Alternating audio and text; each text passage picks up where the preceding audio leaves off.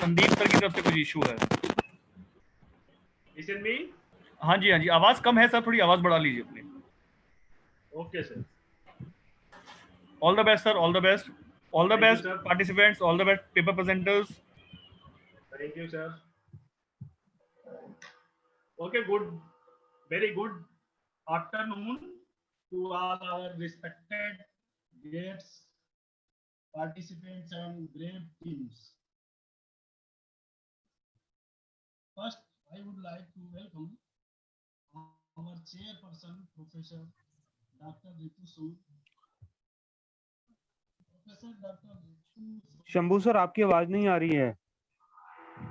Professor Dr. Ritu Sood is an award-winning media professional. Is an award with over 3 decades of experience in journalism, filmmaking, radio and television production. We are Voice is not clear. Shambhu sir आपकी आवाज नहीं आ रही है, आप थोड़ा audio बढ़ा लीजिए लैपटॉप पे या मोबाइल पे जहाँ पे भी हैं। okay.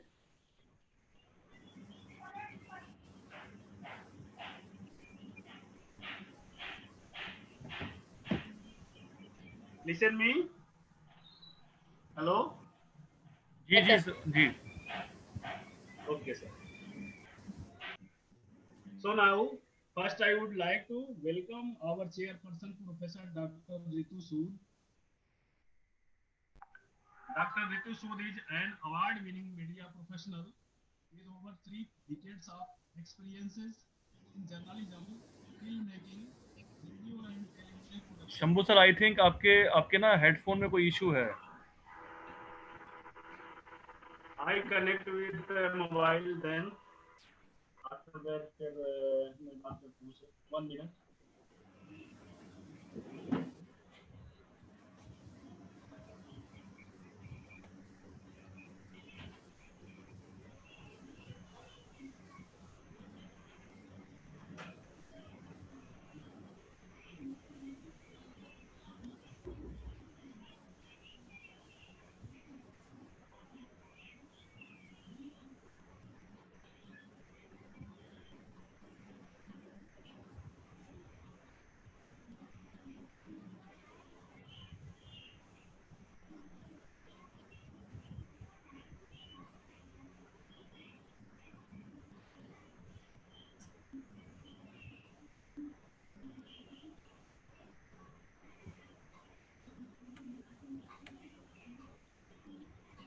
Listen me, sir. Hello. Sir बहुत कम आ रही है आवाज, बहुत कम।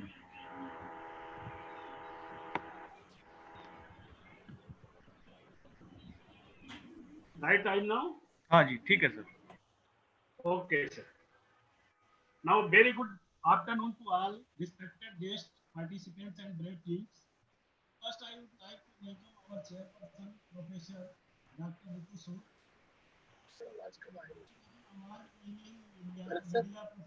शंभू सर आवाज गई।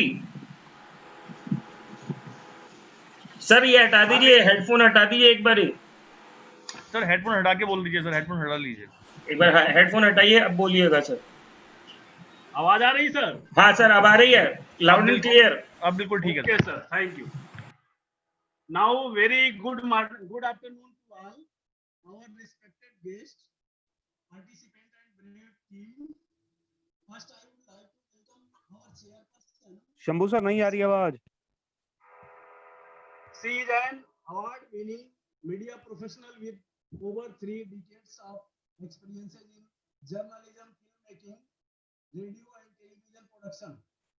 Prior to joining Sharda University, Dr. Sood has served as professor and dean School of Communication, GD Goenka University, professor MIT School of Communication, and Jagannath International Management School, and affiliated to Guru Gobind Singh University.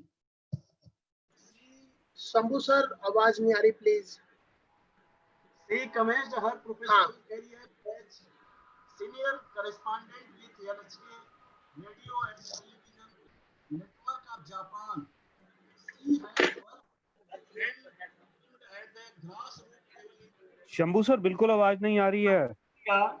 with international NGO and international organizations committed to eradication of child servitude and gender diversity with special attention to the protection of children and marginalized segment of the society. She researched the efficacy and efficiency of human rights campaign of Shambhu sir आवाज नहीं है। Kailash Satyarthi global. Hello. हाँ जी sir, अब आ रही है। हाँ sir, अब आ रही है। Okay sir. She researched the efficacy and efficiency of human rights. Sir network issue. Shambhu sir, कोई बात नहीं। I welcome you to the first technical session. We have with us Professor Dr. Ritu Sood ma'am. We have the senior journalist Mr. Sandeep Kumar Mishra sir with us in this technical session. I think there is some issue with the audio issue with Shambhu sir. Not an issue. Ritu ma'am. Yes. Please. What?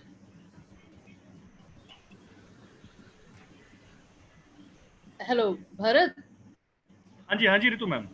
What do you want? Ma'am, about the conference for the paper presenters, you want to say something? Yeah, I just want to say that's an amazing online conference, and since everything is going online now, and during the COVID time, I think it's a very good gesture by you all to have this kind of a conference and to help the media as well as the academicians of to come together at a platform. I think it's a wonderful and commendable work that you all have done to put together, and I can see a bouquet of so many, I mean, people from all over India. I think it's a fantastic and great work. I congratulate the organizers, and I look forward to the papers that are being presented, and I hope some new findings and new researches come up. Thank you. Now I welcome senior journalist Sandeep Mishra sir. We need your blessing sir, please.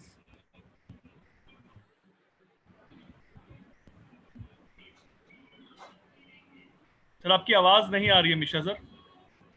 We cannot hear you. अब आ रही है आवाज? जी आप बिल्कुल clear. आप सभी को सादर नमस्कार और बहुत बहुत शुभकामनाएं, बहुत बहुत बधाई इस बेहतरीन और सुंदर समागम के लिए, इस संगम के लिए जिसकी आवश्यकता इस कोविड-19 में बेहद जरूरी है कि वर्तमान में क्या दशा है और भविष्य में क्या दिशा होनी चाहिए। और इसके लिए सभी बुद्धिजीवी जो समाज में किसी ना किसी रूप में पथ प्रदर्शक के रूप में कार्य कर रहे हैं, तो हम लोग अपना योगदान किस रूप में दे सकते हैं, क्या आगे की रणनीति होनी चाहिए, इस प्रकार का जो भी आयोजन हो रहा है इसके लिए आप सभी बधाई के पात्र हैं। शुक्रिया सर, शुक्रिया। रितु मैम, पेपर प्रेजेंट शुरू करें, presentation. Sure, look forward to it. तो सबसे पहले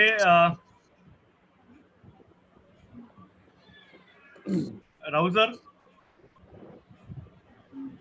हाँ जी सर। सर शेड्यूल के हिसाब से जो भी शेड्यूल में है उनको सर एक्सेस देते जाइए। अश्विंदर कौर प्रेजेंट है सर जी। उनको एक्सेस दे दीजिए और paper present. So I hope each presenter will introduce themselves and then go ahead with it. Right. Okay, right. Can we switch on the camera and talk for like, I'll take 5 minutes for sure. Right. All right. No issue. Hi, good afternoon, everybody. My name is Ashwinder, and I'm a PhD scholar under School of Gender and Development Studies, IGNOU. And I've been working with Hindustan Times past 5 years, and side by side, I'm running my institutes in Delhi. And I'm planning to submit my PhD this year, hopefully. Let's see what happens. As far as my paper is concerned, the title of my paper is COVID-19. I'm just sharing my screen.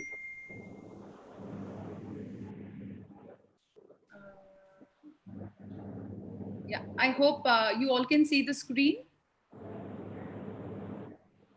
Is my screen visible, everybody? No. No. Okay. Rahul sir, if you can just give an access.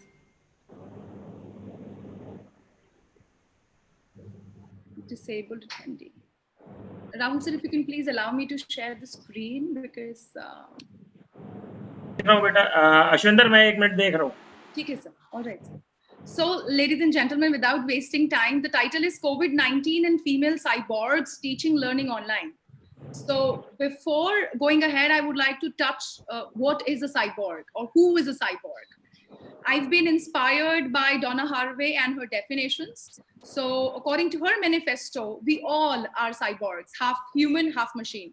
Right now, this webinar is possible. We are all technically connected within this cyberspace, and we can call ourselves cyborgs because it is part fiction, part non-fiction, part human, part machine. I'm using spectacles, and you would have been using a mobile phone in your hand or probably a laptop.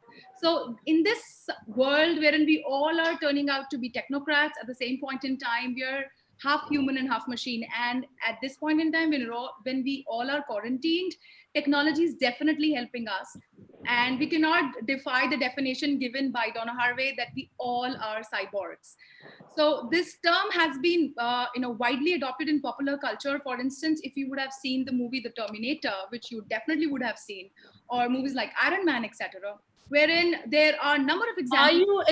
Are you conversing or you're presenting paper? I'm presenting the paper side by side.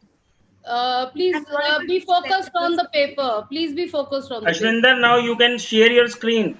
All right, all right.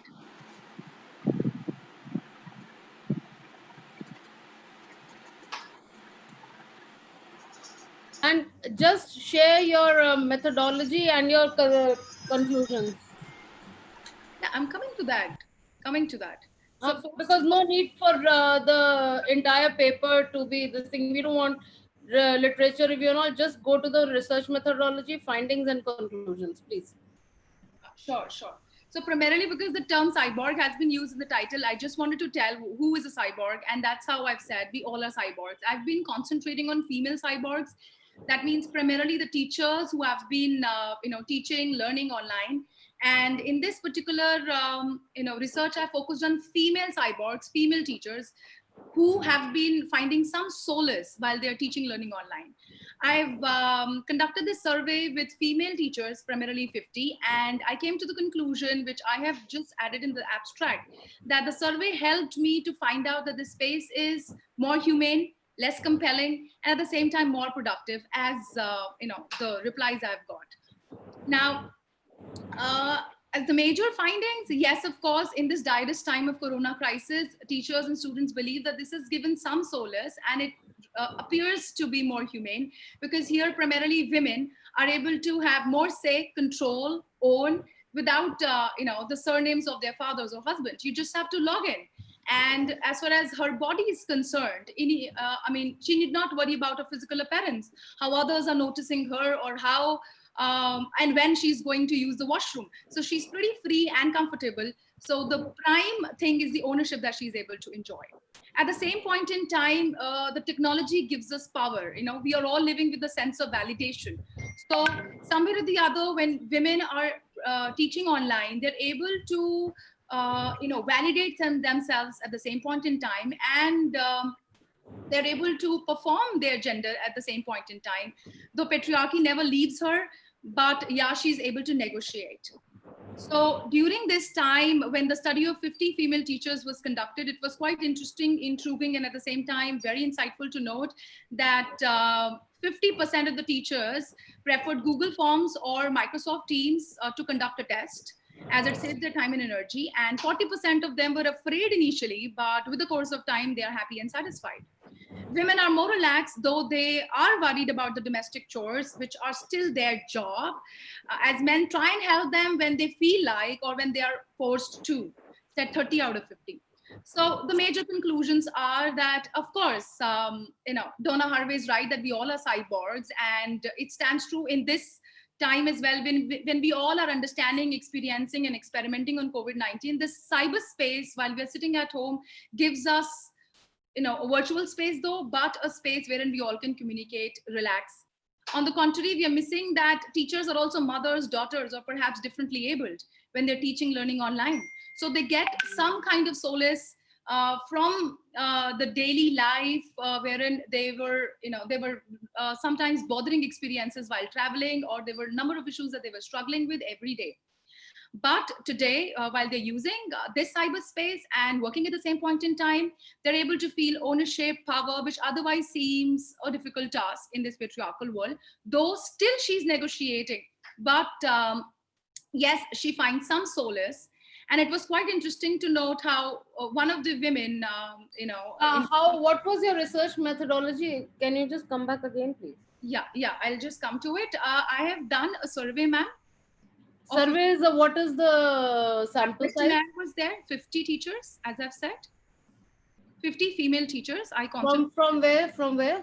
So I had a questionnaire which I posted on different groups that I've been in, because I am myself into teaching line. So I set it to different groups, and randomly it was done because I couldn't see the name of the teachers. Okay, but you're sure they were the teachers. And what was the age group? The age group primarily 30 plus. Okay, fine. Please go ahead. Yeah. So indeed, these teachers teaching, learning online are corona warriors, as the media calls doctors and policemen. But I think they'll take time to acknowledge them as well, though they are majorly focusing on corona, the people dead or people surviving, which is majorly important and it's priority for maximum part of the day.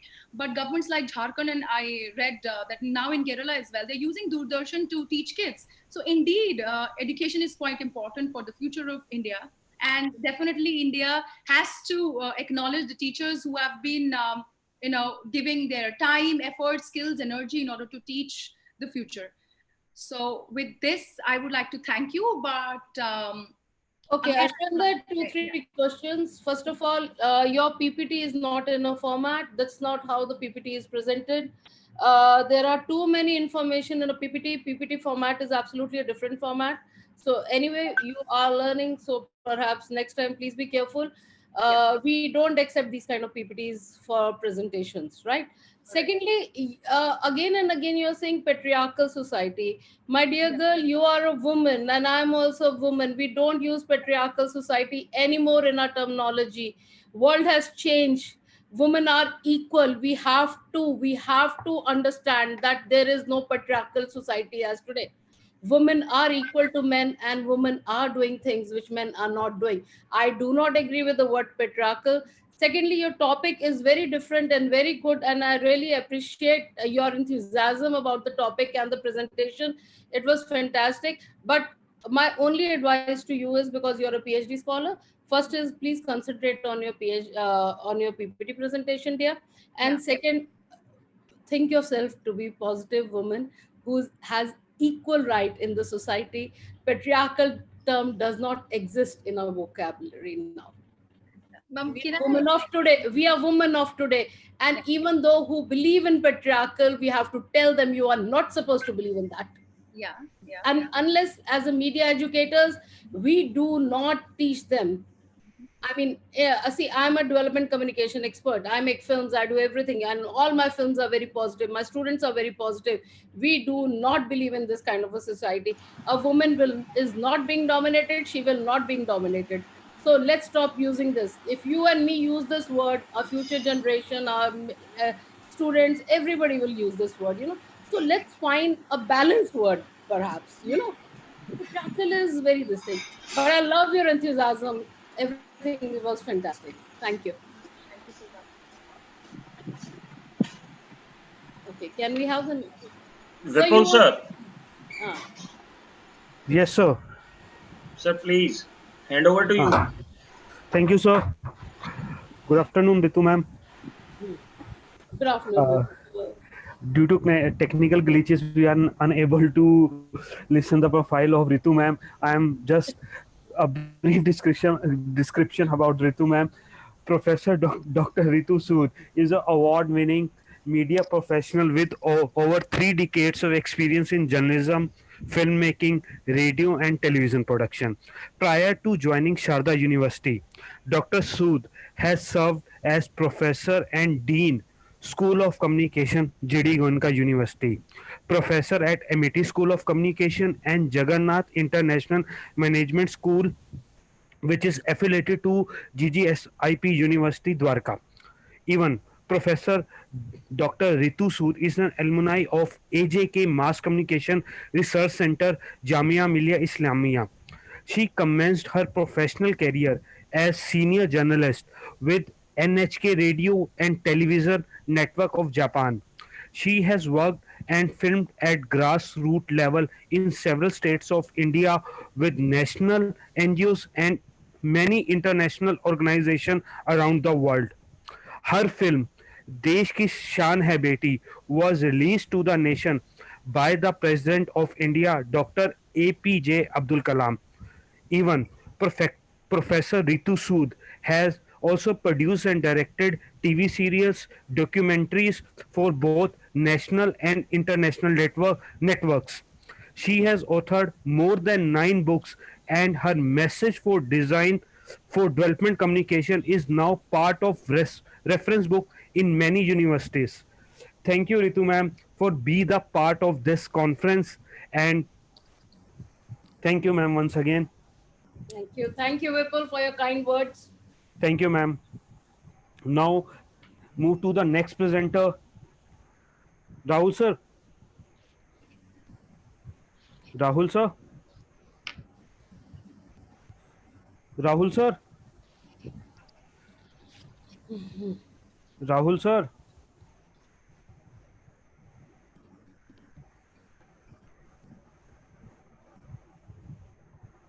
Rahul. हाँ जी sir. Sir over to Bharat Banga sir. Next presenter Saloni Bhardwaj. Good afternoon everybody. Good afternoon Ritu ma'am. ये मेरा पहला research paper है. सबसे पहले तो मैं ऑर्गेनाइजर्स से कहना चाहूँगी कि थैंक यू, आपने मुझे इनवाइट किया. This is my first research paper और ये रिसर्च पेपर जो मैं प्रेजेंट कर रही हूँ पहली बार है. और जो मेरा टॉपिक है वो भी ऐसा है कि इसके लिए मुझे प्रोत्साहन दिया गया राहुल सर द्वारा. अदरवाइज ये टॉपिक ऐसा है जो जिस पर अक्सर मुझे नहीं मालूम कितने लोग इसको पसंद करेंगे या इस पर बात करना चाहेंगे. हालांकि ये जो टॉपिक है हिंदी कवि सम्मेलन है, कोविड-19 और हिंदी कवि सम्मेलन. और हिंदी प्रेम है, मुझे हिंदी लैंग्वेज से प्यार है और इसीलिए ये टॉपिक जो है मेरा, मैं चाहती हूँ मेरा पीएचडी का भी टॉपिक बने. इस पर ही एक रिसर्च करने की कोशिश की है. हो सकता है इसमें बहुत सी गलतियाँ हो मैम, तो उसके लिए बहुत सॉरी अगर इसमें गलतियाँ हों. लेकिन इसके बाद ये जो एक माध्यम है, ये एक परंपरागत जनसंचार माध्यम है. और आप ये जो सामने देख रहे हैं ये एक टिकट है 1941 की कवि सम्मेलन का विज्ञापन है, जिससे स्पष्ट होता है कि उस समय भी कवि सम्मेलन के टिकट बिकते थे. खैर ये जो माध्यम है ये इस पर शोध की कमी है और ये पहली बार कोशिश की जा रही है कि कवि सम्मेलनों पर एक रिसर्च पेपर लिखा जाए, क्योंकि कभी कवि सम्मेलन को परिभाषित करने की भी इससे पहले कोशिश नहीं हुई है. तो ये मेरी पहली कोशिश है ऐसा करने की. कवि सम्मेलनों पर कोई प्रामाणिक शोध कार्य मौजूद नहीं है. जनसंचार का ये एक प्रबल माध्यम है और इसने अपने आप को बार बार साबित किया है कि ये एक ऐसा माध्यम है जिसने बहुत सारी चुनौतियों का सामना किया, लेकिन आज भी ये बहुत ही लोकप्रिय है और लोग इसको सम्मान भी देते हैं. कोविड का कवि सम्मेलनों पर प्रभाव क्या है, इस पर भी मैं इस रिसर्च पेपर में बात करूंगी और भविष्य का कवि सम्मेलन कैसा होगा इसका भी अनुमान लगाने की कोशिश की गई है. इसके लिए मार्गदर्शन मेरा डॉक्टर विनय विश्वास, श्री अरुण जैमिनी जी, चिराग जैन जी ने किया है. और इन सब से बातचीत और इन सब से जो चर्चाएं हुई हैं उन्हीं को मैंने माध्यम बनाया है, क्योंकि लाइब्रेरी तक नहीं पहुंचा जा सकता है. तो कोशिश कर रही हूँ कि जितना हो सके इंटरव्यूज के थ्रू मैं नॉलेज गेन करने की कोशिश करूँ इस टॉपिक पर. और ये जो आप देख रहे हैं चित्र, ये बहुत पहले का कवि सम्मेलन है और ये निजी संग्रह से निकाला गया है. आप देख सकते हैं किस तरीके से कवि सम्मेलन पहले किए जाते थे, यानी कि एक संचालक होता है और कवि होते हैं, सम्मेलन है, सम्मेलन एक बहुवचन है, तो उसका स्वरूप ये काका हथरसी का महामूर्ख सम्मेलन की फोटोग्राफ है। ये जयपुर में होता है। और ये जो है मेरे नाना हैं असल में जो बैठे हुए हैं, जेमिनी हरियाणवी जी। और Gemini Haryanvi ji is daughter, grand daughter. Yes. Okay. तो ma'am connect with me. Yes ma'am. Okay great. तो ये पहली बार उसके स्वरूप के बारे में बात की है। ये कम्युनिकेशन प्रोसेस कैसे है, ये इसमें संदेश संप्रेषक माध्यम क्या है, प्रापक, श्रोता, प्रतिपुष्टि इसमें इमीडिएटली मिलती है, यानी फीडबैक इसमें इमीडिएटली मिलता है। तो ये बहुत ट्रेडिशनल मीडियम है, लेकिन फिर भी ये फीडबैक पर बहुत निर्भर करता है, क्योंकि अगर फीडबैक ना मिले तो कवि को सुनाने में रस नहीं आता। ये भी बहुत कवियों ने कहा। खैर आगे बढ़ते हैं। इसके इतिहास के बारे में मैंने बात की है कि पहली कविता जो है वो कैसे रामायण। एक मिनट बच्चे, can you straight away come to the conclusion and methodology, because ये तो आपने पूरी पीएचडी लिख डाली है। जी मैम, मेरे जो इसमें कंक्लूजन, जो मेथोडोलॉजी है वो क्वालिटेटिव ही है, एम्पेरिकल रिसर्च करने की कोशिश की है, इंटरव्यूज और जो जीवनियां है, जो संस्मरण है जितने भी कवि हैं उस समय के और जिन्होंने शुरुआत करी खासतौर पर कवि सम्मेलन की, उन लोगों की जो जीवनियां हैं उनसे निकाले गई चीजें, उससे इतिहास कोशिश करी गई है कि कैसे इतिहास को पिरोया जा सके। मैं तुम्हें एक बात बताती हूँ कि your topic is something very new and something very good. इसको ना, but your title should be something that impact of during the impact of Kavi Sammelan during the COVID, because see, COVID is affecting our mental health a lot. And yes. what is the entertainment sector that we are looking at today? We are not looking at a literary entertainment sector. Whatever is available to us on OTT platforms, we are looking at that, right? Yes. But this is a literature. This is, if I'll be learning, this is infotainment or edutainment, whatever you say that, right? So if you could make it and kind of do it like that, I think this is going to be a beautiful research. I mean, no research has been done on such. It's going to be good. And being doctor of Gemini ji, to I know, I used to know him. I'll tell you how. Okay ma'am. तो इतिहास में हमने जनसंचार माध्यम के साथ कैसे कवि सम्मेलन बदला है, पहले प्रिंट में किस तरीके से, और साहित्य कैसे जुड़ा हुआ है कवि सम्मेलनों से, फिर किस तरह से 70 के दशक में अगर बात की जाए कैसेट और फोनोग्राफ के जरिए दूरदर्शन पर, सैटेलाइट टीवी पर कैसे न्यूज चैनल्स ने इस प्रोग्राम्स की शुरुआत करी, उसके बाद the great Indian laughter challenge ने कैसे इसमें बदलाव किया और उसका क्या रोल इसमें रहा, फिर कवि सम्मेलनों का स्वरूप कैसे बदला, जो गद्दे थे वो सोफों में तब्दील हो गए, माइक कैसे बदल गया, श्रोता कैसे बदल गए, और वाह क्या बात है, कवि इसमें बहुत बड़ा रोल रहा है इस पूरे इसके स्वरूप के बदलने में। अलग सी पैकेजिंग में कवि दिख रहे थे, कवि सम्मेलन दिख रहे थे। कवि सम्मेलन इनको कहा भी जा सकता है या नहीं, इस पर भी बात की है, क्योंकि ये एक टॉपिक दे देते थे और उसके ऊपर बात करना होता है। जैसे न्यूज चैनल्स में आजकल हो गया है कि कोई एक खबर आ गई, उसके ऊपर कवियों को बुला लिया गया और उनसे कहा उसी मुद्दे पे बात करनी है। लेकिन कवि सम्मेलन जो है वो सम्मेलन है, becoming more of a business, right? It's becoming, the original look of Kavi Sammelan has been lost, right?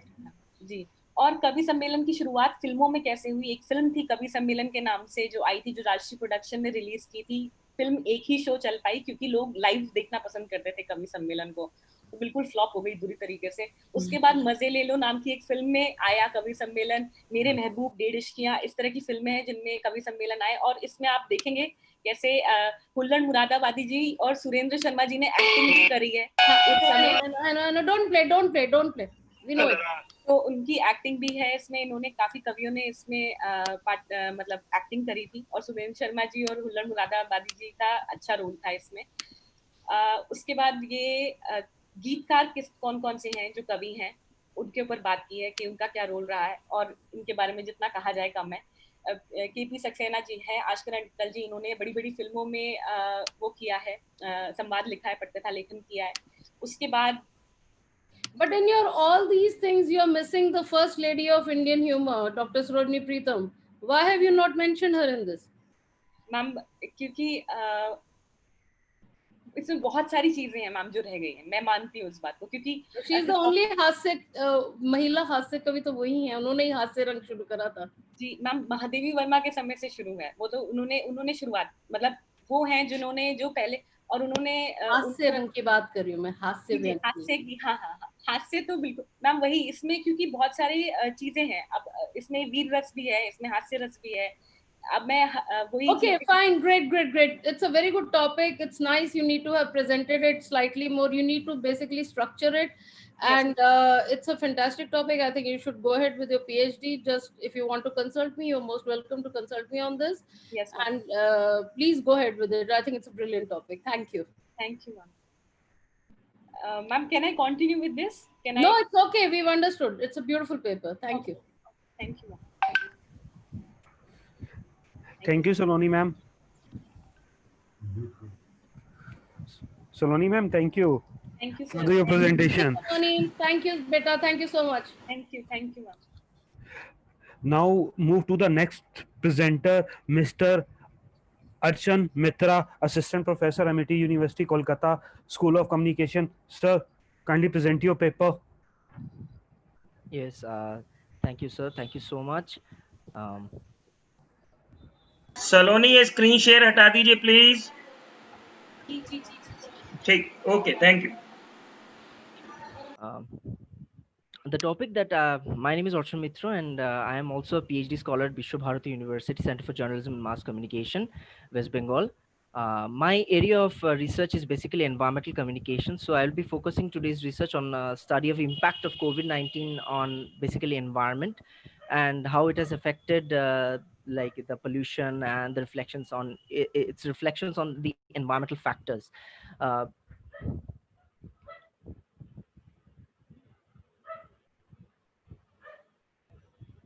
So but these are the keywords that have been used. That is, I have done a meta-analysis of some of the research, because the research span was very short and the number of papers that have been written on this is very limited as well. So the meta-analysis became a very good option for the short-term paper, and the air quality index has been involved in this as well.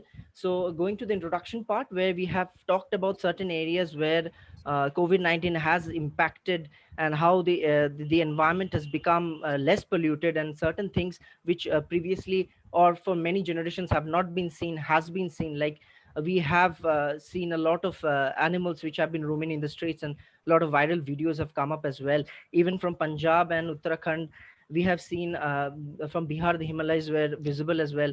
So due to the less air pollution and the AQI index. And the study questions that basically we were asking in this particular research paper is one broad question area is the impact of COVID-19 on the whole environmental factors, all the environmental factors. And a more specific question that has been asked in this paper is basically environment in the Asian context. So whatever papers have been taken for meta-analysis have been specific to the aspect of the Asian context. So this is one which was done in Beijing, which studies to investigate the ambient air pollution and the novel coronavirus infection. The next paper was done in Indonesia, Jakarta, on the Indonesian Jakartan perspective. And finally, the paper which was done in India, in the city of Kolkata, where this paper gives us a very apt example of the National Air Quality Index, which has reduced considerably during the COVID-19 situation. So the method that revolves around meta-analysis requires data abstraction. So by using the data abstraction method, we have come to the possible area that we have deducted the study method, and we have deduced that particular research papers. We have taken 10 to 15 research papers, and from there we have deduced which particular research paper has been more prominent for the study, which has been done very prominently. The number of research that from 5 to 3 we have come down, and then and this is a totally qualitative study which has been taken. Coming to the findings area, the 3 major findings from all the research paper that has come up in 30 years, we have seen that 33% reduction in the air pollution, and even Harki Pauri Ghat became fit for drinking, which was again a very important area discussed. And in the Chinese Ministry of Ecology and Environment has also given us data along with IPCC. That on the right hand side you can see that the data of 23rd March 2019, and the ozone layer has also healed itself around 1 year, though there are many other factors involving in 1 year span. But when we were calculating it on when the calculations were done on 23rd March 2020, we have seen that the ozone layer has dissipated, and this is one another very important impact which has been mentioned in the research papers as well. So coming to the conclusion part, all the researchers had one point of time concluded on one specific aspect: the changing human attitude. So for changing human attitude from a more passive environmental aspect to a more pro-environmental thinking or pro-environmental behavior. So changing human attitude and behavior has been termed as the most important aspect of how we can change the scenario of our environment today. And even after post COVID-19, I know things will be going back again to the same it was. So hence this has been an area of interest where all the researchers have focused on. Thank you so much. Thank you for listening to my presentation. Yeah, Arshan, it's a very interesting and a very new thought. I think it's good, but I wish environment remains as neat and clean and as breathable as it is today. Ma'am, I too hope that as well. Yeah. But it's good that you could actually do COVID with the environment. It's a very good topic. I liked it. Thank you. Thank so you, ma'am. much. Thank you, ma'am. Thank you so much.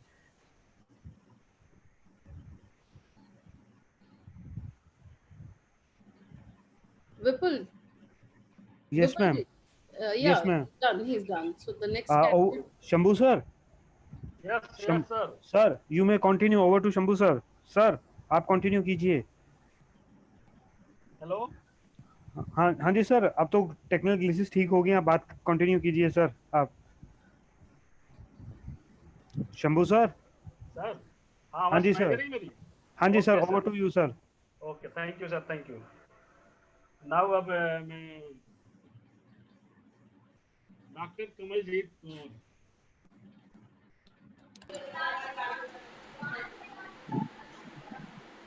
Dr. Kamaljeet Kaur for presentation, sir. Dr. Kamaljeet Kaur, please do from Chandigarh University. Please do your presentation. Sir, I'm not able to share my screen. I'm trying, sir. Okay. Please, don't share your screen. Okay, sir. Present your paper, please. Okay, okay, sir. Good afternoon, everybody. Good afternoon, ma'am. Ma'am, Just 1 minute, please. You are coming on a very professional platform, and this is what you're showing us. What is this? Sorry, ma'am. What is this that you're showing us? Sorry, ma'am. I'm Vipul. Is this the glitch? What is this? Shambhu sir, what is this on screen? No, nothing, ma'am. Nothing. Vipul sir. Profile photograph. Hello? I think so. Her profile pic. Okay. No, ma'am. Actually, ma'am, my laptop is not working since morning, so I have joined from my daughter's account. So it's her. Yes, yes, ma'am. And yes, yes. Okay, yes. okay. I was just wondering what happened. No, ma'am. And okay. Yes, It's a yes, very ma'am. cute daughter, I must say. Oh, thank you, ma'am. Thank you so much. Okay, ma'am. That's why, ma'am, I'm not able to share my Okay, PPT. please, no Okay. problem, no problem. Okay, ma'am. Ma'am, my topic is very much similar to the last paper. My topic is coronavirus lockdown's dramatic impact on pollution in India and analysis. Fantastic. Ma'am, my objectives are to study the impact of lockdown on the environment. Hello. To find out, ma'am, are you getting me? Am I audible? Yes, yes, please, dear. Okay, Please, okay. dear, carry on. Okay, ma'am. My second objective is, ma'am, to find out the impact of lockdown on the air quality of India. And the third objective is to investigate the status of pollution during lockdown. Okay. Ma'am, I have focused on media reports, CNN, BBC, Deccan Herald, number of newspapers and channels have reported on these things. And ma'am, I have focused on, ma'am, air quality index, and my source for study the air quality of index is the app of Ministry of Environment and Climate Change. Ma'am, Just a minute, ma'am. Yeah, sure, no problem.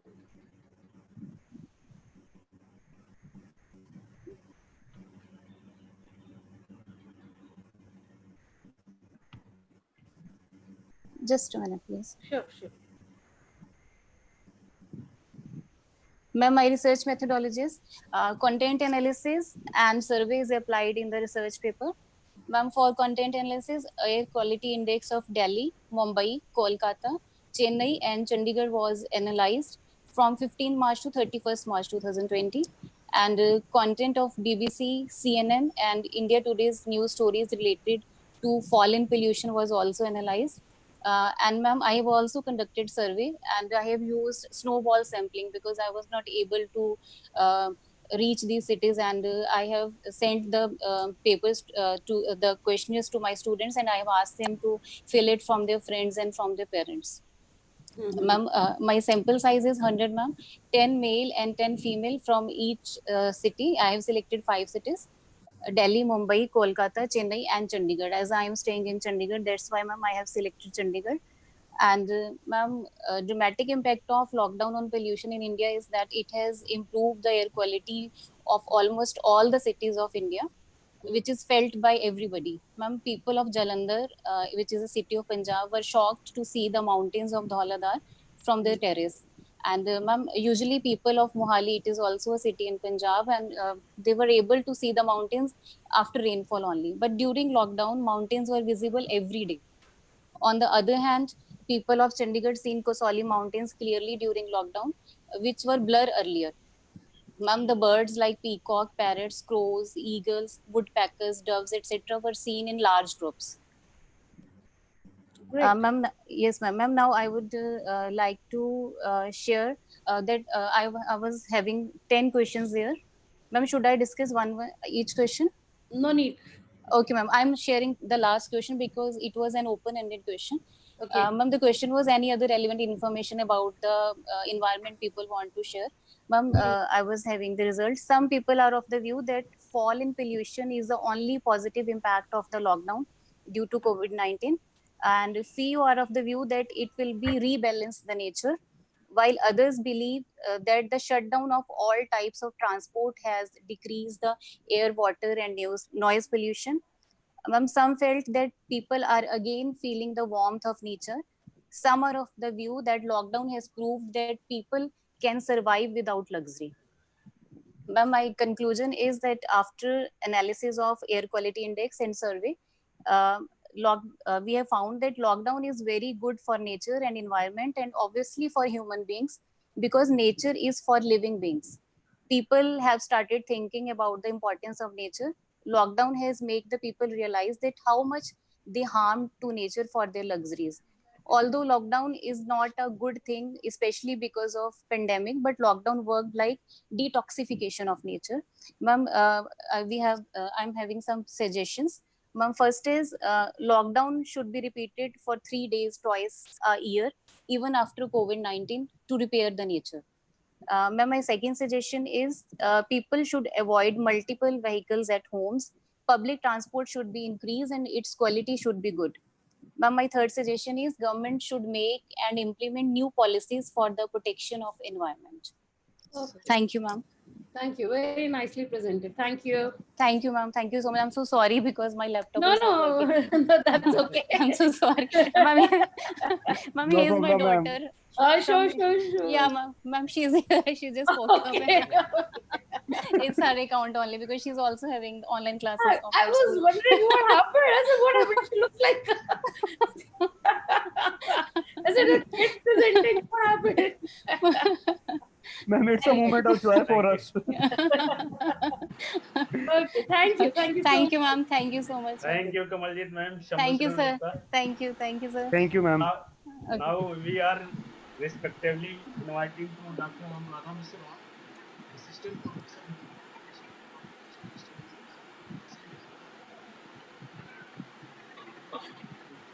Shambhu sir, your voice is not coming.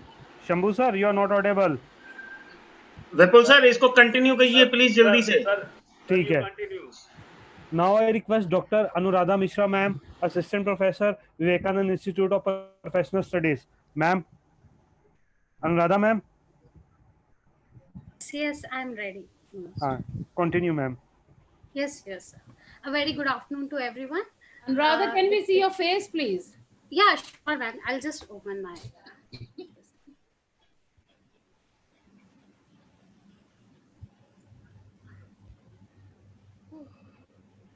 Uh, just a second, ma'am.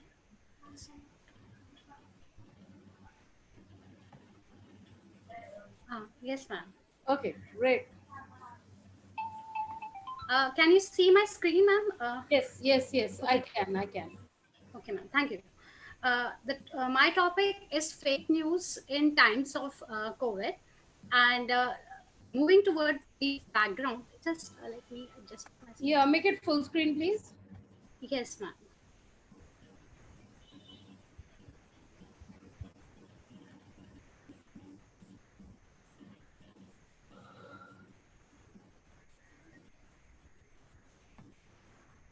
Yes, moving towards the introduction, let me give, as we are aware about the background, that there's a global health crisis which is taking place. And in this situation, China took down the undue advantage because it was the first country and which had witnessed this health crisis, and maximum information whatsoever was available, that was available to China. And the limited sharing of the information from China on one side was taking place, and simultaneously the growing number of COVID cases were increasing across the other countries. And rather, just yes, ma'am. Shall we go to the yes. Okay. Yes, Okay. yes. Thank you. I will move towards the objectives of my broad objectives of my And studies. then just go to the methodology and yeah, I've done that only. I will be very brief and will be covering the brief points. Great. So the broad objectives were these: to identify the extent of the fake news, to highlight the measures which government have taken down, third, to identify how to identify the fake news, and the last one, to look for the possible solution. This is a slide for my review of literature which I've conducted for my studies. Then moving towards the methodology. The methodology which I've taken into account is totally review based, depending upon the qualitative assessment, which is more based on descriptive case studies I've taken down. And for this purpose, I've taken down the cases from the month of January to January 2020 to June 2020, which is entirely based upon the secondary source of information. These were the cases which I have taken down. Publicly Jamaat case, which was again the fake news. All those cases of the fake news I've taken down. I've assessed them. What were the means through which the fake news was done? Twitter, Facebook, social media, and at times the hardcore journalism or news stories were also misguided because of the social media coverage of the stories or news. So these were the certain case studies which you can see in these slides, which covered that. Then moving towards my second objective, that what were the measures taken by at the time when the fake news was observed. Then the national and state level government has taken precautionary measures to identify the disinformation. Forensic analysis was taken down. National cyber crime reporting portal was initiated by Forensic department, looking into the fake cases which are taking place. Press Information Bureau of PIB has taken down the precautionary measure to look in terms of fact-checking pages. They had shared the details of fact-checking websites where the people can explore towards the information. Besides this, the government has also taken down the several precautionary measures to spread awareness among the people. So these are the few measures which I have seen through these fake news stories that have been taken down. Then identifying of the fake news. Now, what are the ways through which we can identify fake news? So traditionally, which was believed that we had a gatekeeping mechanism where journalists, reporters, senior editors used to look into the news stories, and then the news was delivered to the people. Now the time is dealing with the ex post fact checking. Ex post fact checking is related with the information which is shared on Facebook, Twitter, whatsoever the information is being shared with celebrities, public figure. They are being cross checked, they are being validated. So wherever they have made these statements, that account is taken into consideration, and whosoever has shared any kind of the information, they are held responsible for that. So this is called as ex post fact checking. This is one of the measure which ways to look into fact checking. Second thing is talking about the multi sourcing. It's not, we should not rely on one source of information, but they are multi sourcing. The same news is available at multiple platform, different sources are there, we have to cross check those information. So this is one way through which we can identify fake news. Then there are certain through my study I have come across certain possible solution to overcome the problem of the fake news. So some of the possible solution which I have undergone through my study were identifying the fake news through some tricks. We have to adopt tricks to check the fake news, and for this readers, viewers and listeners has to be guided about the same. And simultaneously there are certain individuals who see inflammatory writing, they are very hate speeches are there, sensational news are there. All these news has to be, the rationale should be developed among the social media users, that what is inflammatory, what is sensational. They must be sensitized while sharing videos, images and pictures. This is one of the other way which we can look. And regarding the death rate of the COVID, we see different numbers. So there is a need to check case numbers, death tolls and mortality rates of the people, which may ensure people to get the right information. And the best way is to look for the official source of information. Always look for World Health Organization, government websites, state government websites. So these source of information should be always looked upon, because in this pandemic situation, if we are getting from XYZ kind of a source of information from XYZ source, then it may be very dangerous. People may be misguided. And we are seeing at many instances and many case studies which I have briefed in previous slides. Then there is a responsibility of the social media owners also. They must see any fake news, they should remove those fake news. They have boost fact checking on the social media, they should be done. And the most important thing which I have witnessed across, the IT Act 2000 deals with with certain regulations on social media.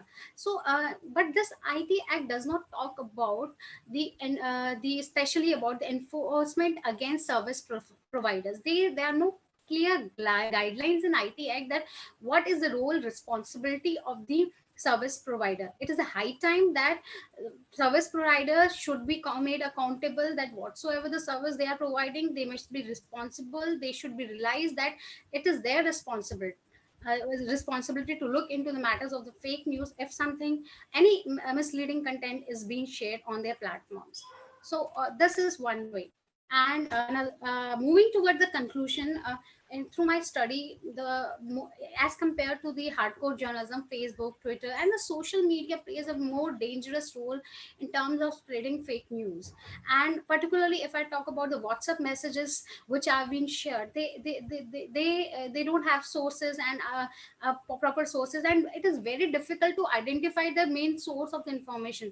So in this situation, people have to be really very cautious, and there's a need of media information literacy to overcome this problem. The media people has to be informed about the way to media literacy in terms of what should be consumed, how should be consumed. There should be a proper rationale behind covering the stories. That has to be taken into account. And the last thing which I wanted to say, that there's a need of grassroots awareness. Short-term, long-term strategies has to be made. Whether you teach students through school teaching, we can start it at that level. Students should be guided so that once they grow up, they use these social media platforms and these media platforms, then they are aware, responsible citizen in terms of media consumption. And finally, I would wanted to say there are certain limitations to my studies. It is only based on qualitative study. It can be extended to both qualitative and quantitative aspect. Fact checking can also be a part of it. We can extend my study further. Thank you. Yeah, I like your this thing, because fake news has been very prominent in during this time. And yes, at the grassroots level, I totally agree that, in fact, yours is the first paper who has actually talked about this at the grassroots level, which is quite impressive, because they are the people who are not aware of it, and they are the people who are, I think, not taking it seriously because of the mass labor movement and all that we saw. I mean, getting these people aware is very important. Yeah, your research outcomes were new and interesting. Thank you, Anuradha. Thank you, ma'am. Thank you, ma'am. I will just close down my slide share. Sure. I'm facing some issue with my laptop, or else I will shut down this thing. So you all are working offline these or online these days? Yes, ma'am. It's not closing. Okay. Rahul sir. I will just. Okay. I think my slide is closed now. Yes, ma'am. Your slide is closed now. Thank you. Thank you, Radha ma'am. Thank you. Next, Dr. Nidhi Prajapati. Dr. Nidhi Prajapati. Rahul sir. Yes.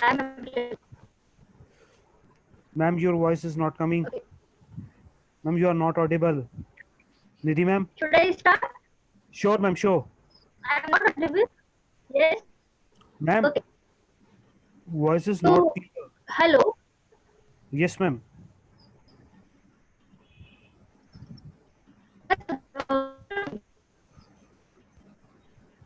Ma'am, there are some technical glitches in your internet connection, I think so. Nidhi ma'am.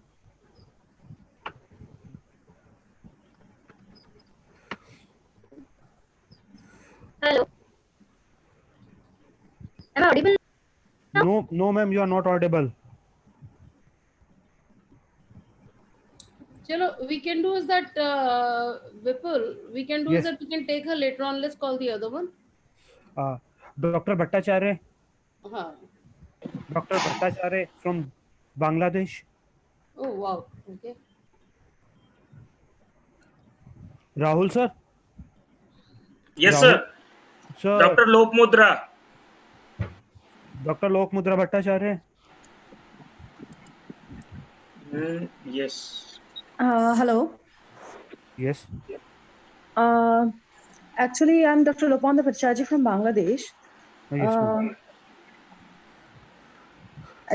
The name in the panel where I got the list, my name was not there actually. So yeah. Ma'am, you may continue. Okay. My PowerPoint is there in my mail, but I cannot share it. So can I go with the audio one? Sure, ma'am. Sure, ma'am. Ritu ma'am. Hanji. Ritu ma'am. Hanji. She can share with the audio only. That's okay. That's okay. I guess Okay. internet problem. That's okay. No problem. Okay. Okay. Thank you, ma'am. Continue. Okay. My topic for the presentation is impact of COVID-19 on lockdown on environment in India. And it is a content analysis on media reports of select newspapers. So in the introduction, first, the coronavirus outbreak has forced many countries to implement partial or full lockdown in restricting mass movement. And though it has badly affected the economy of all the countries, which is a matter of concern, but lockdown apparently appeared to have a positive impact on our environment. Before the start of COVID-19 pandemic, the air most of the big cities had been deemed with very toxic to breathe, and is due to the amount of greenhouse gases that had been emitted over the centuries. And as environment, there was a rising of temperature, which in turn led to the melting of glaciers and rising of the sea levels. Environments degrading was happening fast due to the depletion of resources such as air and water and soil. But after coronavirus lockdown commenced, there have been a visible change in the environment. And to combat against the threat community spread of COVID-19, Government of India has declared nationwide lockdown from 25th March 2020, which is still in continuing in the phased manner.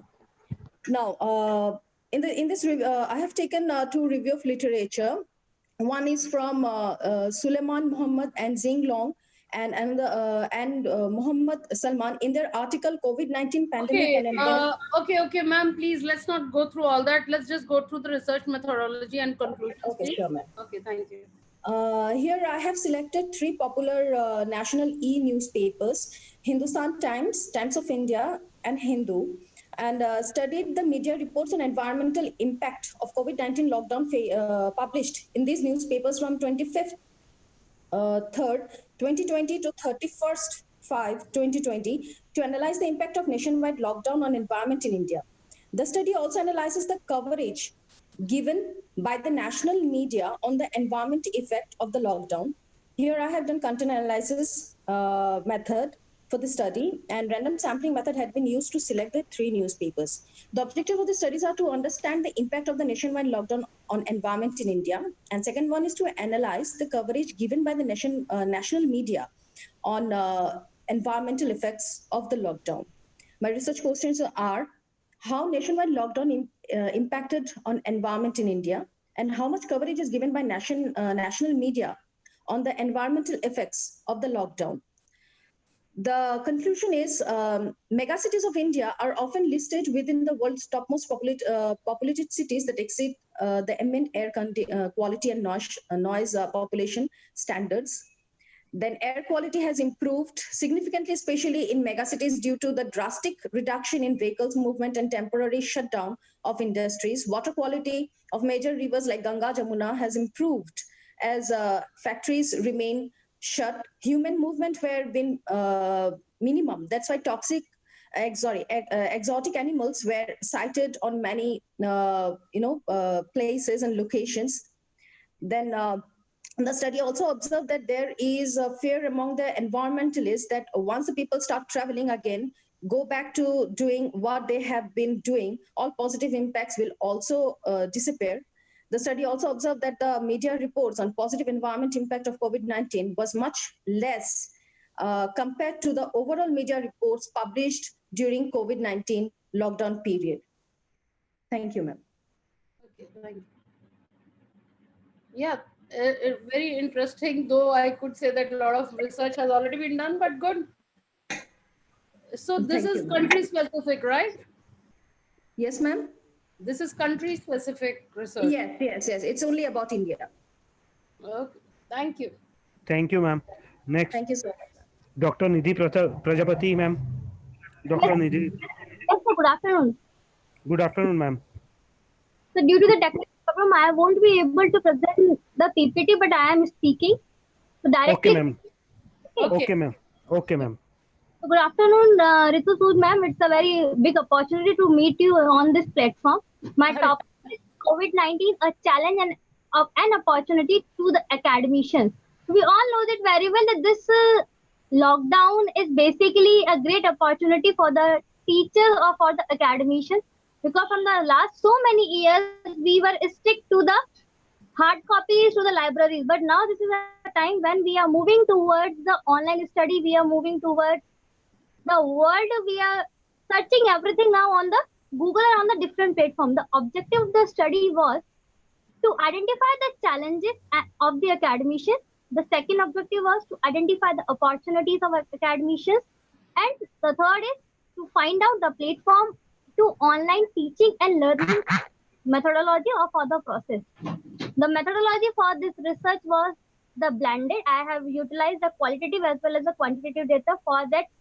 First of all, I had an interview with the 10 academicians of the school, colleges, and the universities. From that, and from those interviews, I have received the data for the questions.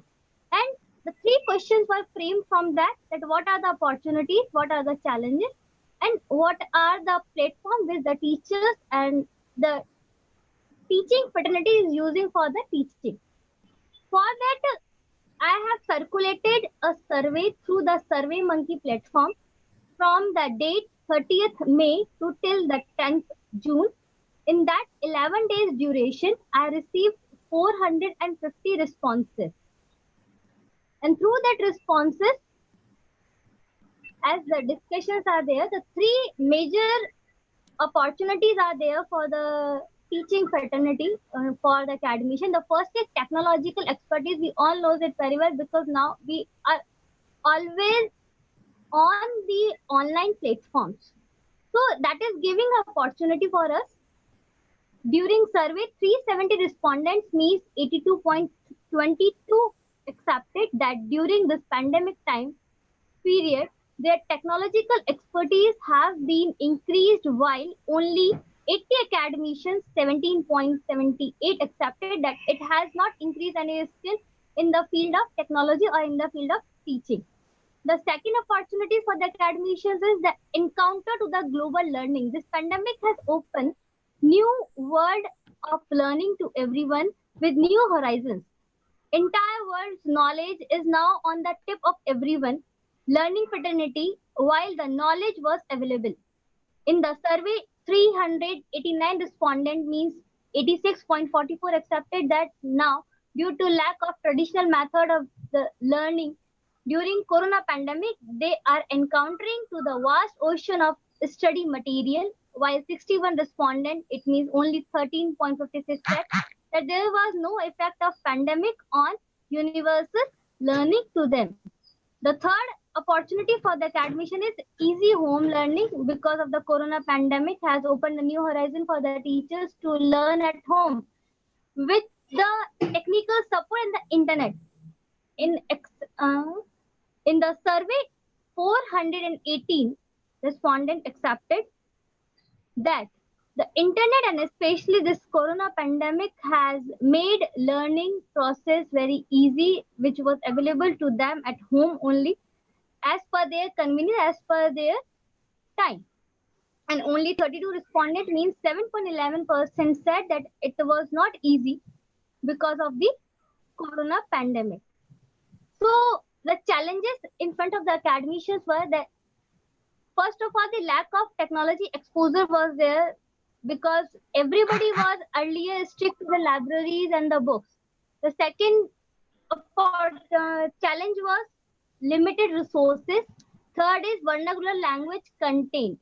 Because in the Hindi and the English, content can be available easily. But when we are talking about the Tamil, Malayalam, Telugu, Kannada, Bengali, all the languages, those are there. So that is not possible for the teachers to get the content in all the languages to teach the students to their subjects in that particular language. Even when we're talking about the challenge to the academician, the biggest challenge is the board work. When we're talking about the mathematics teaching, when we're talking about the map work, these things required board work a lot. So, but that was not that was a challenge for the academician. Next challenge is the need of the teachers e-learning training. Nobody knows that from 22 March till when this lockdown is going to carry on. That is still there. So they did not had the training for that. So training is required for the e-learning for teaching students through the online platform or the profile. Parents counseling is also required. That is a challenge for the academician because the parents are too much concerned about their child health, their mental status, their physical status, because so many having the issue that their hearing can be lost or their eye can be affected. That's why they are concerned. Many academicians say that they are going to leave their jobs, and many in the private sector already there is a deduction in the salary. Next challenge is staying aged in the online study. Next is reaching out to the students again is a challenge because everybody is not comfortable with the online study. They also require training and we haven't given them that kind of exposure. Completion of the course is another challenge because teachers know it very well when they are in the school, they can complete the syllabus very well. But now the challenge is there that how they will complete the syllabus online when all students are not able to connect with the 100% attendance. Timelines of the board examination, that is again a challenge, and we have seen the result that the CBSE has cancelled its 12th examination as well as the 10th examination. But after the result declaration, they are giving the chance to the students that they can opt the examination, but later on. Online experimentations are going on with the teachers as well as in the pedagogy of the teaching. All-time availability is required for the teacher when we are on the online platform because a student can ask anything on any time. Lack of safety measures are there, and that is why if you can remember right now, so we are connecting on the Zoom, but in the starting when the Zoom was launched with a very large number of the participants, and the government of India introduced that this Zoom application can steal the data, that is not safe. So in the starting, the Zoom was utilized by everyone for the online video conferencing. But now with this Zoom, Google Meet, WebEx, and the other platforms are also utilized by the academicians. So now I am directly coming on the platform. Those are utilized by the teaching fraternity for their teaching and the learning process. Nidhi ma'am, sorry to interrupt. Ma'am, please describe the conclusion. Just a last slide. After that, Okay. Thank you. Okay, ma'am. So, during COVID-19 pandemic, to fulfill the need of the teaching, learning, various online teaching, learning, video conferencing platform have been used in these platforms. 68% used Google Meet, 77% used Zoom application, 30% used Casio WebEx, 37% used YouTube. Those were already available for the teaching and for the learning. 89% used WhatsApp, and especially WhatsApp were used for sharing the data, for the messages, for the communication, for the PDF file, as well as for the PP. Thank you very much for the Brave Education Society for giving me the opportunity to speak in this wonderful. Thank you. Yeah, you did take a lot of time, but it's okay. The enthusiasm is very much appreciated. Thank you so much. No questions from me. Ma'am, thank you. Thank you, Nidhi ma'am. Thank you so much. Rahul sir? Rahul sir?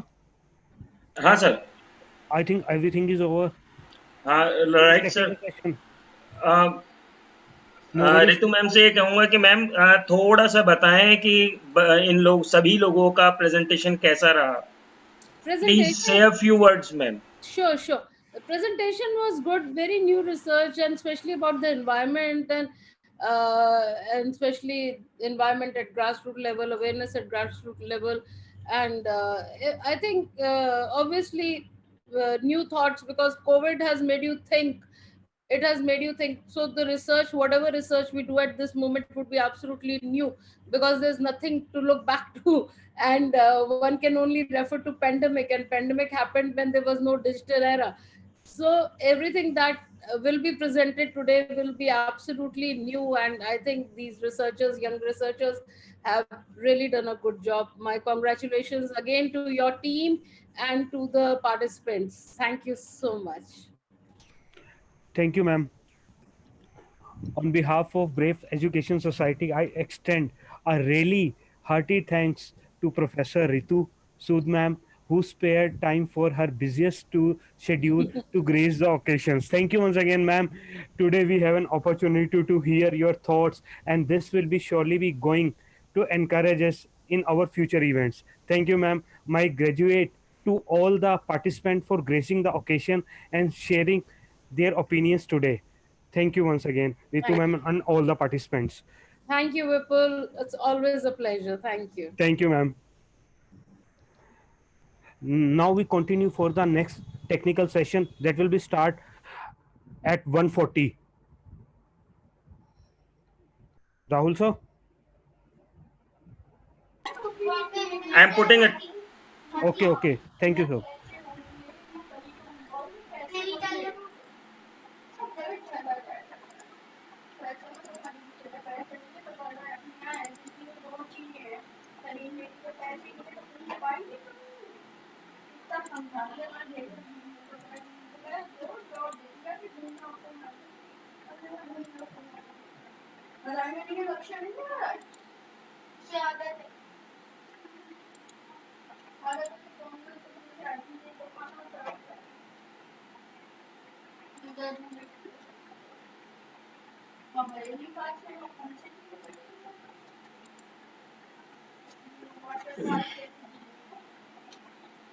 Sir मेरा ख्याल है आपको screen दिखाई दे रही होगी सभी को।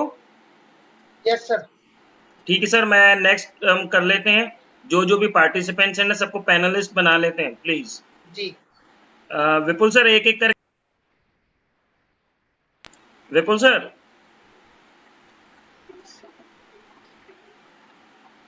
विपुल sir. Sir please बताते जाएं कौन कौन है। मैं इतने दीपक श्रीवास्तव सर को मैं पैनलिस्ट ले रहा हूँ, आ गए हैं। नजीर बहादुर शाह सर आ गए हैं। Deepak Srivastava sir, Nazir Bahadur Shah sir. हाँ जी। Mangeram sir. Mangeram sir. Kusumlata ma'am. Kusumlata ma'am, right. Next Shiv Kumar. एक मिनट सर, मैं देखता हूँ। शिव कुमार अभी फिलहाल नहीं है। Next sir. सुरेखा। सुरेखा जी, हाँ लीजिए। यस। सबीना तास्मीन। नहीं है सर अभी। सुनील कुमार। हाँ जी। सुनील कुमार। हाँ जी। Then Meera. BJ Meera. BJ. अभी शायद वो नहीं है। And Dinesh Kumar. Dinesh Kumar. And doctor Rajan. एक minute sir, Dinesh Kumar is there. And who is sir last? Doctor Rajan. And two more are co-chair। ये तो वही है सर। ठीक sir. Right sir. Who is in Redmi please? एक minute. Where is that? Put up your name. हाँ please, आप बताएं जरा। आपको अनम्यूट कर लें। रेडमी के नाम से जो भी है।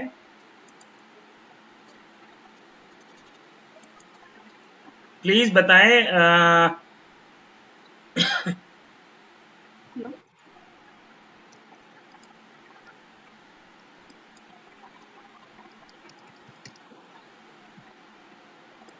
या राम नारायण जी प्लीज।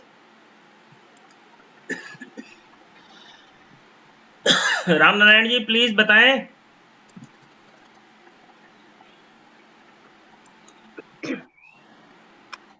राम नारायण जी प्लीज बताएं अनम्यूट करके। सर जी।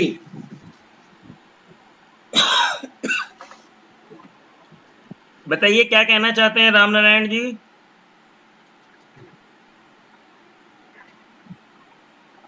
कॅमेरा फोकस करायचं.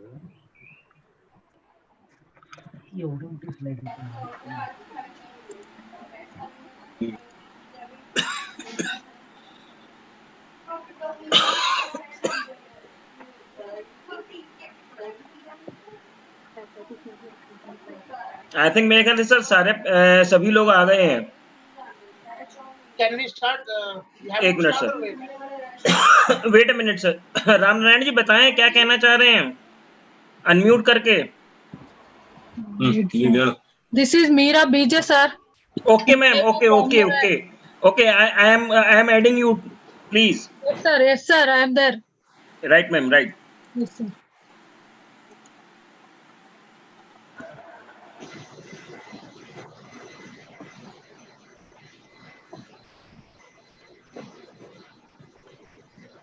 Anyone who is in the second session, please raise your hand, please. Anyone?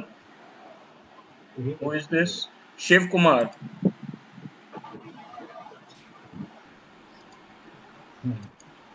या शिव कुमार प्लीज अनम्यूट कीजिए, एक बार बताएं। Sir, I am present. Dr. या या मैम, शिव कुमार जी प्लीज बोलें।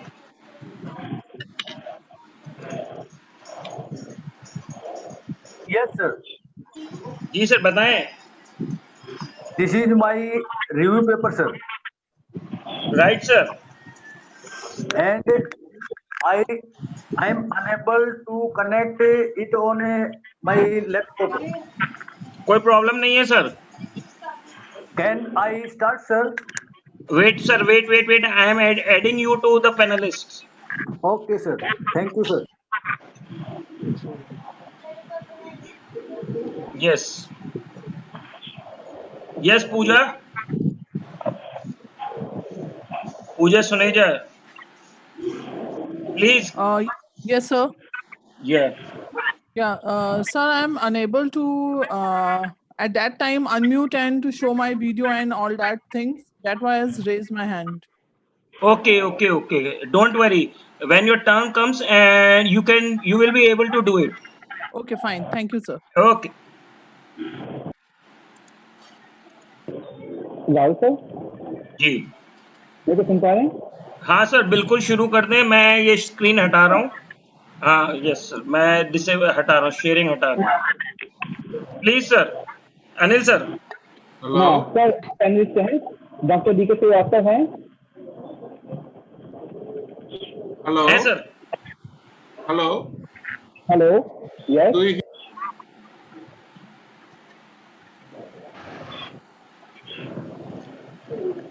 Hello. अनिल सर कंटिन्यू कीजिए।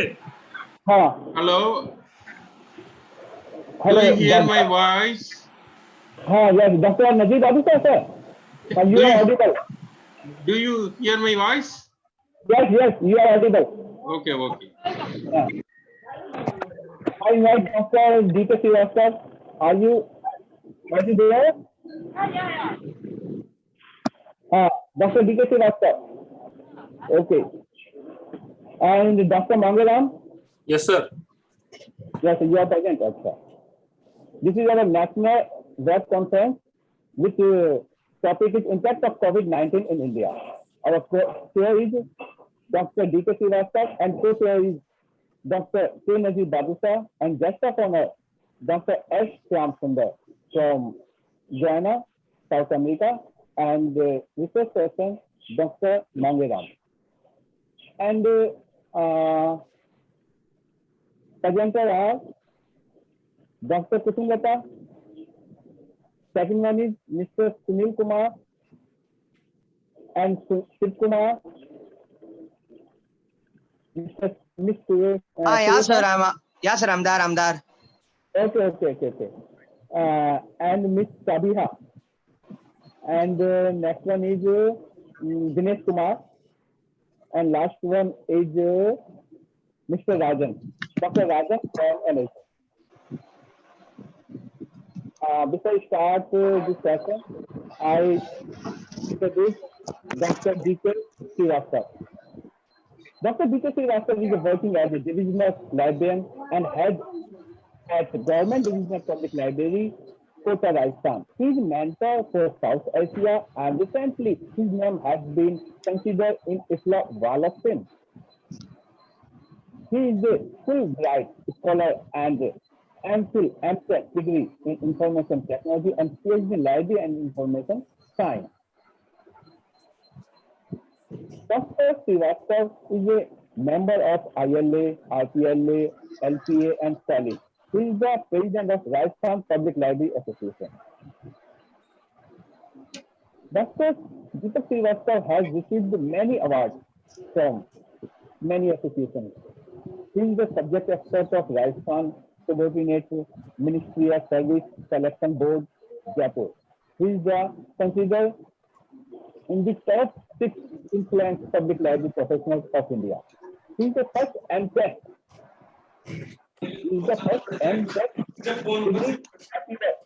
Public library professional of India. Till date, he has received 34 international and national awards. I welcome to Dr. D.K. Srivastava.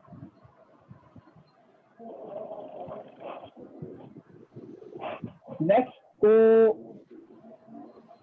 co-session here is our Dr. Najib Badisa.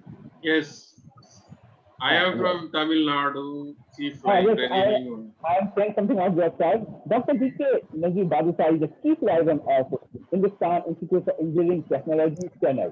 He passed MPhil in Library and Information Science and got in first rank in MPhil. And he is a PhD in Library and Information Science. He has 25 years of experience in administrative and academic. Dr. K. Najib Badisa is a very vast area experience in MARC, international cataloging rules. He published many books, book chapters, and research articles in national and international. He is the famous name of South India, and we welcome on behalf of Great Education Department. Next is Dr. Mangaram. Dr. Mangaram is a keynote speaker, and he is the first person in our session. He is the famous name of Library and Information Science. And at the present, Dr. Mangaram is working in a university librarian and in charge at Dalbagh Educational Institute, Gind University, Agra, Taj City, India. He passed the MA, MLIS, Diploma in Computer Science, and PhD in Library Information Science. Now his research area is and research interest in research studies, research quality management, and IPR and space management in library. He has an administrative experience of 22 years. He holds membership of IMA, SALIS, SLA, SIS, IAT, LIS, etc. Dr. Mangaram has authored 7 books, 16 invited book chapters, and 52 articles. He is actively engaged in academic work of various universities. He is a joint editor of International of Library and Information Management and managing editor of Journal of Library Information Communication Technology. He is the editor of International Journal of Digital Library. I welcome to Dr. Mangaram. Thank you, sir. And I give the hand over to Dr. D.K. Srivastava. Kindly continue this session. Dr. D.K. Srivastava. Dr. D.K. Srivastava, are you audible? Anyway, our first presenter is Dr. Kusumalata. Are you ready? Yes, sir. Dr. Kusumalata. Yes, sir, I am ready. Kindly present your paper.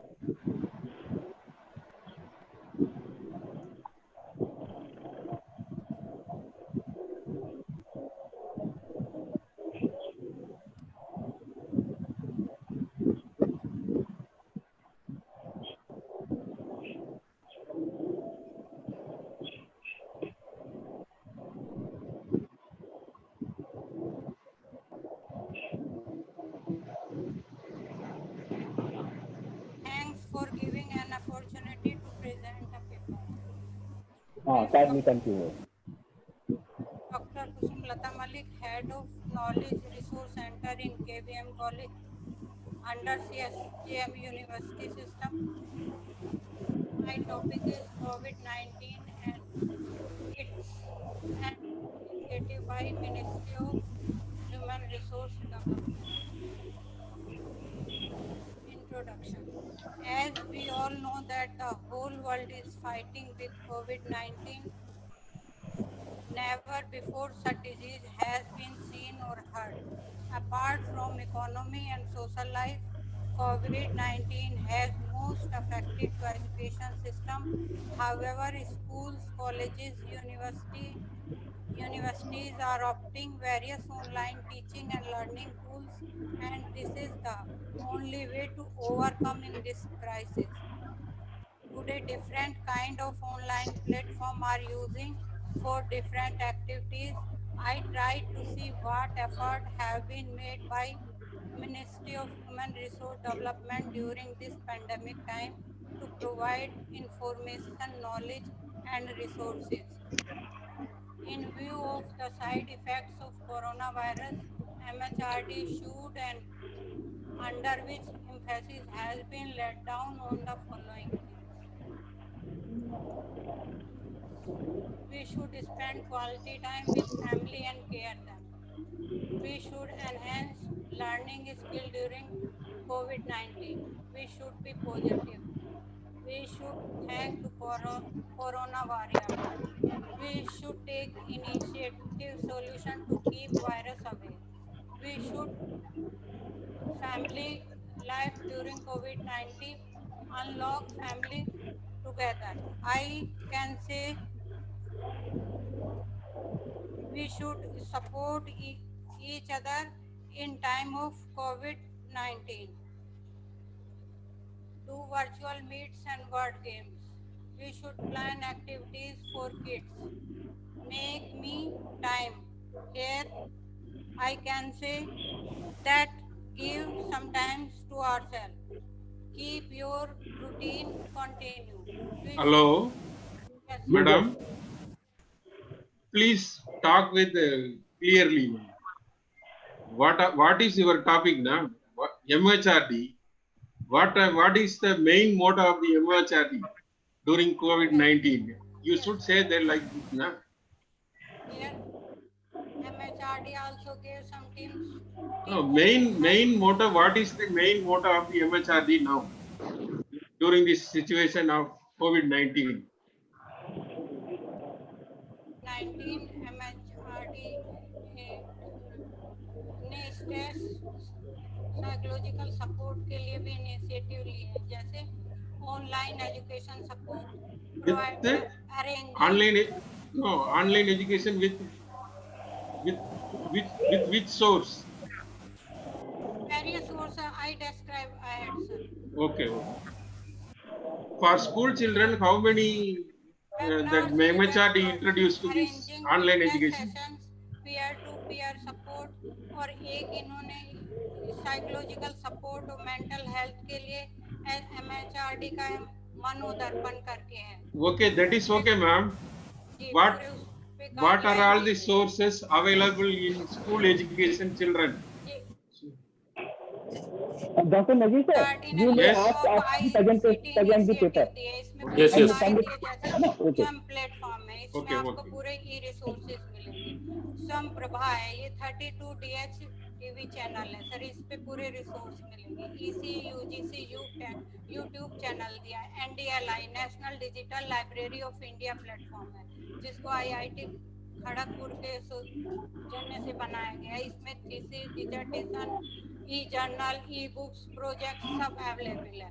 शोध गंगा ये इनफ्लिपनेट के अंतर्गत है, इसमें पूरी thesis available है. विद्यमान है, ये हमारा पूरे एक्सपर्ट का एक ग्रुप है. ई शोध सिंधु, इसमें पूरे हमें ई जर्नल प्रोवाइड होते हैं. UG PG मूक्स के लिए अवेलेबल है. ई पाठशाला, ये पोस्ट ग्रेजुएट के लिए पूरे इसमें रिसोर्सेज अवेलेबल है. वर्चुअल लैब्स, इसमें प्रैक्टिकल जैसे ऑनलाइन प्रैक्टिकल सर करते हैं, लेकिन वो पूरा हमें फिजिकली की तरह फील कराते हैं. नेक्स्ट है सर ये ई ज्ञान कोश, ये भी नेशनल डिजिटल रिपोजिटरी है, इसमें पूरे रिसोर्सेज अवेलेबल. ज्ञान दर्शन आजकल ये टीवी चैनल है. ज्ञान वाणी और ज्ञान धारा जो है ये हमारा रेडियो चैनल है. दीक्षा, इस पे पूरे हमारे टीचर्स और एमिनेंट प्रोफेशनल अवेलेबल हैं हेल्प करने के लिए. शोध शुद्धि सर ये प्लेगरिज्म डिटेक्टिव सॉफ्टवेयर है सर. स्पोकन ट्यूटोरियल भी ये प्रोवाइड करा रहा है MHRD. इसमें छोटे IT एप्लीकेशंस के सॉफ्टवेयर हैं, उससे हम कोर्सेज कर सकते हैं. साक्षात ये सर ये ऑनलाइन एक्चुअली ये डिस्टेंस लर्निंग के लिए है. इसके अलावा IITs, NITs, IIITs ने भी MHRD के डायरेक्शन में इनिशिएटिव लिए हैं. उनमें मेन सर हैं जो उन्होंने किया है providing online support,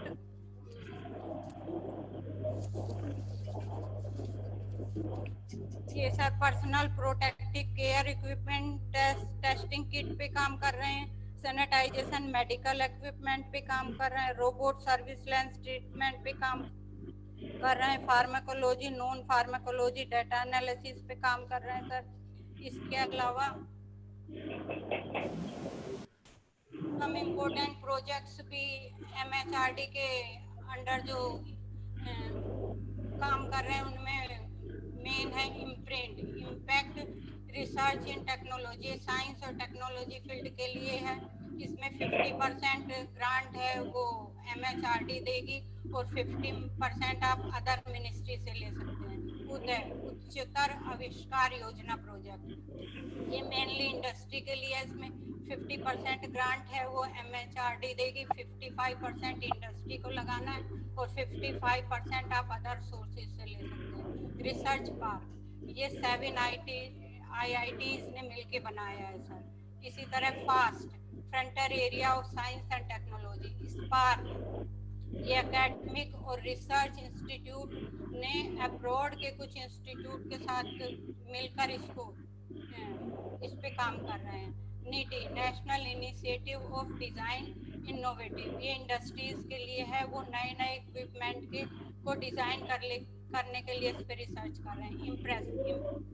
impactful policy research in sociological science, ये सोशोलॉजिकल साइंस फील्ड में वर्क के लिए। Star scheme for transformational and additional research in science पे काम कर रहे हैं। ये NPTEL national programme on technology enhance in learning, इसमें सर 7 IITs ने मिलके ये वीडियो लेक्चर बनाए हैं सर। इसको सबके लिए ये अवेलेबल है, हर स्टूडेंट के लिए। Global initiative of academic network, ऐसे ही सर एक ये है युक्ति, young India combating Covid with knowledge technology and innovation. Conclusion, sir. MHRD is making all efforts to ensure that teaching learning process is least or does not suffer due to COVID-19, as worst circumstances also leave some positive sign to move ahead. I hope we will take the COVID-19 time as a challenge, and Ministry of Human Resource Development is doing good work to achieve educational purposes during this turbulent time. Thank you very much.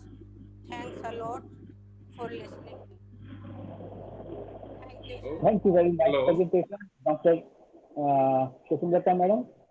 Dr. Pinaki Badisa asked something about you. Yes. Madam, you informed about the Diksha.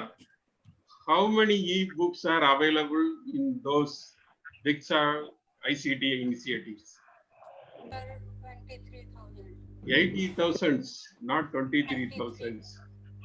Okay, but you have missed one ICT initiatives in MHRD, National Repository of Open Educational Resources. Do you know about this National Repository of Open Educational Resources? Don't know. Hello, madam? Kusum, madam? Hello? Do you know National Repository of Open Educational Resources, which was initiated by MHRD? Sir, Digital Library of India, sir. How many files are there? 14,500 and something. Okay, ma'am. Okay. Thank you for your presentation, which is new one to the COVID-19. Thank you. Thank you. Very informative paper. And next presenter is our Mr. Shiv Kumar. Are you there, Mr. Shiv Kumar?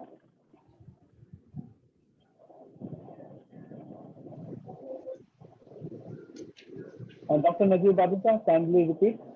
Next presenter is Mr. Shiv Kumar. Sir, is that Mr. Dinesh Kumar? Dinesh Kumar is not, I think, a long time before. And next one is Shiv Kumar. Are you there, Shiv Kumar? Anyway, next you Mrs. Suvekha. Yes, sir. You are there? Yes, yes. Yes, you can present your paper. Okay, sir. Myself, Surekha Pawar, research scholar. Good afternoon, everybody. National Best Conference Committee giving in the chance me paper presentation. My topic, digital library. Please show your video, ma'am. Hello. Please, yes, sir. please show your video, ma'am. Rahul You are not. Video आ सकता है राहुल को? Hello? Yes. Okay. Do it, ma'am. Can you continue? Digital references is services by which in a library reference services is conducted by online, and the reference transaction is a computer communication. A digital library is a collection of digital objectives, a collection of research papers in typical example. When this collection gets sufficiently large, user of the digital library cannot examine each paper individually to find its subject interested them. To address this problem, digital librarians create two interface to stand between the connected of the collection and the user. In the traditional library, an example of it would be the card catalog, a collection of small cards that represent the large subjective content in the collection. These cards are more magnable than the books that the represent in digital library. Digital library main part of e-resources access of users, references easily access of users, electronic materials available in digital library. Need of digital library, easy to understand, to provide access to online publication, information explanation, multiple access. Digital library is a collection of books and references, materials and services in digital format. Preservation and conversion digital material. Modern services, digital references services are followed: email, online information delivery, user-centered library mail with a reference query, supplying fields the necessary and the library. E-resources collection development becomes more complex due to new technology and formats. E-books, electronic version of printed books that can be viewed on the internet, available in PDF format. Electronic version, electronic e-journals that can be viewed via the computer. Online database, digital format. Conclusion: digital library is growing at a fast pace. The collection development has to include these resources, the making them easily accessible to the users. E-resources easily accessible in the user. The digital format needful digital material, user digital resources are affecting collection management. Thank you, sir. Thank you very much. Madam, hello. Huh? What is digital library, ma'am? Digital library is a machine readable presentation of materials which might to find in the university library together with organizing information. Do you know the organized structure of digital library? Hello? Do you know the organized structure of digital library? Yes, sir. Tell anyone, ma'am. Digital library contains video, audio. That is the organized. Everything, sir. Yes. Everything. Okay. So you know the digital library characteristics. Anyone you know? Characteristics. Digital resources, digital infrastructure, experience and DL services, sir. This is user friendly. Hello? Digital library is a user friendly, paperless library. Access friendly, sir. Yes. Library access friendly. Okay, ma'am. Thanks for your presentation, because this is new one to your. Huh? Okay, Hello? sir. Thank you very much. Okay. Okay, thank you.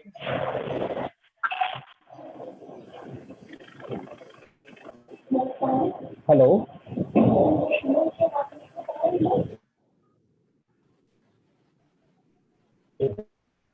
Hello. Next one, please.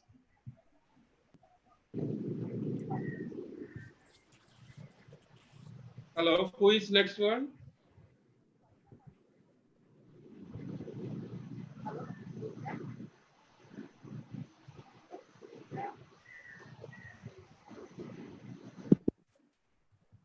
Anil sir बताइए। Anil sir. Hello Anil साहब। Anil sir. Sir 1 minute, मैं इसको take over कर लूं।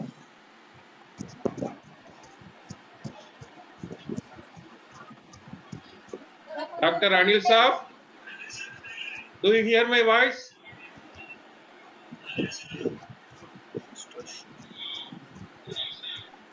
Mister Shiv Kumar. Shiv Kumar ji.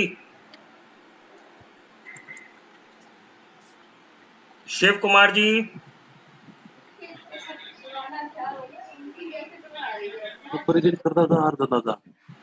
Is Shiv Kumar ji there? Dinesh Kumar ji, are you ready? Yeah, sir. Yeah, sir. Ready, sir. Please, yes, Dinesh Kumar ji, आप proceed कीजिए sir, please. Yeah, sir. Good afternoon to one and all present here. I have chosen a topic on the impact of COVID-19 in India, issues, challenges, and opportunities. One second, sir. I'm presenting my screen.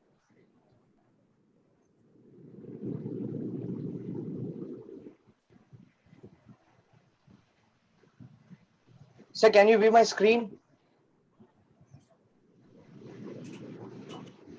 हाँ जी, बताइए क्या कह रहे हैं sir? Yeah, sir. Sir आप खुद कर सकते हैं screen share. Yeah, sir. Actually, I'm trying, but it isn't available. Okay. एक मिनट रुकिए, मैं एक बार दोबारा करके मैं देता हूँ आपको.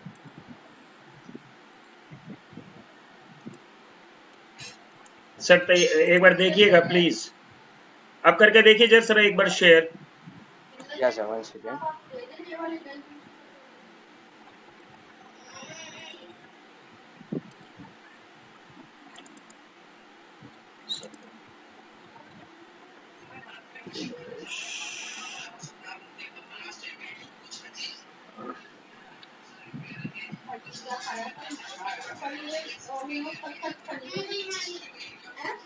हेलो.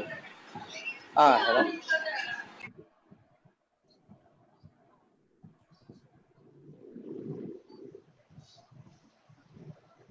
दिनेश जी क्या हुआ? Sir, actually, one second, sir. Sir आप अपनी प्रेजेंटेशन चालू कर दें, अगर नहीं हो रहा है तो छोड़ दीजिए सर उसको. हाँ ठीक है जी, ठीक है साहब, मैं स्टार्ट सर कर रहा हूँ. प्रेजेंटेशन चालू कीजिए सर प्लीज. हाँ sir. Good afternoon to one and all present here, and I have chosen the topic on the impact of COVID-19 in India, issues, challenges, and opportunities. Introduction. COVID-19, often referred to as coronavirus, which created a pandemic to our overall world.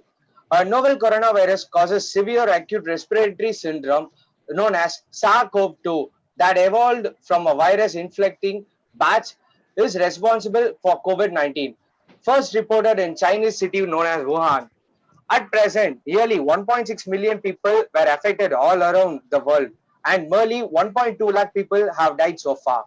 Due to this pandemic, most of the countries were in complete lockdown, which includes India. India is making preparations against the COVID-19 outbreak and avoiding specific crisis actions or not understanding its importance will have extremely severe implications. India, with a population of more than 1.34 billion, the second largest population in the world, will have difficulty treating severe COVID-19 cases because of the country has only 49,000 ventilations, which is a minimal amount. India's medical system is grossly inadequate. The outbreak of such viruses and their transmission would significantly affect the Indian economy. This shows that COVID-19 has an effect on the tourism industry. It has been estimated that the SARS that was 57 and 45% decline in the yearly railway passengers and road passenger traffic. Most of the companies have asked their employees to work from home. As a result of this, more digital applications have been started using by most companies. The issues of COVID-19. All non-essential services have been forced to shut down, causing virtually at the industrial sectors to face significant disruptions in the supply chain and consequently putting billions of people at risk of losing their jobs. COVID-19 pandemic has the potential to paralyze the global economy with an estimated loss of more than 5.5 trillion US dollars in the next 18 to 24 months. A. Automotive industry, the segments in it. The automotive industry has seen major disruptions in production due to stringent lockdown in all major countries. The only automobile industry in use are the vehicle associated with the essential services. Aviation industry. Affected countries, which includes almost all of the nations, have been forced to impose travel bans on the both international and domestic passenger flights. The only active airways include critical supply routes that support cargo and freight carriage. Tourism industry. The tourism industry has been a worst affected industry with the following outbreak of COVID-19. Revenues generated from the tourism sector accounts to 10% of the world's GDP. Construction industry. Due to a majority of the workforce being unable to work as a result of stringent self-quarantine guidelines, this field has been majority affected. Food industry. In comparison to the other sectors, the impact of the COVID-19 pandemic has not been as severe on the food industry. Challenges of COVID-19. In India, faces multiple major challenges of the COVID-19 front. Social distancing without total shutdown is unthinkable, especially in big cities with crowded streets, trains, buses, and offices. Cough hygiene is large absent. Hand hygiene is unequal substance. The largest data from the Government National Sample Survey organization says that 36% Indians wash their hands with soap before a meal. Even more designately, 160 million Indians do not have access to the clean water to wash their hands. India has just 20,000 ventilations. That is a 98% shortfall. The government responses has been make 30,000 more by June. Even into late March, India had abnormally low testing rate of 18 per million population. India has just 0.8% doctors, 1,000 population, and 0.7 hospital beds per population. Opportunities in India. Due to this COVID-19 outbreak, medical industries have reached a huge peak. Many medical support equipment such as PPE kits for COVID testing, N95 masks for face protection, and other alcoholic sanitizers have also increased. The price segment of these materials have grown to a higher rate. Agriculture products such as daily essential goods had created a huge demand as well as increase in opportunities of an increase in production. A new way of technology has emerged in the educational sector where more number of online applications have been used, but most of the educational sectors as well as individual users, which created a huge business. Conclusion. In India, the COVID-19 has created a serious outbreak to the economy. To get back to the normal level, they have to rationalize the tax and professional tax and related tax. Relief curbs and impact of COVID-19 on the India's economy might know after implementation of measures. India should take necessary measures to combat the economic impact from the rapidly spreading coronavirus. The government policymakers would need to implement a substantial targeted physical border money stimulus and policy rate cuts to help normalize the economic situations. People should also know the following government guidelines for COVID-19 outbreaks to reduce the N number of cases. Thank you. Hello. And thank you for this great opportunity. Thank you one and all everyone, sir. Thank you. Thank you. Hello. Yeah, sir. Yeah, sir. How many types of coronavirus available? How many types are there in coronavirus? There are two types of respiratory inhalants. No, that is okay. How many types? Do you know? Coronavirus type? Coronavirus type? No, sir. No, sir. No idea, sir. No, no. The coronavirus is 11 types of coronavirus is available.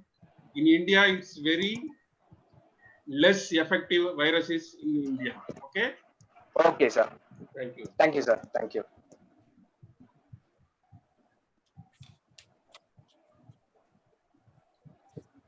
Hello? Anil sir? Hello, Anil sir. Hello, Dr. Anil.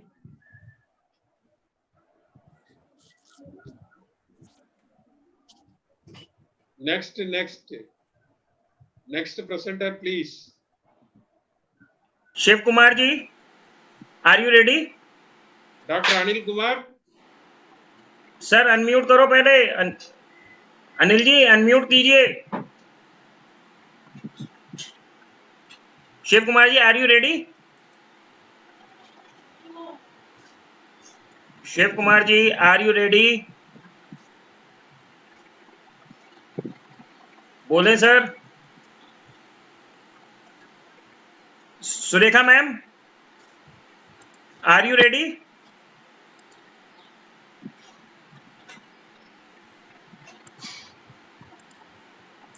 Surekha का तो हो गया sir. हो गया. एक minute. Sunil Kumar जी का हो गया सर. दिनेश कुमार जी का हो गया, सुरेखा नहीं का हुआ हो सर. गया, कुसुमलता का हो गया.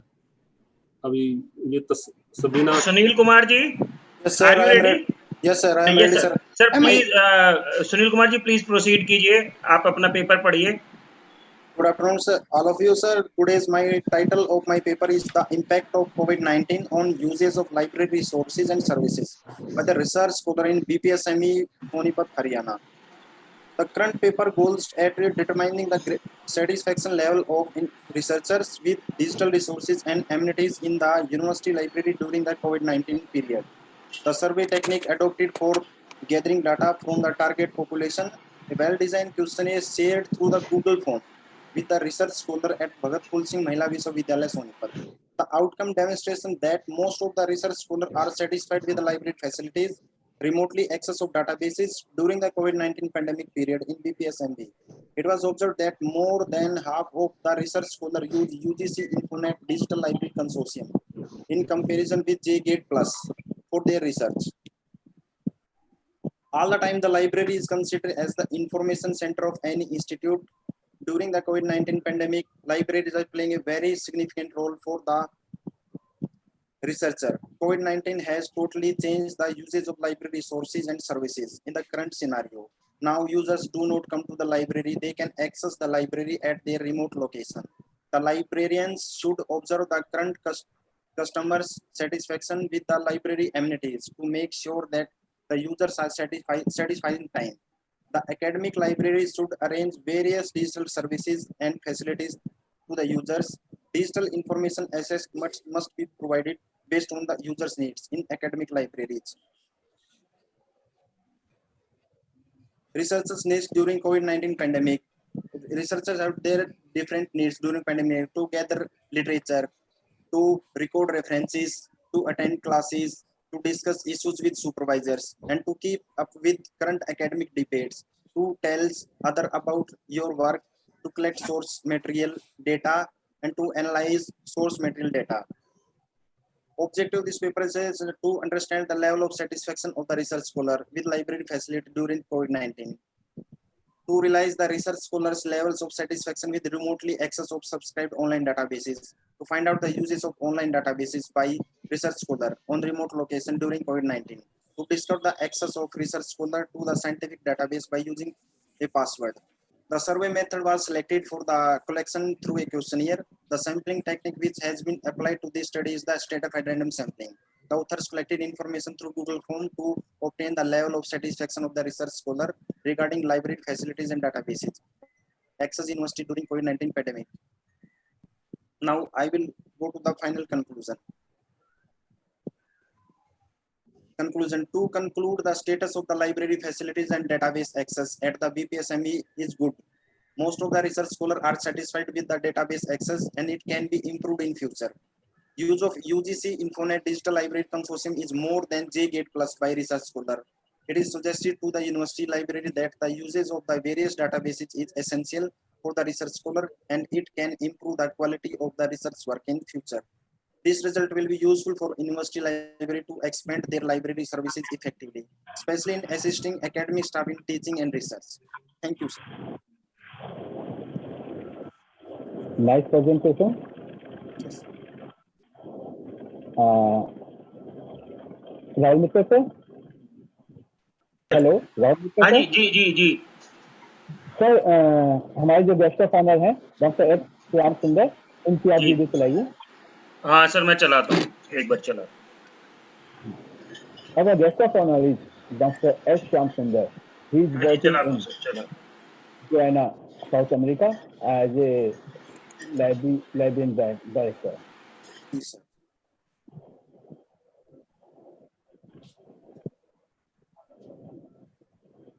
Thank you, Sunil Kumar. Nice presentation. Thank you, sir. Thank you.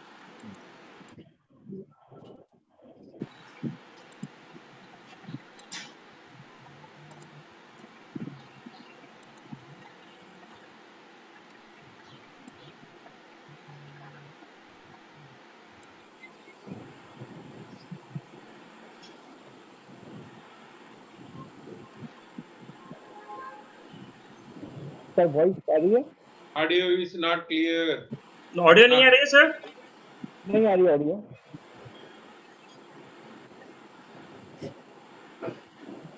Audio is not audible. Not audible. Sir मैं इसको रोक देता हूँ सर, अब नेक्स्ट उसके साथ चलिए फिर। हाँ ठीक है, आप बाद में करना।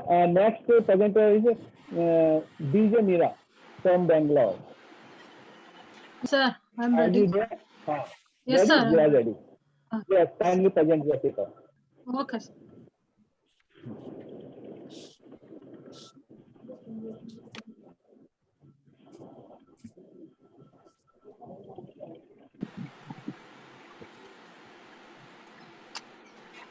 Hello. Yes.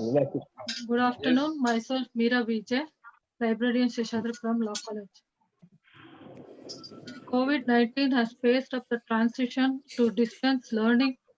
As the world responds to the COVID-19 pandemic, most governments have temporarily closed all education institutions. These nationwide closures have impacted 90% of the world's student population. Digital libraries have emerged as vital pathways to high-quality ebooks, journals, and educational content. Digital libraries and publishers are risen to the occasion, offering more and more free content. National Digital Library of India, headquartered at IIT Kharagpur, has established itself as country's largest online learning platform, a premier gateway to over 48 million e-books and knowledge products across disciplines. It has nearly 3 million regular users today. Libraries beyond books. Shuttering public libraries puts a strain on communities, even if it's the only way to keep people safe. As with every social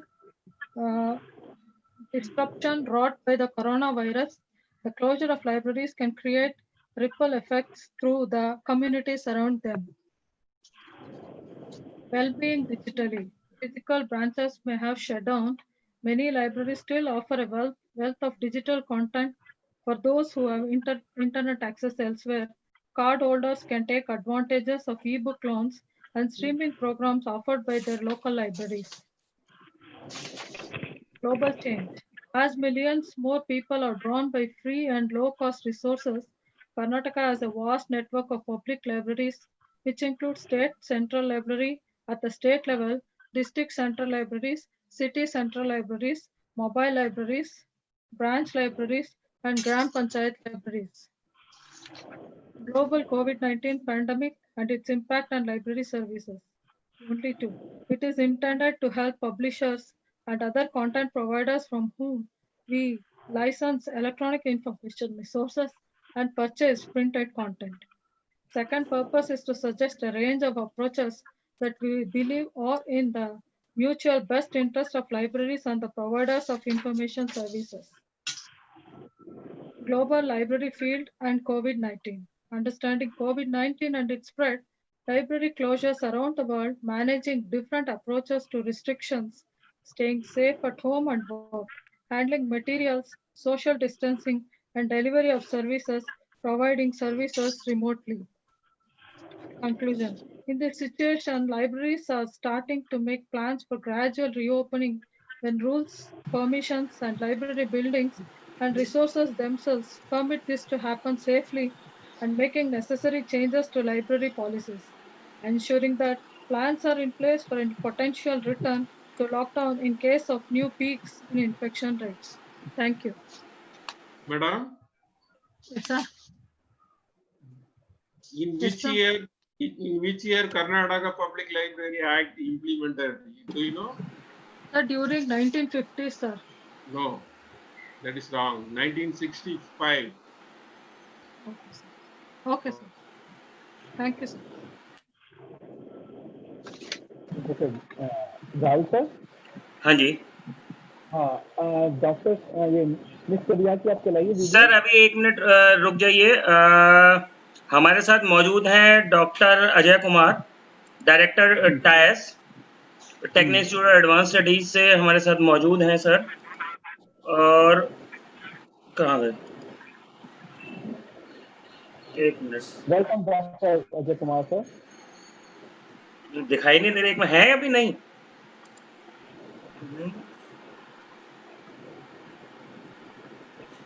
sir अभी नहीं है फिलहाल। इनको next presenter ले लेते हैं sir इतनी देर में। अभी थे शायद। मिस सादिया की आप चलाएंगे वीडियो? सर वो नहीं चल पाएगी, वो प्रॉब्लम है। बस घोषणा एक बार अनाउंसमेंट कर दीजिए। There was another paper from Shabina Tasneem from Bangladesh, and she has given her video, but due to technical glitches, we are not able to play that because audio is not proper. Right, sir. Moving to next participant, sir. Over to Anil, sir. Yes, yes.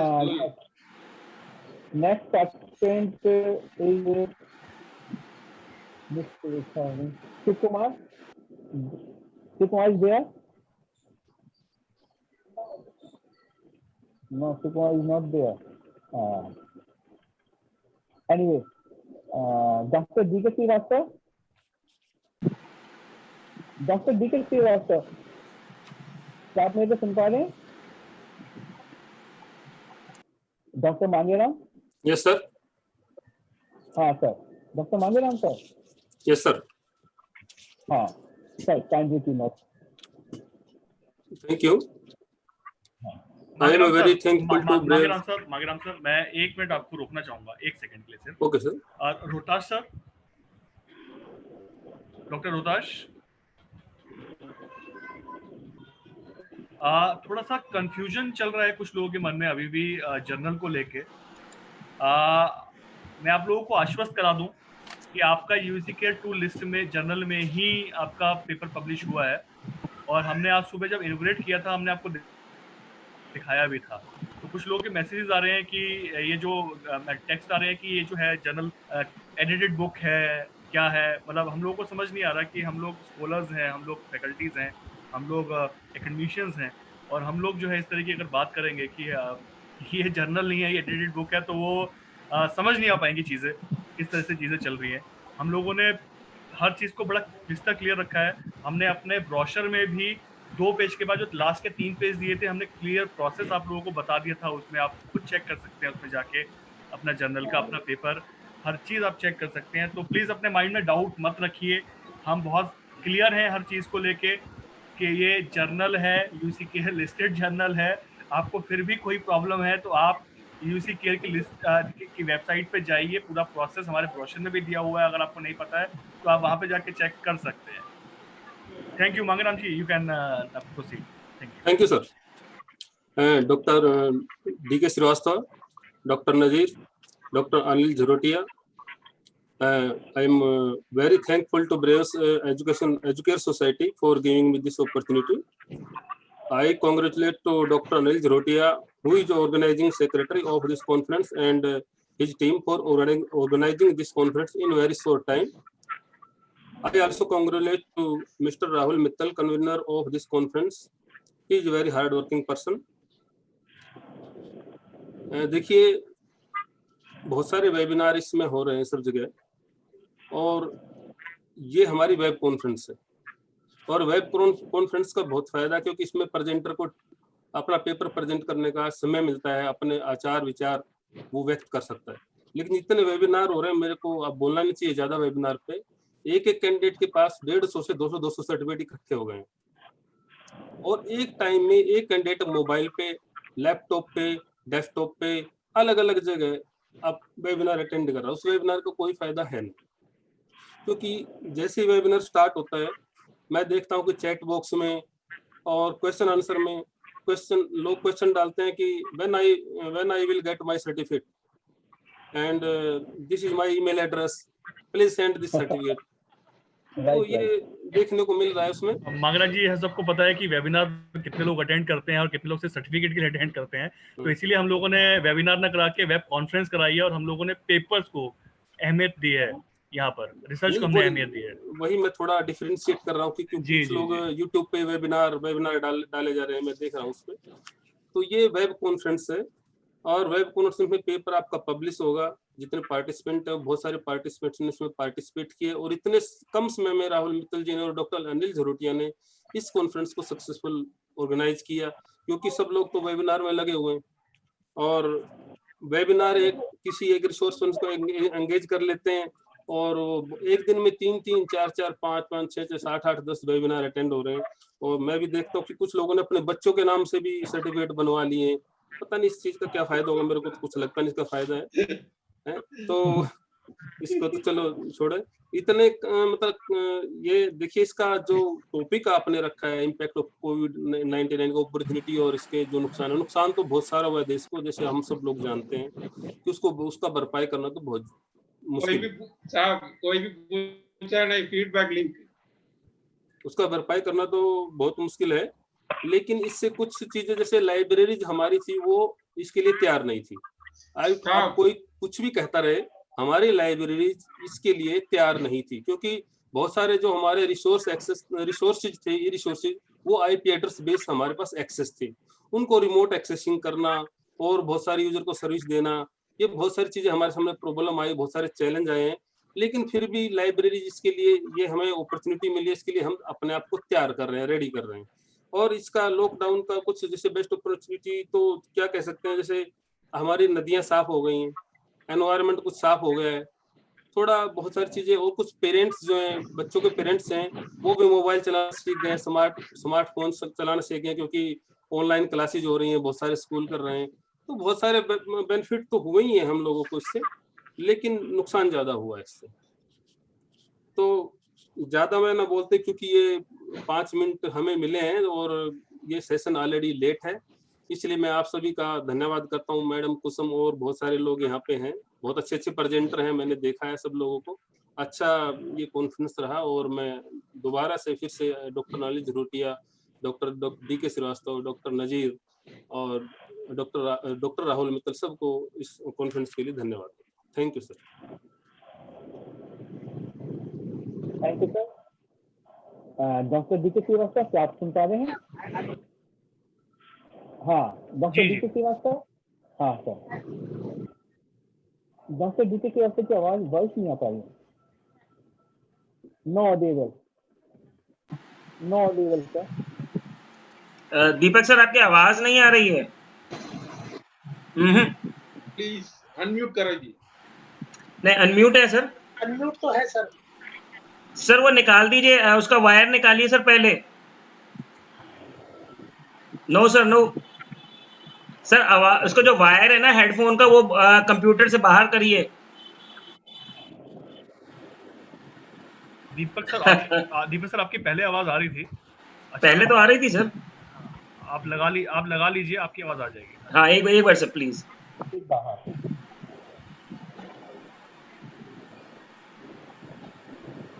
नहीं sir, hello, नहीं आई sir.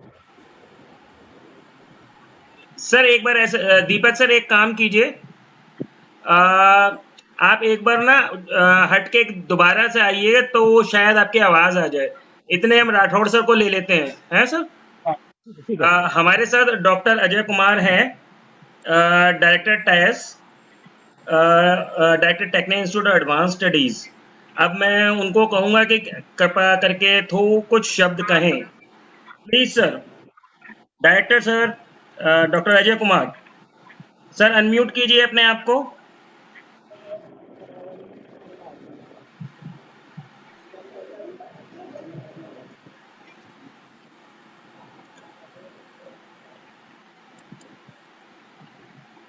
Doctor Ajay Kumar please unmute कीजिए sir.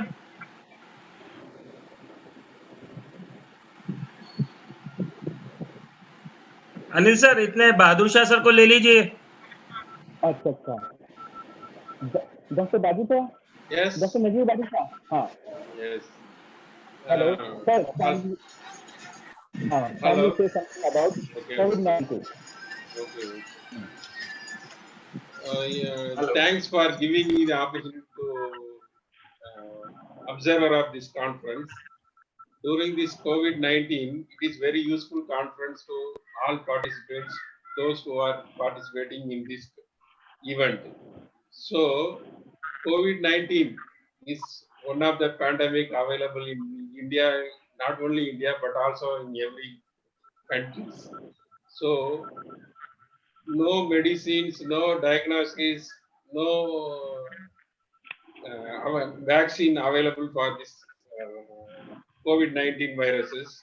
So only medicine is to keep distance and mask to be wear on his face. That's all. Okay. Hello. Okay. Thank you. Continue. Okay, sir. Okay, very short note, very nice. And Dr. Ajay Kumar is there? Dr. Ajay Done speaking. Shiv Kumar is speaking. किसता बोलूं हम मन नहीं होनी बेरा. अपना paper present करो doctor Shiv Kumar.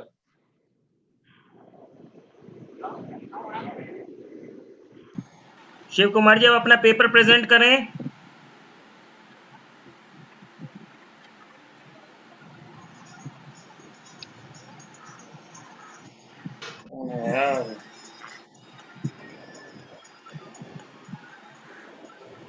Audio में present कर दीजिए।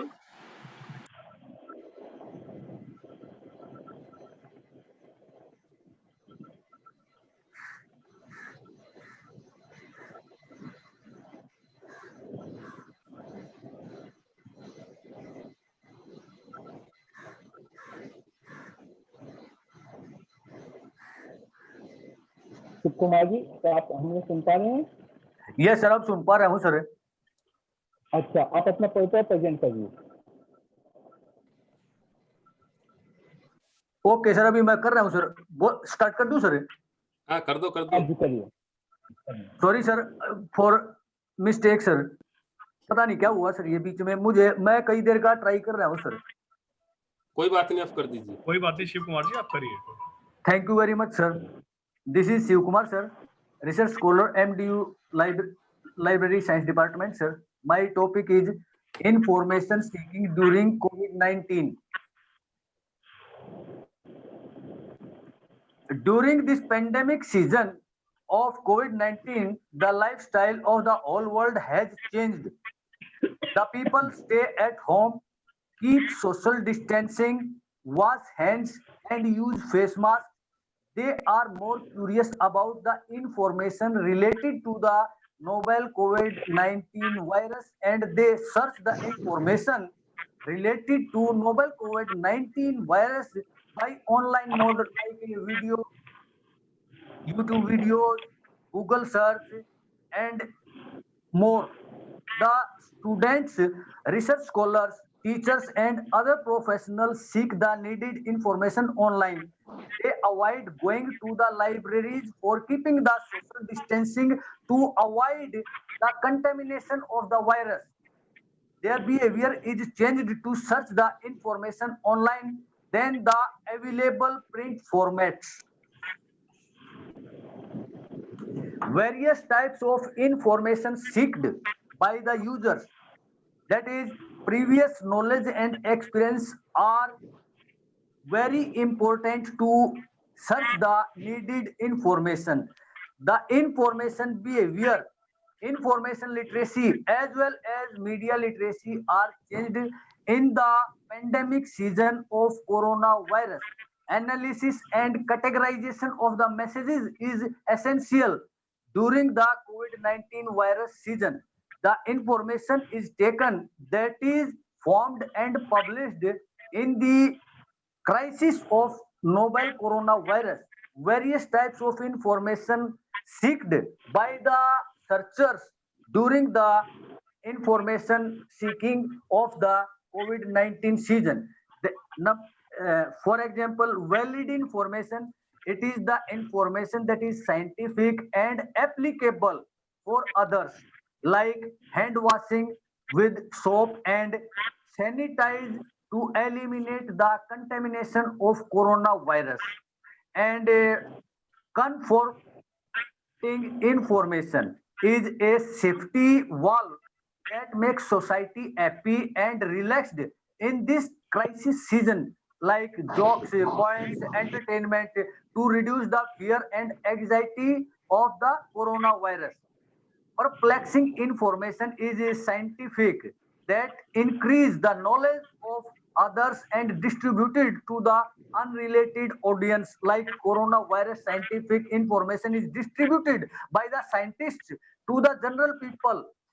The general people don't understand all the keywords of the coronavirus, but they are more curious about their health and they want to save themselves and the society from the contamination of the coronavirus.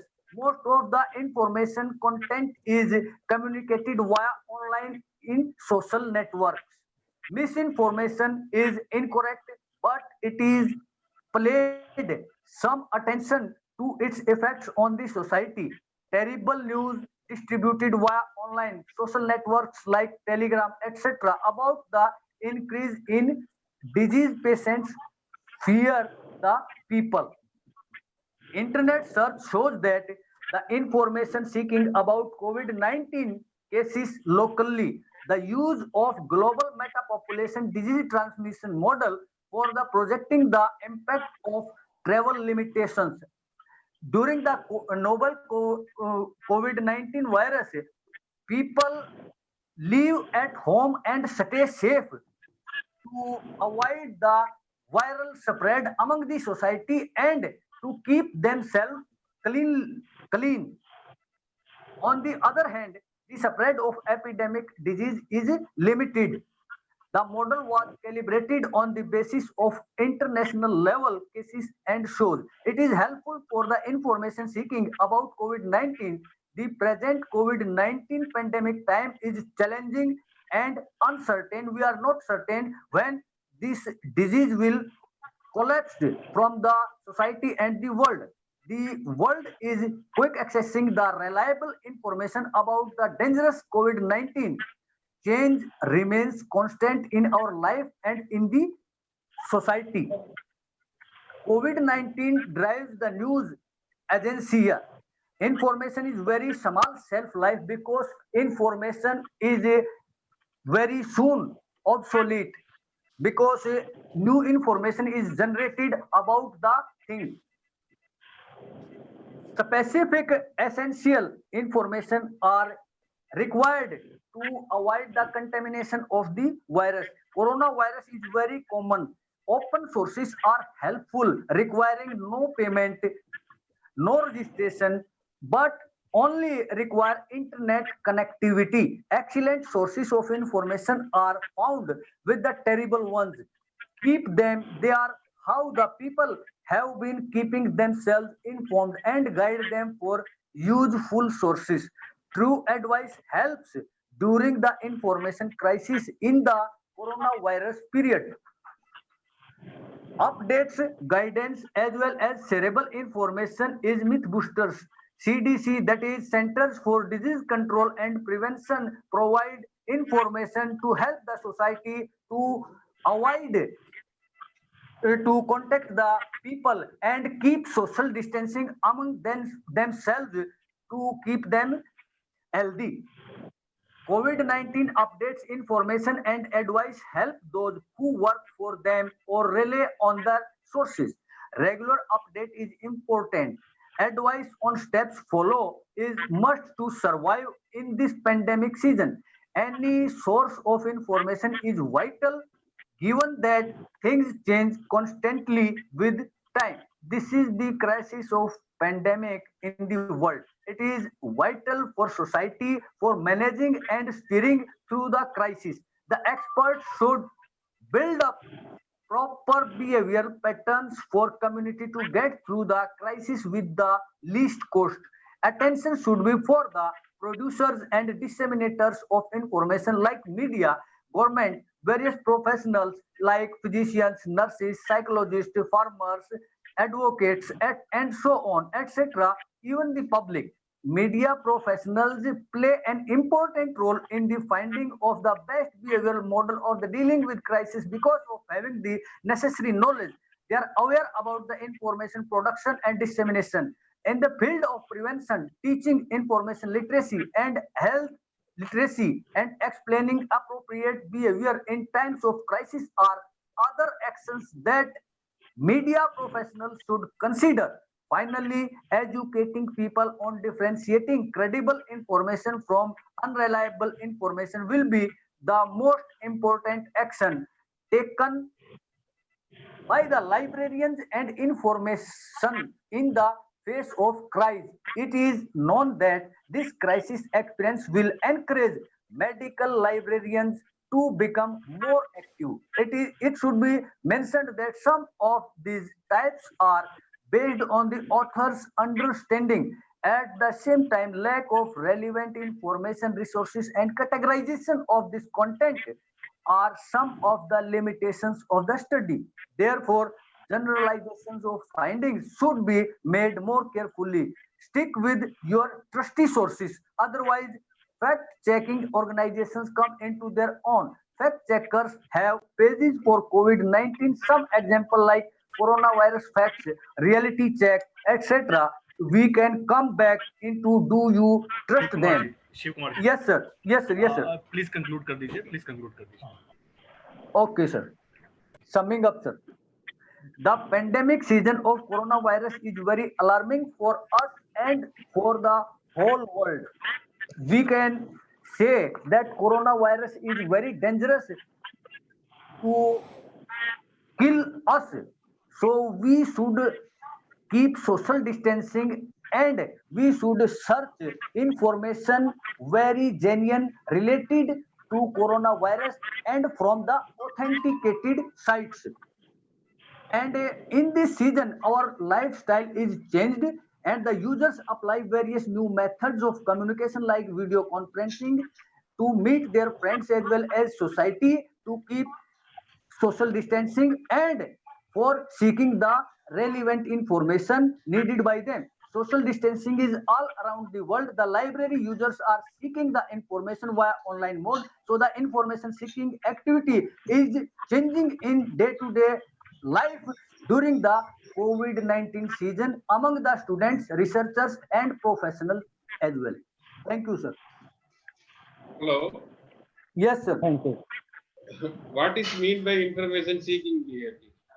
Information seeking behavior is the way how to search information and utilize it. This is an act of activity seeking information in order to answer specific query. Yes, You know, sir. Yes, this sir. is information seeking behavior is an act of activity. It is an activity. Yes. Activity. Yes, sir. It is. Seeking information in order Yes, sir. to answer specific query. Yes, sir. Yes. Okay, thank you. Thank you very much, sir, to give me chance to conversate with you and to meet the stalwarts of library and information science. Thank you very much, sir. Very good presentation. Thank you. Doctor D के श्रीवास्तव, क्या आप सुन पा रहे हैं मुझे? Sir आवाज नहीं आ रही है दीपक सर, ऑडिबल नहीं हो पा रहे हैं sir. Please reconnect your headphones, sir. Please reconnect, disconnect and reconnect it. Sir एक बार डिस्कनेक्ट होके कनेक्ट हो जाइए. एक बार जूम से सर आउट कीजिए, उसके बाद दोबारा इन करेंगे तो शायद आपकी आवाज आ जाए. Please sir. ये अपना हेडफोन बदल लेंगे. हाँ अनिल सर इतने आप शुरू कीजिए। डॉक्टर राजन का है आपके पास वीडियो चल पाई क्या?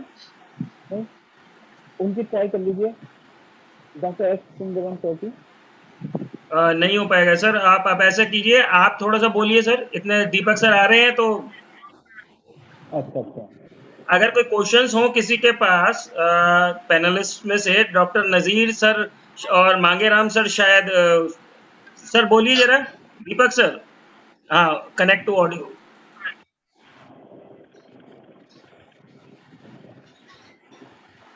सर अनम्यूट कीजिए अपने आप को। This is problem for his headphone, I think. या मुझे वही लग रहा है sir. he has three headphones. दूसरा चेंज कर। कोई बात नहीं सर, ये हो जाता है, ये टेक्निकल ग्लिचेस हैं छोटे छोटे ना। सर एक बार बोलिए दीपक नहीं साहब। दीपक सर आवाज नहीं आई, kindly change your headphone, change, unmute करो। हाँ सर पहले तो अनम्यूट कीजिए सर। सर पहले एक बार डिस्कनेक्ट करके दोबारा पर डाल दीजिए। नहीं सर, उन्हें अनम्यूट ही नहीं करा होगा, अनम्यूट करिए सर। सर पहले अनम्यूट कीजिएगा। अनम्यूट।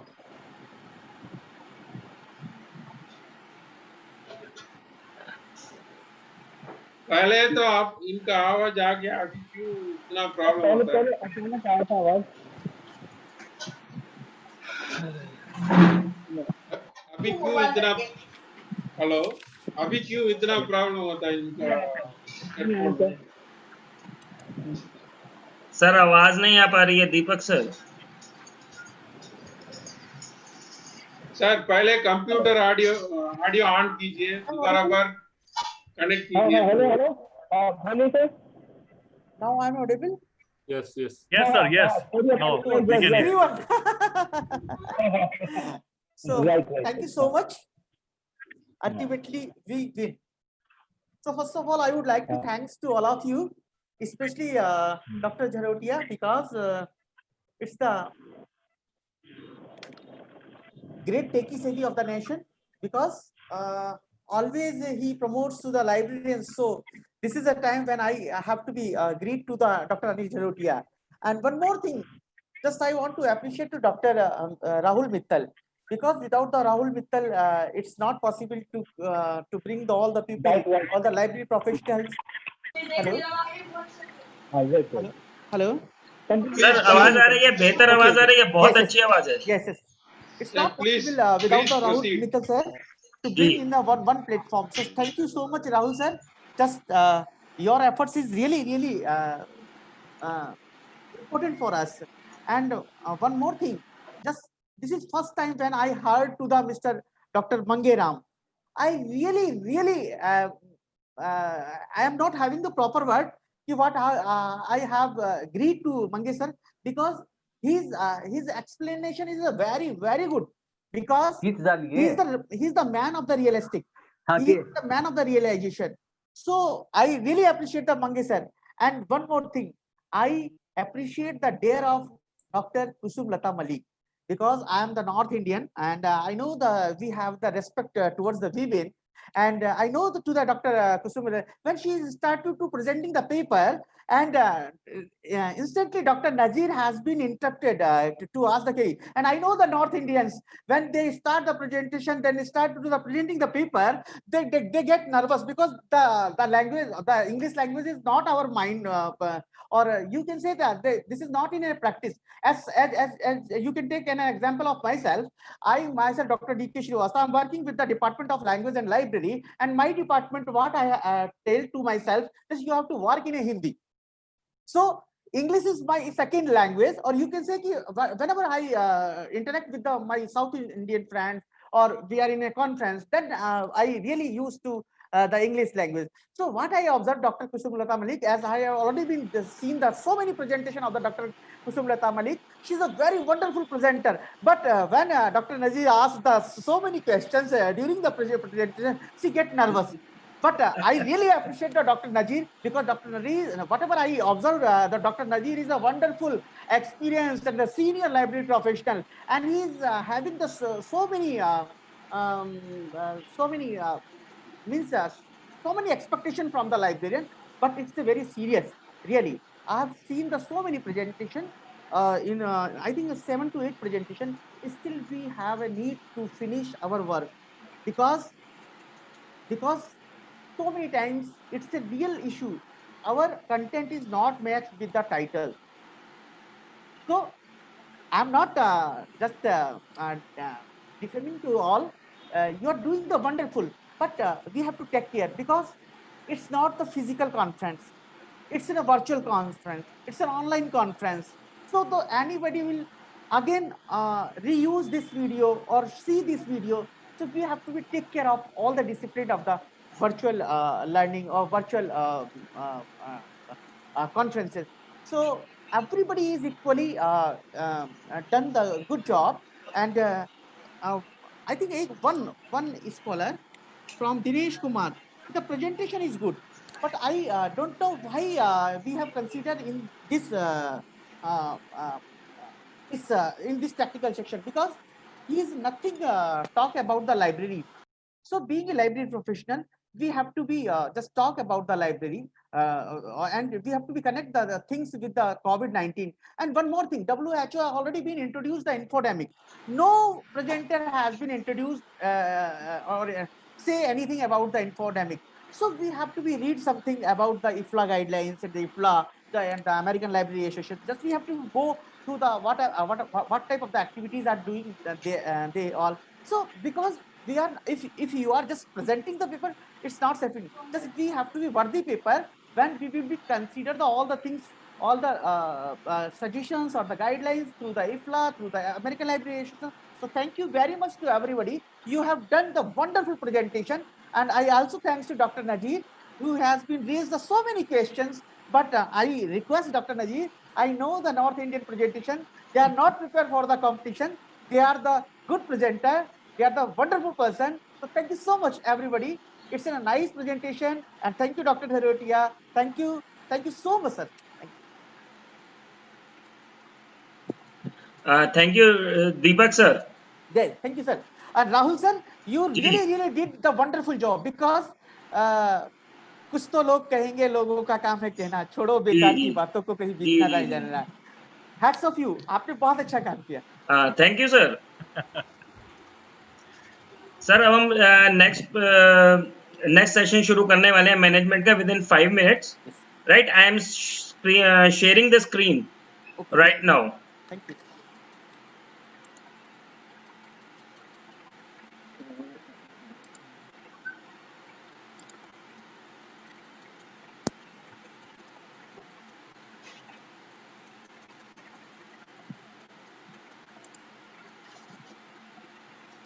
एक कहाँ गया?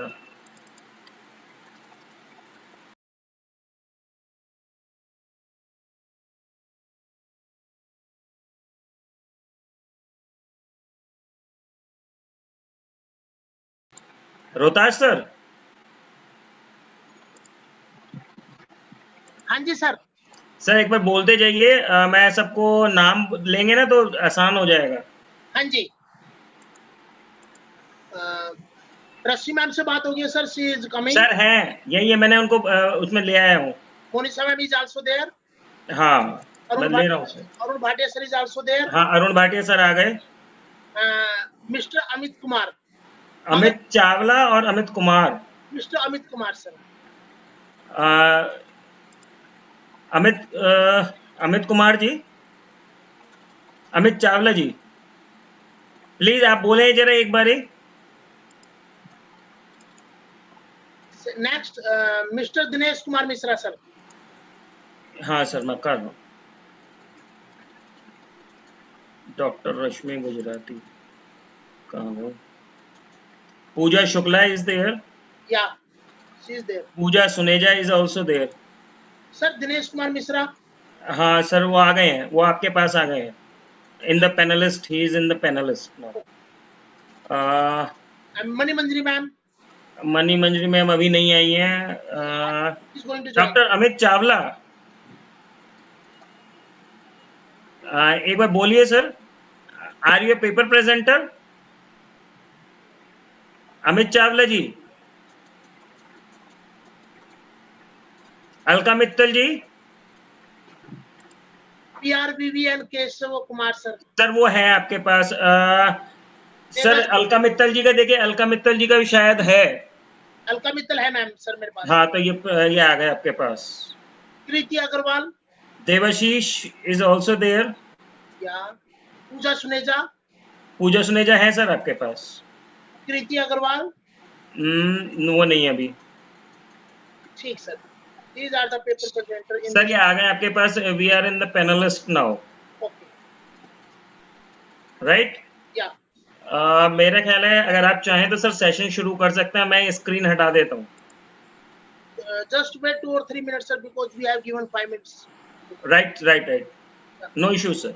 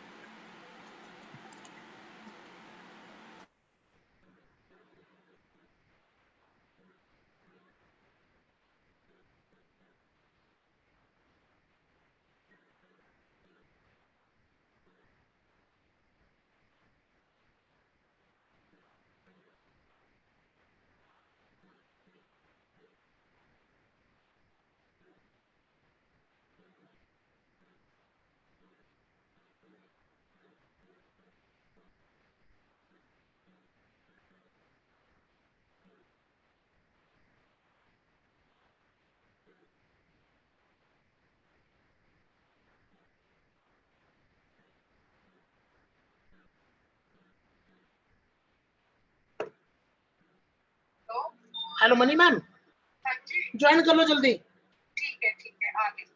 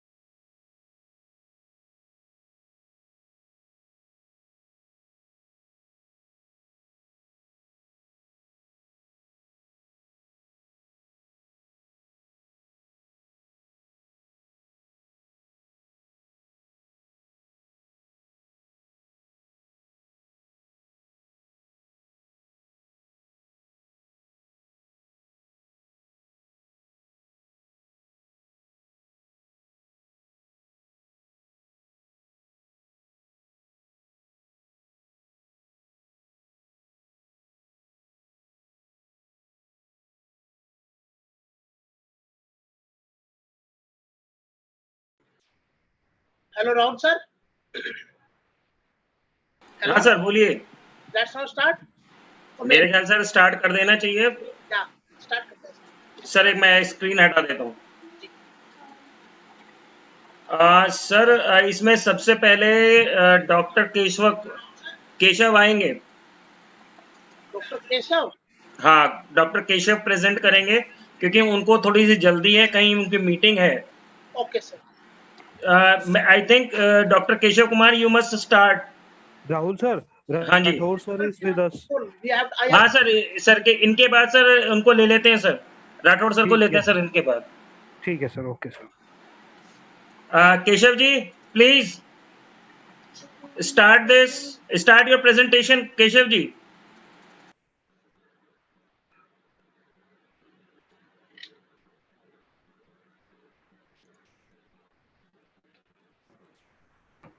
Dr. Keshav, please unmute yourself. Sir unmute कर दीजिए प्लीज।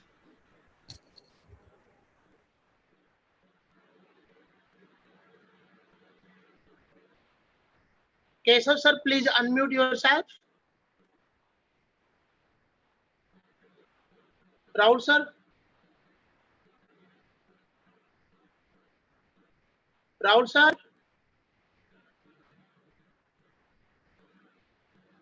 Yeah, yes. सर आपकी आवाज नहीं आ रही सर। केशव जी आपकी आवाज नहीं आ रही है। नहीं आ रही sir. Not audible.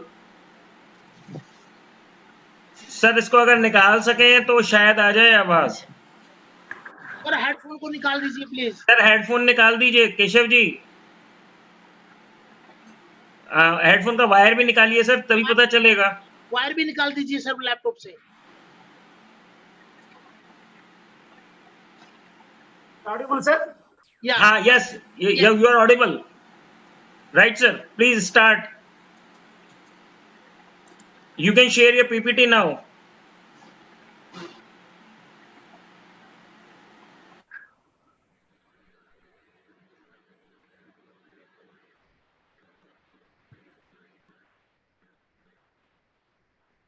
Sir please आपकी आवाज नहीं आ रही सर। सर फिर आवाज चली गई है। केशव जी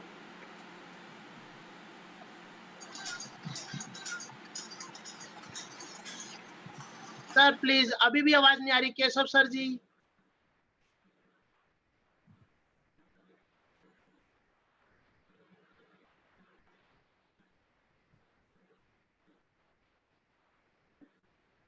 रोहताश सर।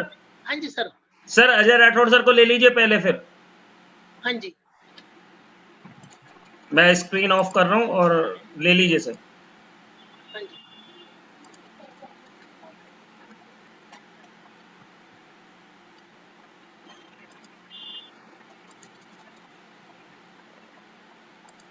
स्टार्ट कीजिए sir. Rohtash sir. Good afternoon, sir. I welcome Dr. Ajay Kumar, sir, who is Director of Technical Institute of Advanced Study. So, please welcome Dr. Ajay Kumar, sir.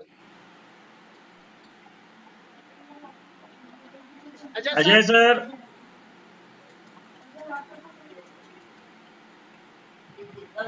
Keshav ji 2 minute रुकना पड़ेगा please.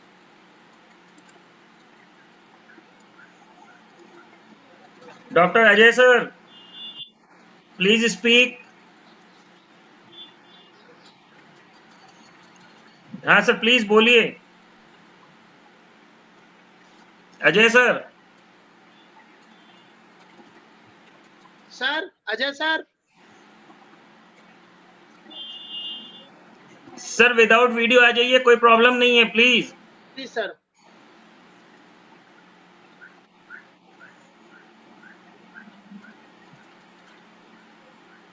Doctor Ajay. Sir, I think that he is not connected till now, sir. There's no sound vibration from his side, sir. He is connected. He has unmuted himself. Yeah.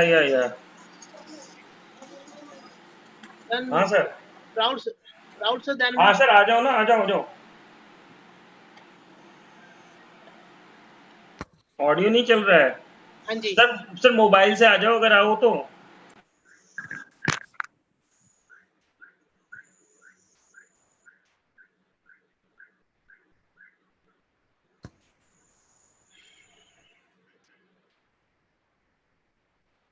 Ajay sir. हाँ Rohtash sir. हाँ जी। Sir दोबारा आ रहे हैं, mobile से ला रहे हैं क्योंकि उनका कुछ लैपटॉप में कुछ ग्लिचेस आ गए हैं, प्रॉब्लम है। जी सर। इतने केशव जी अगर आपकी आवाज आ जाए तो प्लीज स्टार्ट। केशव सर अभी भी आपकी आवाज नहीं आ रही सर। नहीं sir. No sir, you are not audible sir.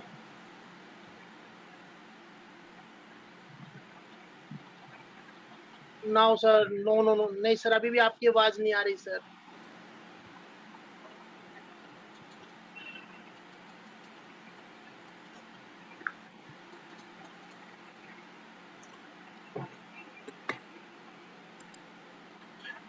Keshav sir please आपकी आवाज अभी भी नहीं आ रही sir. Can you reconnect?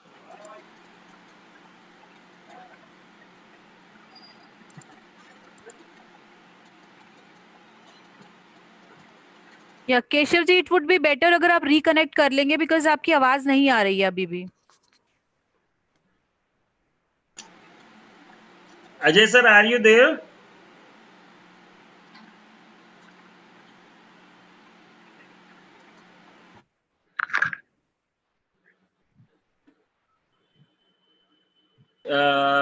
Rohtash sir, इतने आप सर इंट्रोडक्शन दे दें हमारे जो पैनलिस्ट हैं उनका सर इंट्रोडक्शन दें जो चेयर सेशंस हैं, please sir. I had good afternoon, sir. Good afternoon, ma'am. I heartily welcome Professor Dr. Rashmi Gujarati, who is Professor and Dean of Management in Technia Institute of Advanced Study. She is a head of International Trade Department and chairperson of Entrepreneur Development Cell in Technia. Now she is working as a researcher, teacher, educator, administrator, and she has a lot of managerial skills in the direction of achieving the goals of success to the stature of academic community and various types of demonstration ample credibility for the educational leadership, strategy thinking, team building, and resource development for the research and consultancy with the various types of activities which can be emphasized on entrepreneurship skills, where she has been contributing towards the development of the society.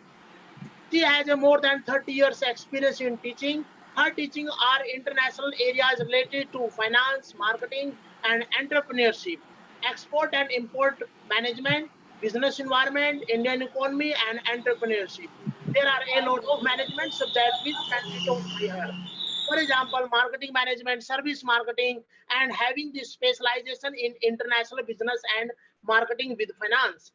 She is significantly contributed to enhance management understanding by the participating in over 90 management conferences, symposia, and seminars, workshop with FDP and EDP by the chairing technical session, and delivering the plenary and invited talks national and international level. She has about 70 papers published in international journal and 40 papers in national journals with various chapters in book. She is a life member of Indian Commerce Association, Indian Accounting Association, and Indian College of Principal Association. She is a regulatory body of member, scientific and review committee, advisory board, editorial research project, consultant and researcher. AASE member Songyong, Christiania University of Taiwan, and scientific board of committee member of In Traders Academic Platform, Skara University, Turkey, and Losila Education, Scientific and Research Synergy Foundation, Indonesia. So having a lot of experience of international level, now she is managing the director of Tradepreneur Academy Platform, Southampton in UK. So welcome, ma'am. Thank you so much for giving your valuable time. Welcome, ma'am. Thank you, sir. Thank you very much. Then I would like to welcome to Dr. Monisa ma'am, who is working as a director and a professor in MSIT with CPJ College of Higher Education and School of Law in Narela. Now she is done his PhD in management from IMSAR MD Rohtak, and she did in MPhil in 2008 and MBA in 2003. She is an expert in the area of marketing and e-banking. She has many publications in journals of reputed and has attended many international and national conferences. She is also acting as a panel member of editorial board of UGC listed journal. So welcome, ma'am. Thank you so much for joining us. Thank you so much, Dr. Rotash Kumar, for such a wonderful introduction. Thank you.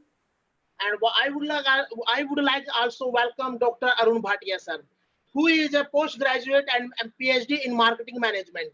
He has over 21 years of rich industrial experience and had over 18 years in academics. He has many international papers published in international conferences in India and abroad. He has also chaired 2 international conferences in London, one in Chennai and second is international level in London.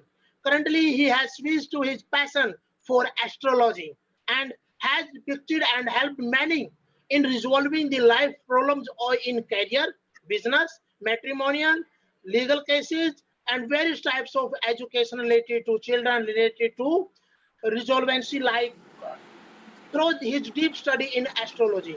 He has many national and international clients who have approached him to know about his their destiny.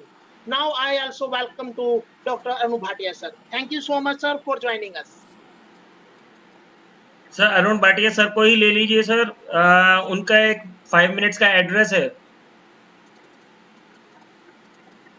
Rohtash sir. हाँ जी। Arun Bhatia sir को उनका address है 5 minutes का। हाँ जी sir, Arun Bhatia join us. Yes Bhatia sir. Rahul sir, can we start presentation? हाँ yes yes start it sir. Bhatia sir नहीं है, भाटिया सर नहीं है। मैं उनसे बात कर लेता हूँ, इतने आप सर प्रेजेंटेशन स्टार्ट करा दीजिए। Rashmi ma'am. Yes, I am here. Can we start presentation ma'am? Yeah, start. Okay. Next, Dinesh Kumar sir. Ji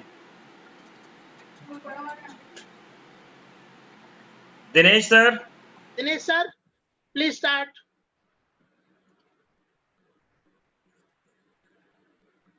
Dinesh Kumar sir.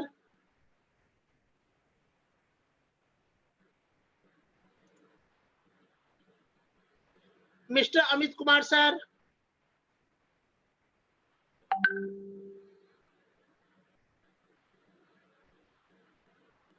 Sir, can we call Dr. Mani ma'am? Professor Mani Manjari.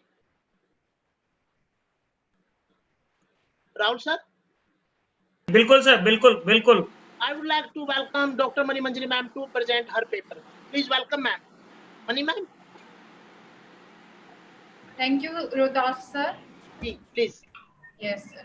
Just a minute. Yeah, please. A very good afternoon to everyone. I was waiting for this conference from so long.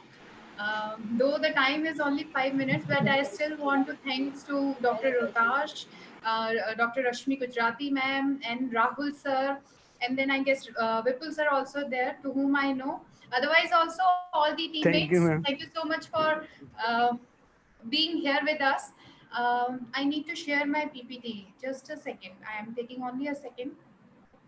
Please मुझे able कर दीजिए. I am disabled to share my PPT. Rahul sir. Ma'am, you are able now and you can share your PPT, please. Sure, sir.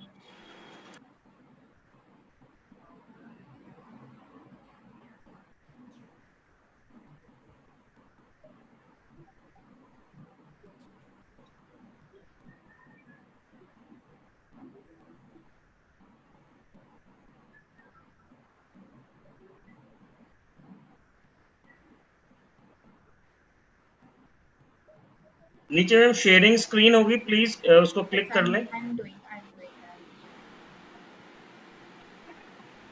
या ma'am.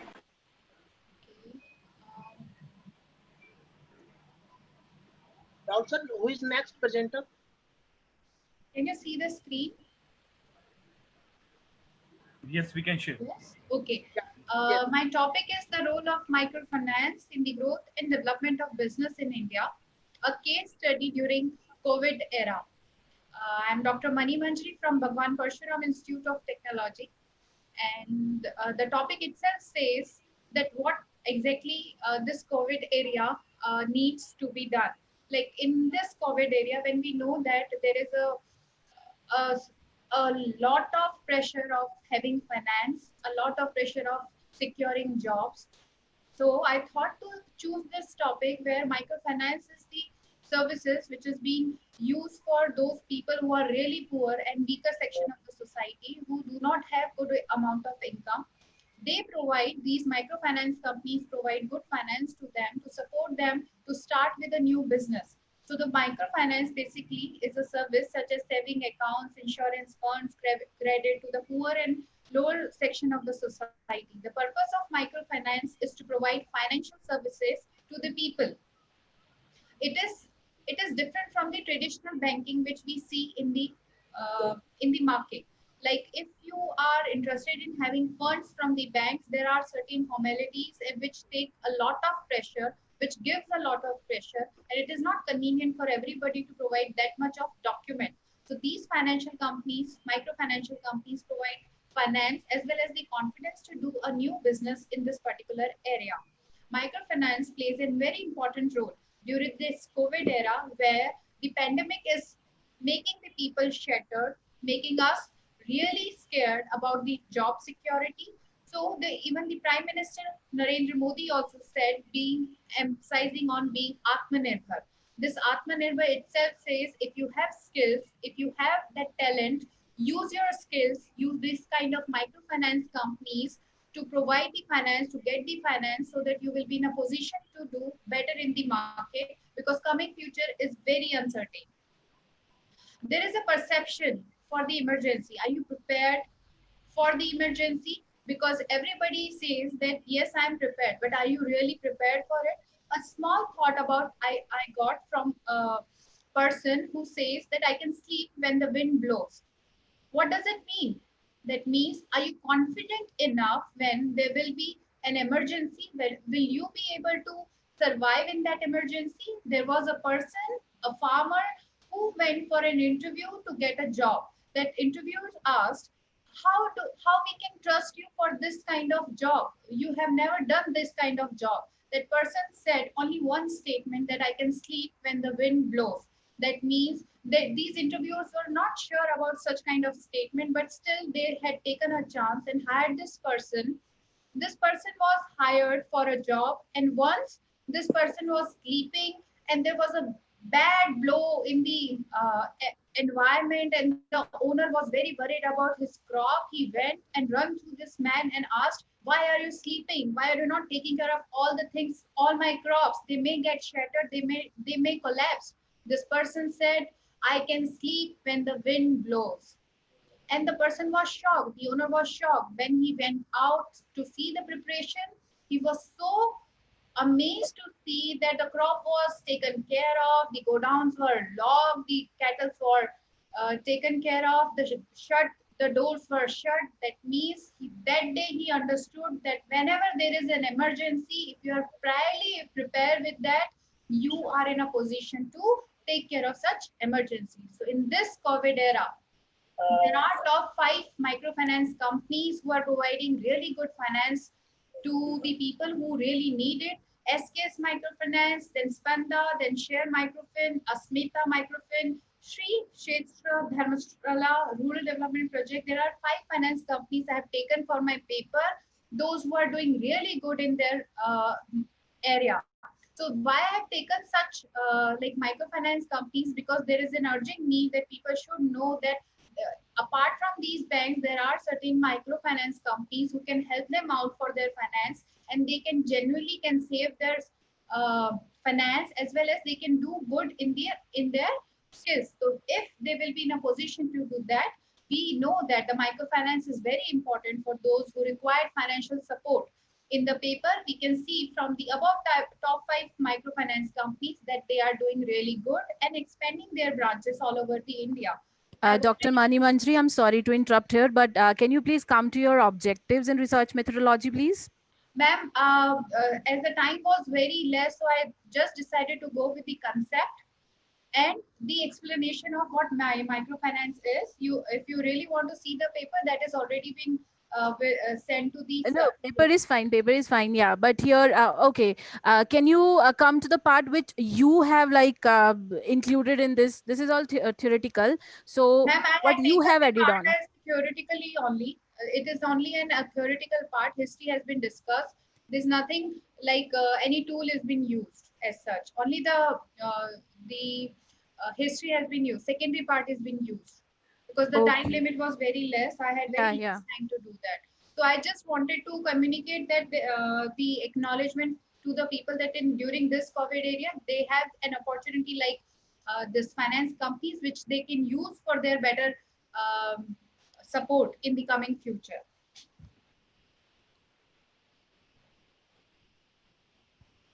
Okay, so the coming few years will be really crucial to sustain the economy, creating jobs. Such microfinance companies may play a milestone for that. Government should promote these microfinance companies, and I believe if anybody is interested in going for such like Atmanirbhar or a policy like Make in India, they should consider this microfinance companies as well. So you can have a detailed information regarding this in my paper. Further, I will surely be going for the better study for this, and surely will be giving further paper to Rotash sir for the publications. Thank you so much for the time. Very well presented, Manjari ma'am. Well, I would really appreciate that the pictorial representation which you have given was actually appreciable and nice presentation. Thank you so much. Thank you, ma'am. Thank you so much. So just I would like to call next presenter. I welcome Dinesh Kumar Mishra, sir. Yeah, sir, at the outset, I would like to express my sincere thanks for giving me opportunity to present paper. And I am here since morning when Dr. Pandya was there and he stressed about the unemployment which been created in pandemic of COVID-19. And the purpose of presenting this paper, which is basically related to the handloom, is to prima facie to focus the opportunity which is created in pandemic 19 to provide rural employment, which can be very well taken care by the government in their MSME schemes also, and otherwise also in rural employment. So I would be focusing how in COVID-19, when people have migrated to their villages, their hometown because of the lockdown in cities, how the handloom can be play a major role in economic development, and where law has helped government to provide hand-holding to these handloom weavers. Before starting to this, I would like to put the quote of Mahatma Gandhi also when he stressed about the khadi. He stressed that after even in economic survey also, after agriculture, the most employment generation is handloom and handicraft sector, where over 35 lakh people are getting generated. And the beauty of this industry that it requires least infrastructure, manpower or capital investments, and provide a lot of job opportunities where 95% of the people are get employed at their rural village itself. So a lot of benefit which handloom sector traditionally is giving it to us. And I would like to share my PPT also, a small presentation which has been made considering that this time constraints. Sir, can I share? बिल्कुल sir, करिए sir, share कर लीजिए.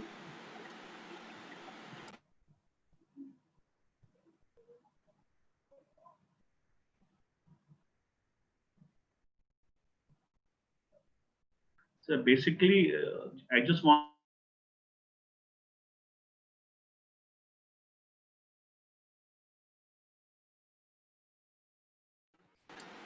Dinesh sir. Dinesh sir. I think there is a network problem, sir. हाँ, कोई problem नहीं है sir. In the next presenter ले लीजिए sir. Now he join us. Dinesh sir, unmute कर लीजिए please sir आप. Please unmute yourself sir please. I have done unmute. Yeah, जी sir. Yeah. So basically, sir, I would like to bring into your and the others gathering here to understand about importance of handloom and how this could be an opportunity for the people during pandemic of COVID-19, sir. So just a basic outlines about the handloom sector, how this can be important for us. As I said earlier, the Mahatma Gandhi has said that agriculture and handloom sectors are twin babies of Indian economy. Agriculture and handloom industries are twin sides of the same coin. Considering the importance, agriculture, we talk so much about it, but people are not talk much about the handloom. It is also one of the best and least capital investment industries which providing employment. Just to give you a little background, how we've been told by the Constitution Fathers, under Part 2, which is the directive principle, Article 43 has enumerated that government has to promote village industries and cottage industries, which in turn means the handloom sectors. And Mahatma Gandhi, all in Swadeshi movement, also has stressed to use khadi and country-made products.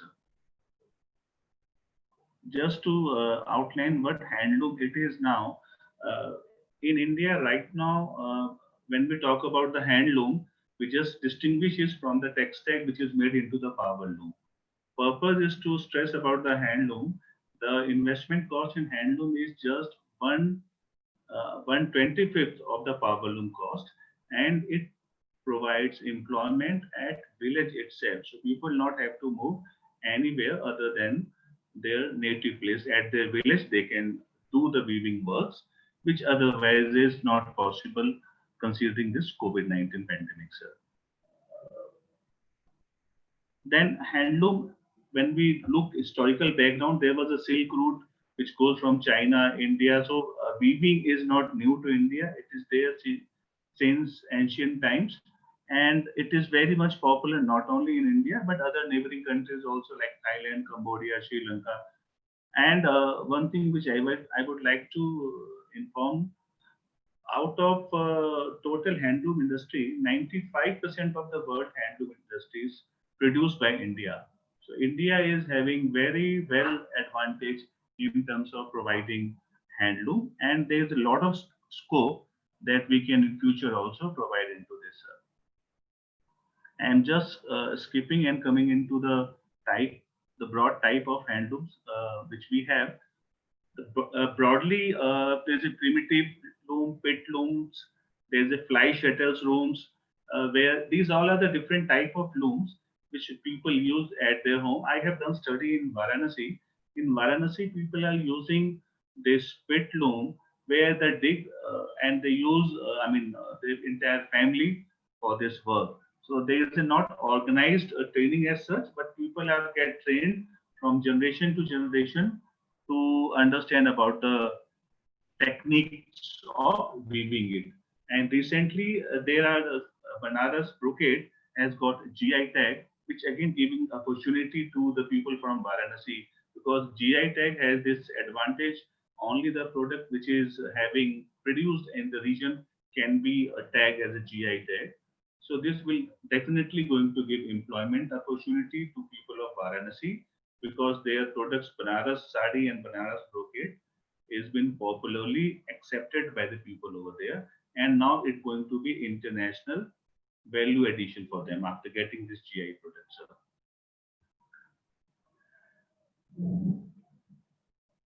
Hello. Hanji sir. Am I audible, sir? हाँ sir, yes sir, yes sir. Just want to confirm, sir. Again, some effort which is done by Government of India, I just want to broadly outline into your information, sir. There's a 1985 government has introduces Handloom Act, wherein only people, certain 11 categories been listed, which can be produced into handloom only. So suppose there is a sari, there is a case that can only be weaved in handloom, just to protect the people, because there is always cost advantage when somebody is weaving in textile, because there's a mass production. That economy scale cannot be do into handloom. So to promote the handloom, government has done this. Plus, government has made Dinesh sir. Handloom. Yeah. Sir, please come to the conclusion. There is a time limit of 5 minutes, sir. Please. Yeah, sir, please so come just, to the conclusion, yeah. sir. Come to the point. Yeah, I just want to come to the final study which I have done after this. My suggestion is, and which I have understand after doing this in COVID-19 pandemic, when people are at home and most of the laborer went to their native places and they are not having much opportunity for the employment. If government give a focus onto the handloom sector, where people can weave the products at their home itself without going to any other places, which also does not require much of the capital investment. And considering that more than 31 lakh people are into this definitely going to be an opportunity when we are talking about a lot of the challenges which we are facing into this. So this could be one of the opportunity. And thank you, sir, for giving me this opportunity to present the paper. And thank you for a wonderful presentation, sir. Yeah, thank you, sir. Ma'am, any questions, Rashmi ma'am and Monisha ma'am, please? Any questions? Please, sir, it is an interdisciplinary research where we have done management part also and law part also. How law can be benefited for the economic growth, this has been done into this handloom study. So in case somebody have some queries or some clarification, may please ask. Rasmi ma'am? Mr. Dinesh Kumar, you have very nicely presented it. But I just want to ask one question that what major objectives have you taken in this topic? I mean, you have taken importance of handloom industry. So what is the basic objective behind this? Objective, when we're talking about, see, lot of people are getting migrated from cities. They are going to their home places. Now, when the industries which is getting close into the metro cities and people are getting migrated to their village, so why not we provide them a job opportunity to the village itself, and we can do a dual objective. One, they will get the opportunity also to be at their home places, and then we're talking about all the cities is getting saturated with the industries, so it will be an economic benefit also, and we can do Okay, so these are your recommendations along with your objective. yeah, the objective was just to understand the socio-economic and socio-legal status of handloom weavers, and the specific research which I have done was Varanasi, where they have the specific challenges. There is no industry as such. They all are working into different clusters, and they take the raw material from the cluster places and they weaving at their village. So that was the. Yeah, thank you so much. Thank you, ma'am. It Thanks was for wonderful. giving me your question. Thank you. Next, sir, may I call Sir Rahul, sir? Next presenter. Please, next presenter, sir. Devashish, sir. I would like to Devashish, sir, to present. Hello. Hello, am I audible? Yes, sir. Yeah. Okay, so let me share my PPT. Yes, sir.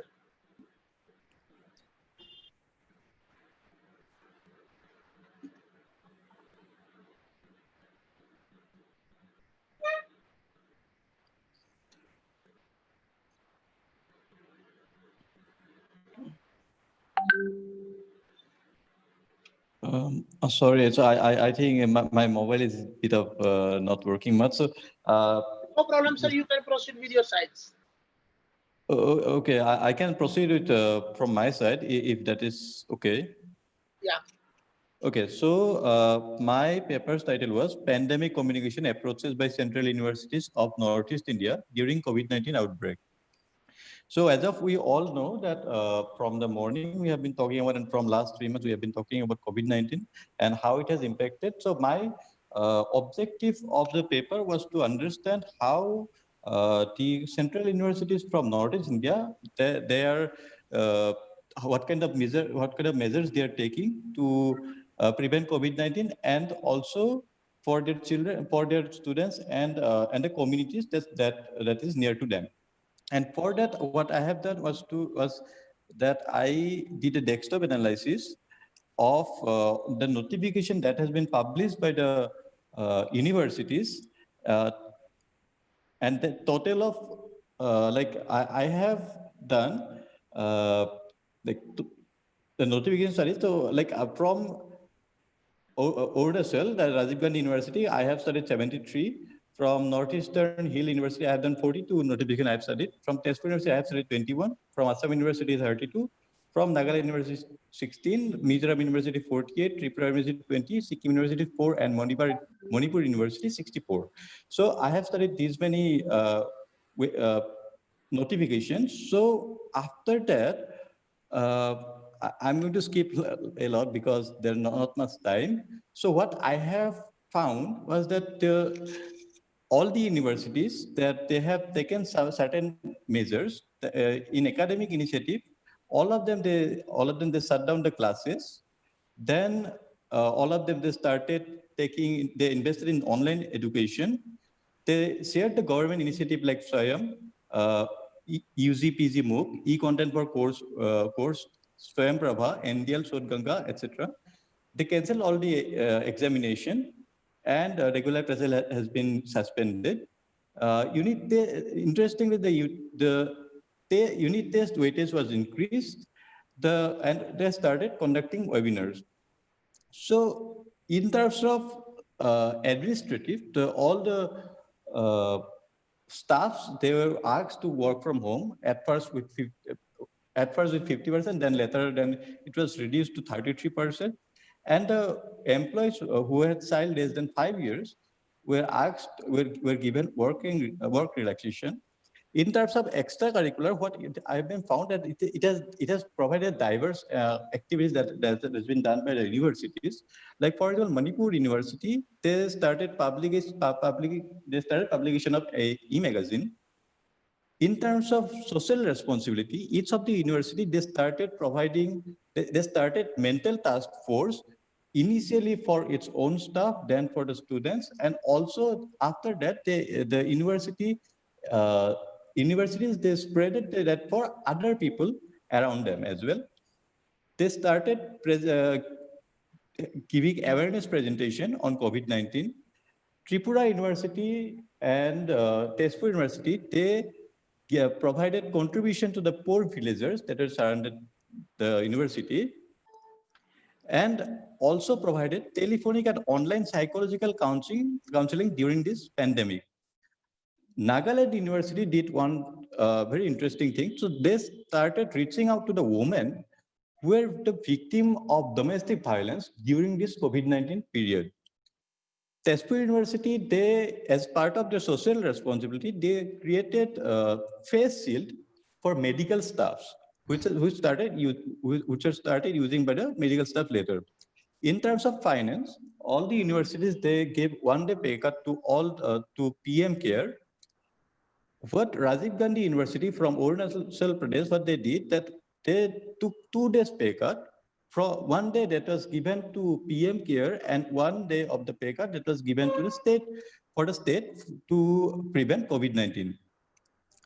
In terms of others, I had to say that in precautionary measures, all the universities, they asked their staffs and their students to install Arogya Setu app for precautionary measures, and self-care through Ayush immunity boosting measures that have been asked. Faculty development program that has been done for different things, like for example, for technical skills.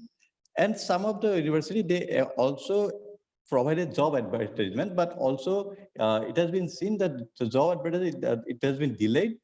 And in some cases, if someone has been selected, maybe they were asked to join later due to the COVID-19 situation. In conclusion, I'd like to say the universities, they at Northeast India, they have shown their social responsibility to the area, to the region, also they started adapting with technology, and it pushed everyone to adapt to it, and to students as well, and using different platforms, try to reach as more as the university and the professor they could. Yeah. Thank you so much, sir, for your wonderful presentation. Any query, question, Rasi ma'am? Ma'am, am I audible? Yes, you are audible, Dr. Utash. Mr. Devashish, very relevant and informative topic, sir. My question, just one question is, according to you, which Northeastern University, which you have taken for your sample, which university has taken best measure during this pandemic, according to you? Each university obviously has taken the best way possible to prevent this pandemic issue, obviously. But in my observation, I would say Tezpur University, Tripura University, and Nagaland University, they have shown certain, they have done certain other activities to prevent it, and to also to aware people, and shown sign of social responsibility that a university should, to show, actually, I think. Okay. Thank you so much. Yeah. Rasi ma'am, am I audible for you? Yeah, thank you. And yes, you have elaborated very well about the education and how in the pandemic situation, the scenario has been changed. So it's good that, and most of the universities are going to be online also. So we have to focus on that also. Thank you very much. Sir, may I call you next presenter, Rahul sir? I would like to call Pooja Suneja ma'am. Pooja Suneja ma'am. Yes, sir. Good afternoon, sir. Thank you, ma'am. I'm audible? Yeah. Okay, fine, sir.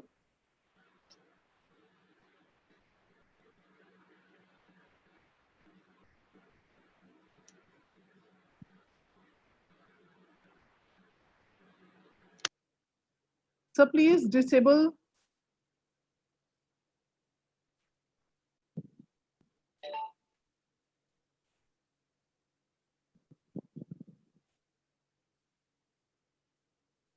So my screen is visible? No, ma'am, but but you are audible from your side, but you are not, screen is not working. Please share your screen, Pooja. Yes, sir. Thank you, sir. Sir, disable kar do, please.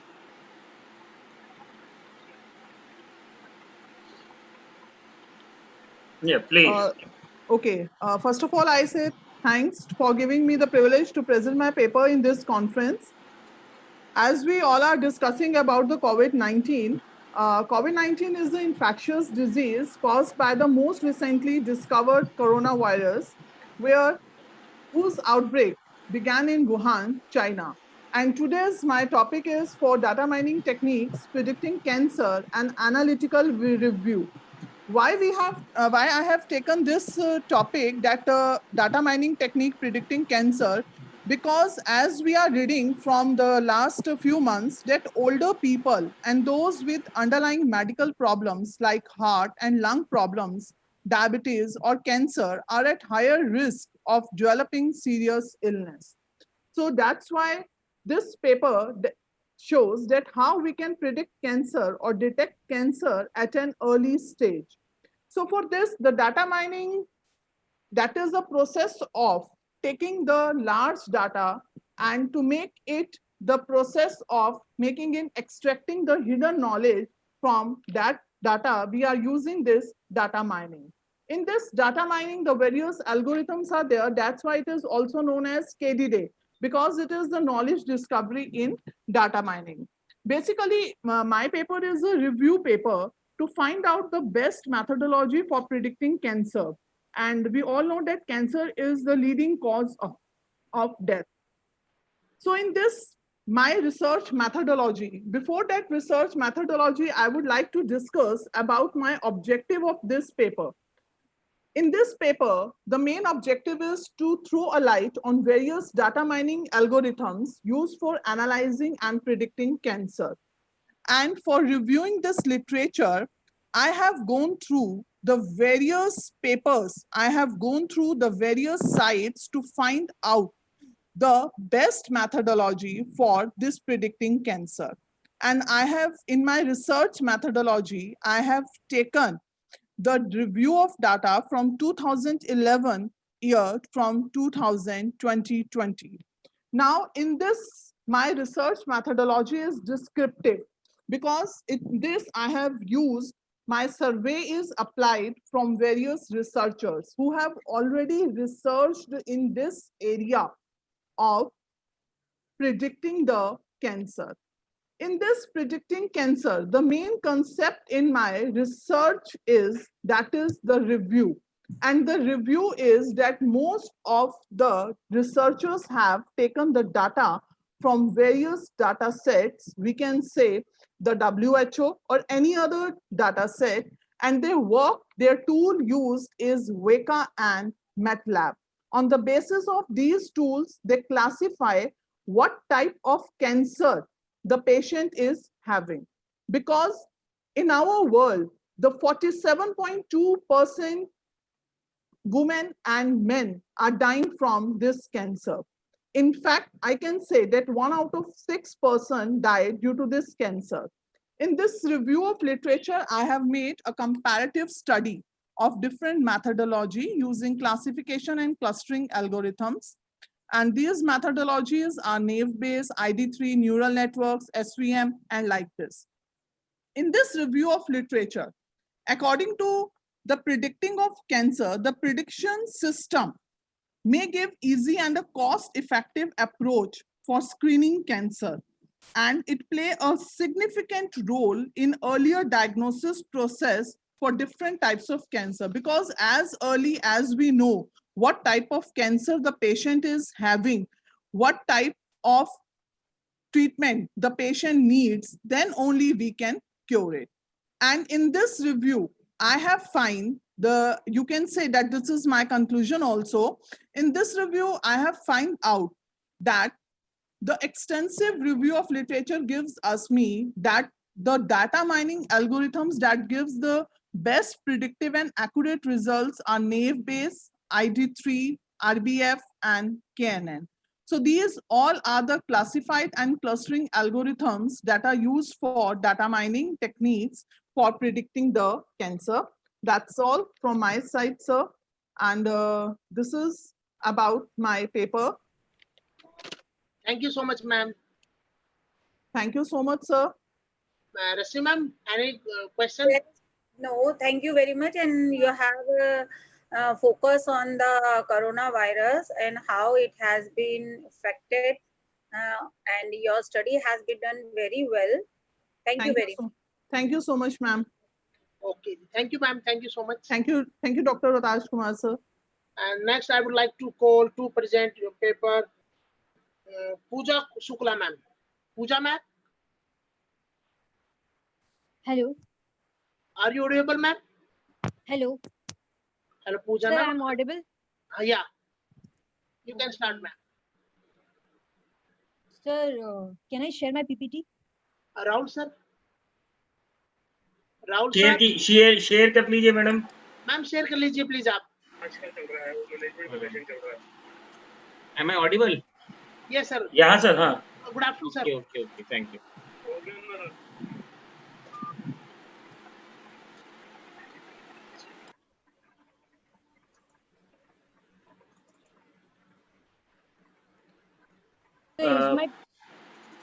Pooja, ma'am.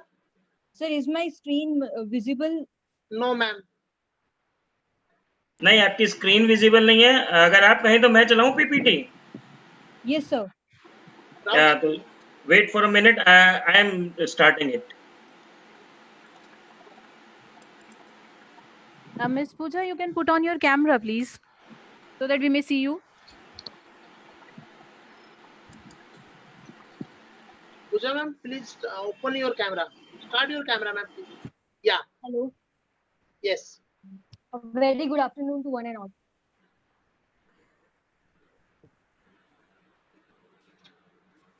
Please, sir. Okay. Firstly, I would like to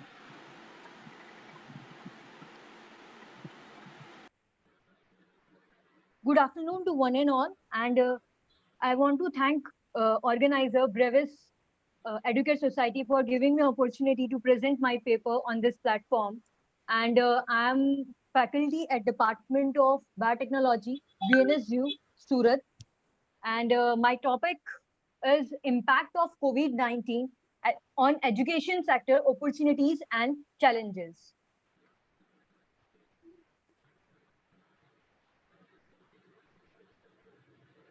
Okay, as we all know that around 22nd March, everything has been closed under the lockdown situation due to this COVID-19 coronavirus. And if I can say the same situation was acted on the education sector, we all were not knowing about, and on a certain actions were taken, and we were said to take lectures online, and that wasn't much easier for anyone, as we were all taking the classes from classroom, as not every student is able to get access to the internet or the digital mode at their home also. But the same objective is for I've considered for my paper. And if I say on March 1, 6 government institute countrywide has declared the closures due to the fatal coronavirus pandemic, and by the end of the month 185 countries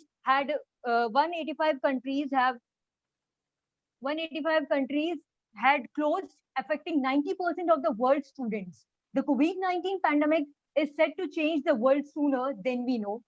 What several futuristic and education technologists have been forecasting for long is now happening. It's time from thinking digital to being digital. In the wake of COVID-19 pandemic, millions of students across the world have been driven out of their university spaces and professors are constricted to their homes.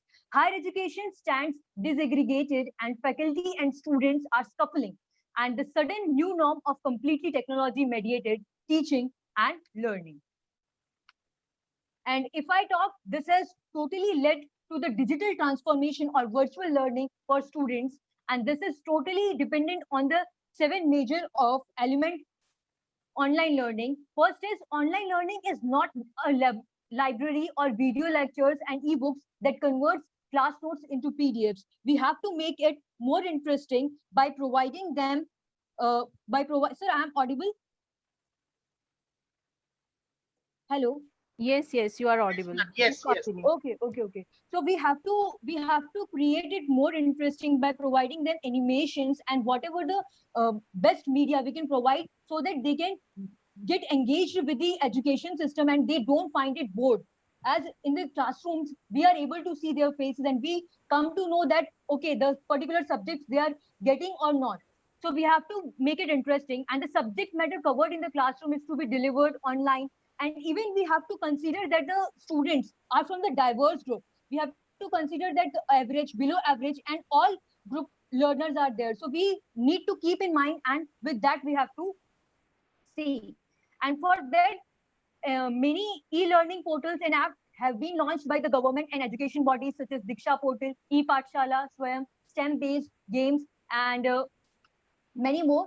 And new technologies, including the emerging sciences of artificial intelligence and deep learning models, can help us create customized learning plans and methods. Online learning is not about one pedagogical model, but an aggregation of various models, but learning science and not technology in the forefront. Of course, even the post-COVID-19 era, offline or conventional education models will not become the obsolete. So this has given us a much opportunity because what we were thinking from past 20 years is now being implemented. Now we are going towards the technology and we can provide more better way through which students can learn. Blended learning approaches will be tried and tested and increasingly used.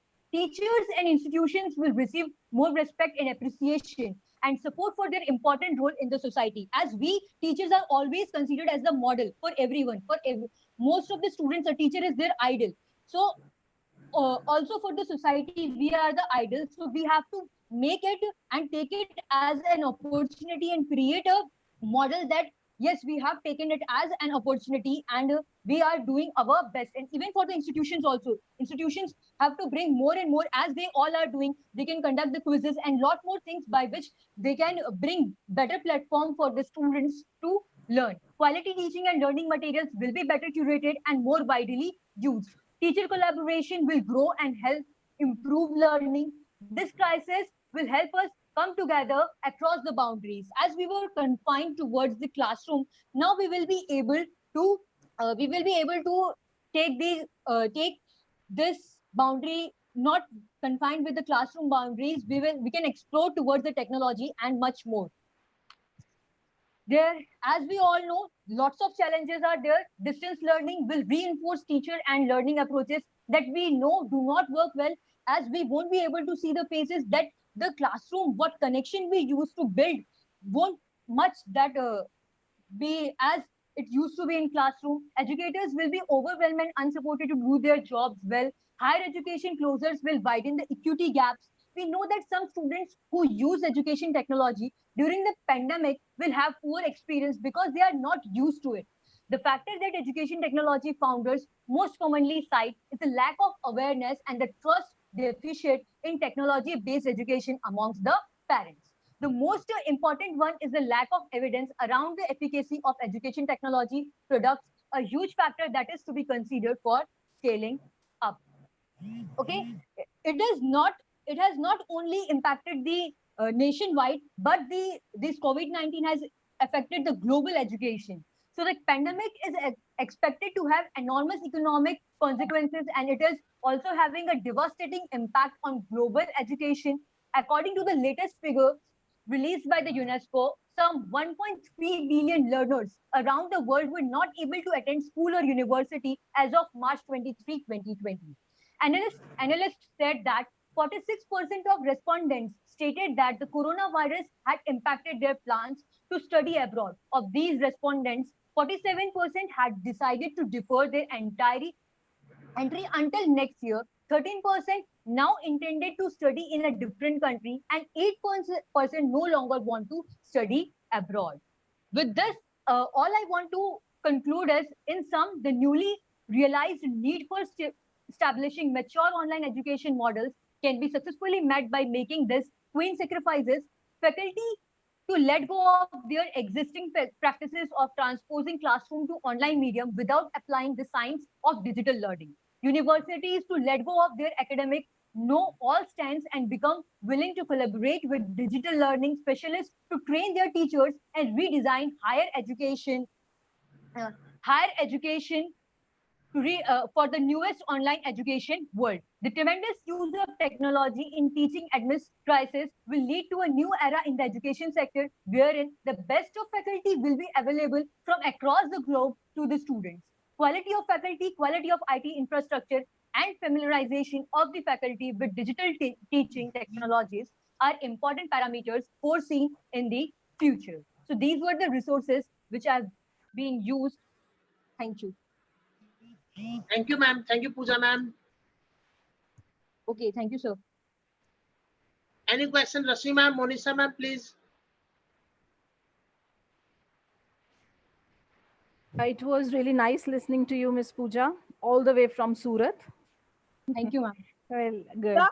And you have rightly said that the new approaches of teaching, like blended learning and new online learning models, which we are using now, are to be used in future also, because that is going to be the new era now. So very rightly said, and the research which you have conducted is also appreciable. Congratulations. Thank you, ma'am. Pooja, can you explain me one thing, that now due to this scenario, due to COVID-19, all the education sector is going on through online. Okay. Yes, ma'am. So what do you think that this is a challenges and opportunities, and if the student will accept this process?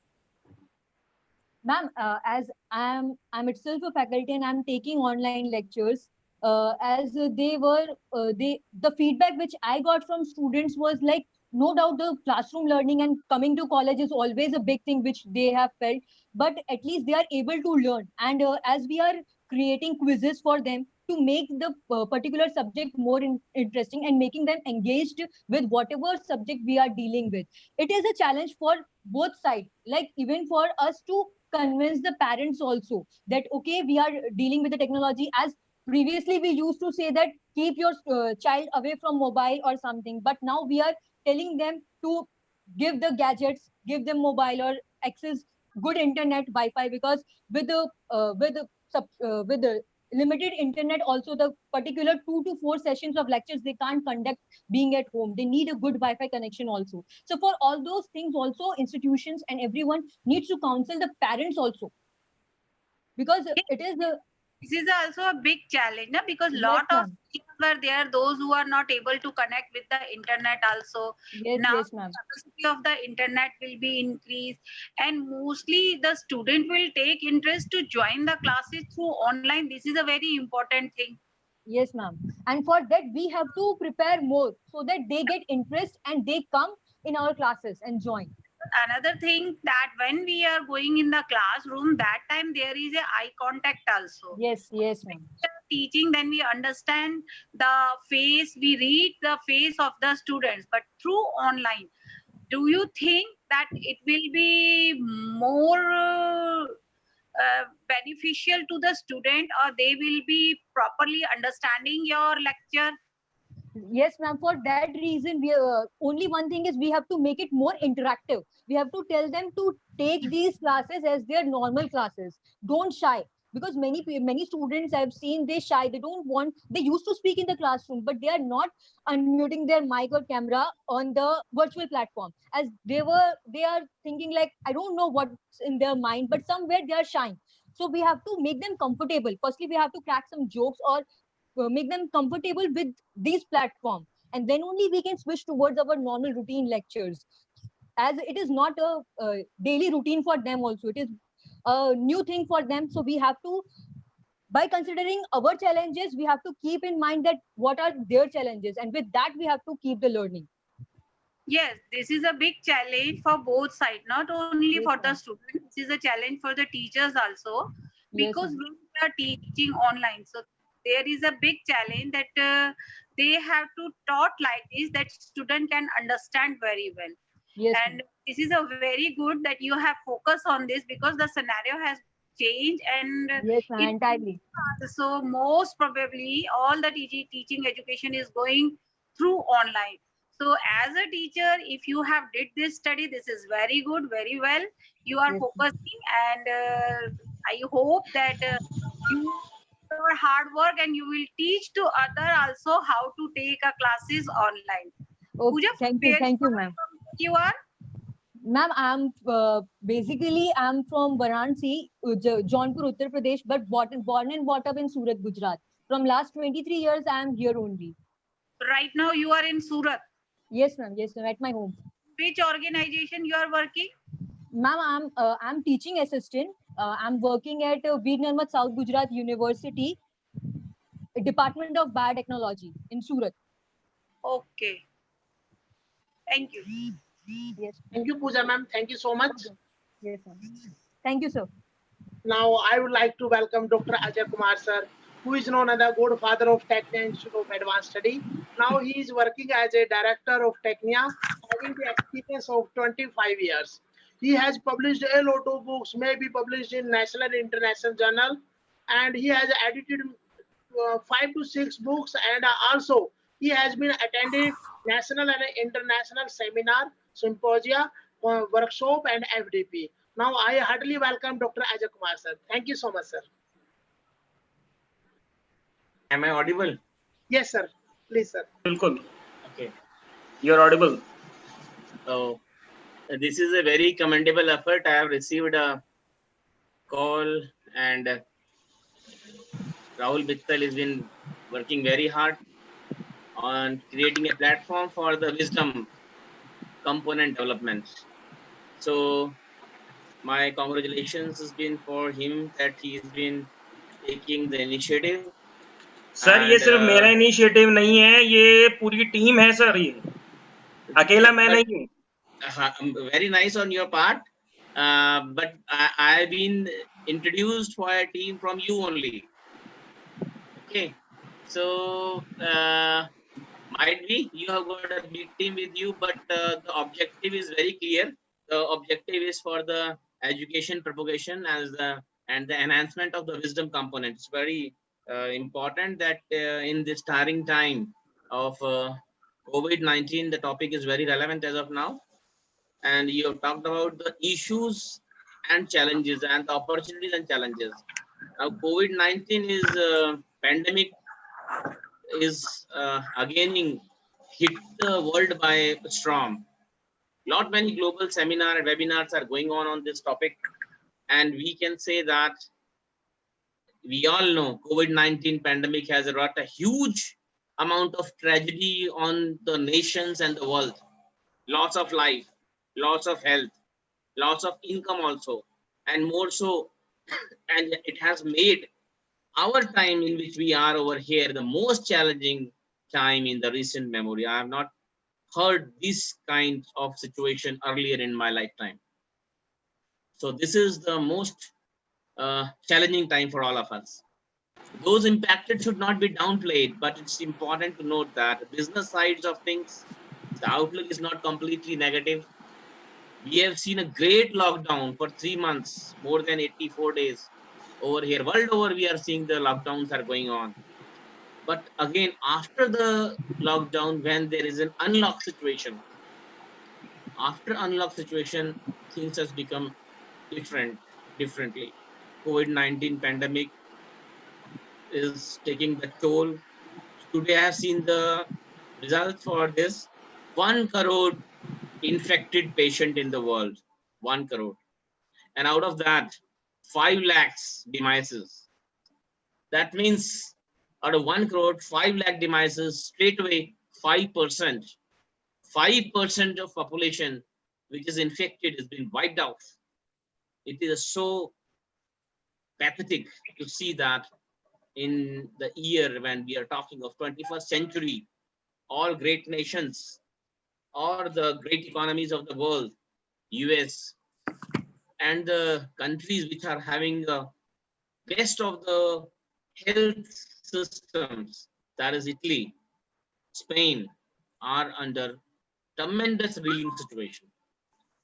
COVID-19, we have seen lot many hubnub activities, that who are the originator, which country is originating. We won't want to go for controversy over here, but we see that this time we have been seeing the whole pandemic situation is a challenge for all of us because it has been unleashed. And when we look onto the situation, everything is blur. Nothing is concrete. What will happen? 1 crore people infected and 5 lakhs people already gone, wiped off. So if you can say that out of 100 people, 5% wiped off, it is very, very high mortality rate, very, very high mortality rate. Prior to that, malaria is having a high mortality rate, dengue has been there. But this COVID-19 has surpassed all human losses in the mankind, in the history of mankind, as far as our recent, you can say, thing is concerned. But all is not lost. After the lockdown is over, we have seen that US economy is driven by the consumer purchases. Those purchases are not going away, but they are reshaped. The purchases are reshaped. The pandemic has given a new normal. Business owners and those who are looking for a creating of jobs should look out and themselves for the new opportunities, because you have made the two things over here, opportunities and challenges. So I'll take up the opportunities first, because that is the line which is help us to know that what are the openings over here, how we can be able to understand and grow our business on these areas. I'll put up in a 3 simple points over here. As far as the whole gamut of operation of the COVID-19 operations is concerned, as a businessman, we have to reshape our whole system to survive, even to thrive. 3 things to look in for the post-COVID business opportunity. 1, focus on connection. Focus on connection. Right now, it is vital for strengthening connection with your existing customers.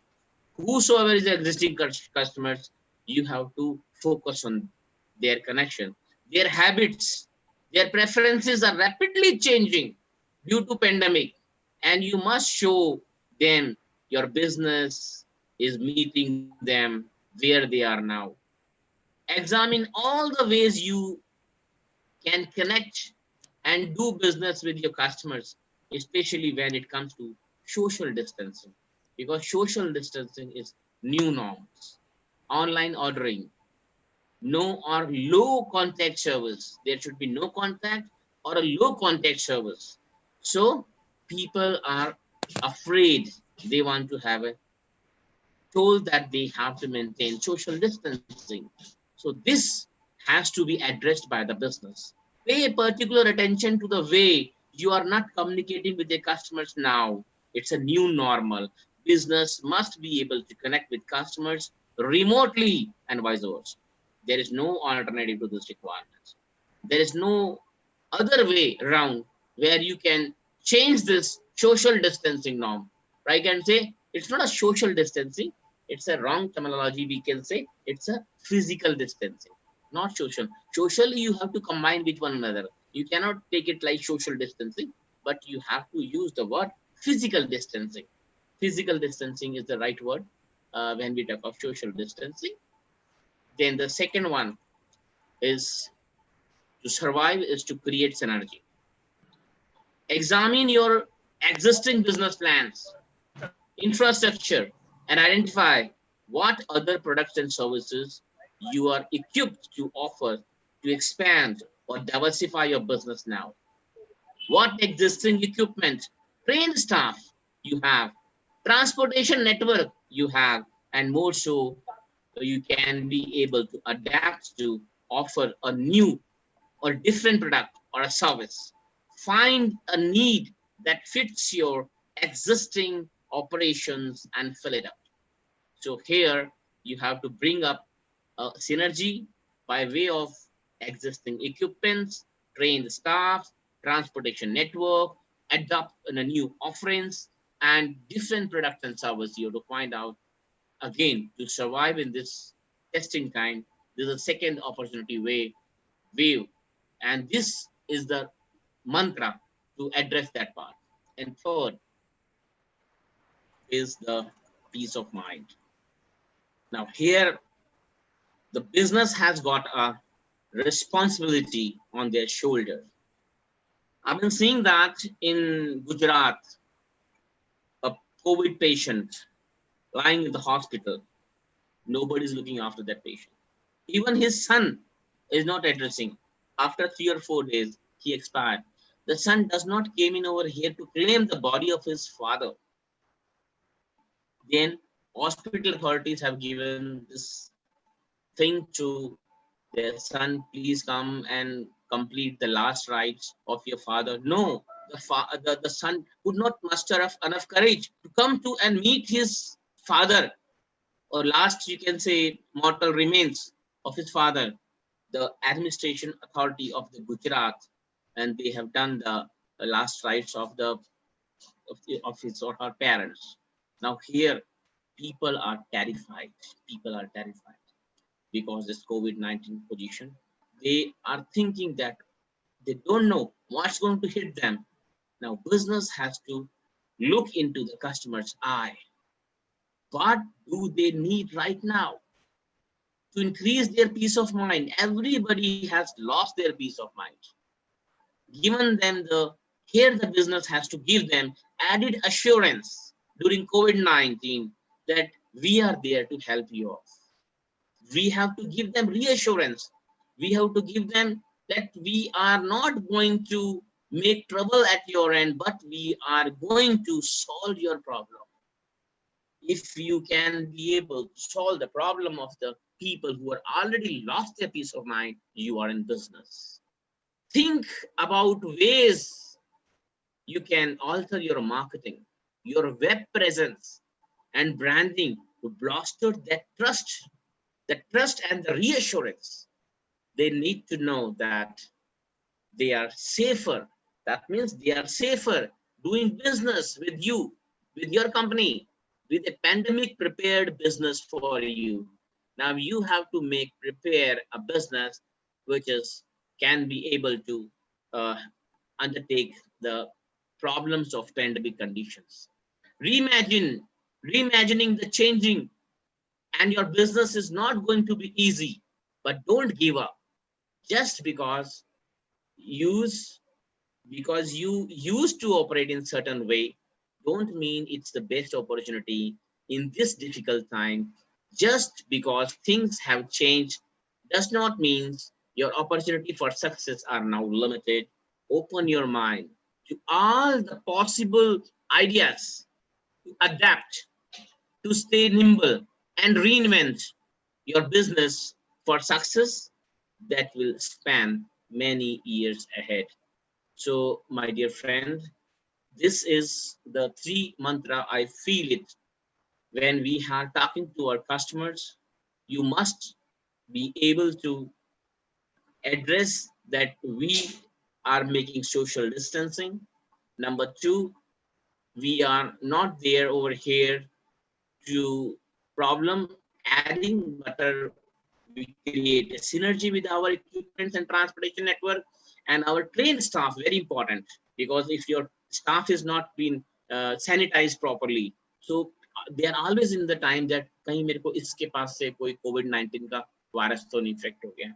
And third, give them the peace of mind that you are pandemic compliance company and you take all the precautionary steps to give the right kind of services or the product to the customers.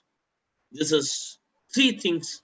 I feel it. It's very important, and it's nowadays when we look on with the opportunities. And if you can do these 3 things, I can tell you that your business will survive, business will thrive, because you are giving them trust, you are giving them reassurance, you are giving them convincingly that this is how we have to work about.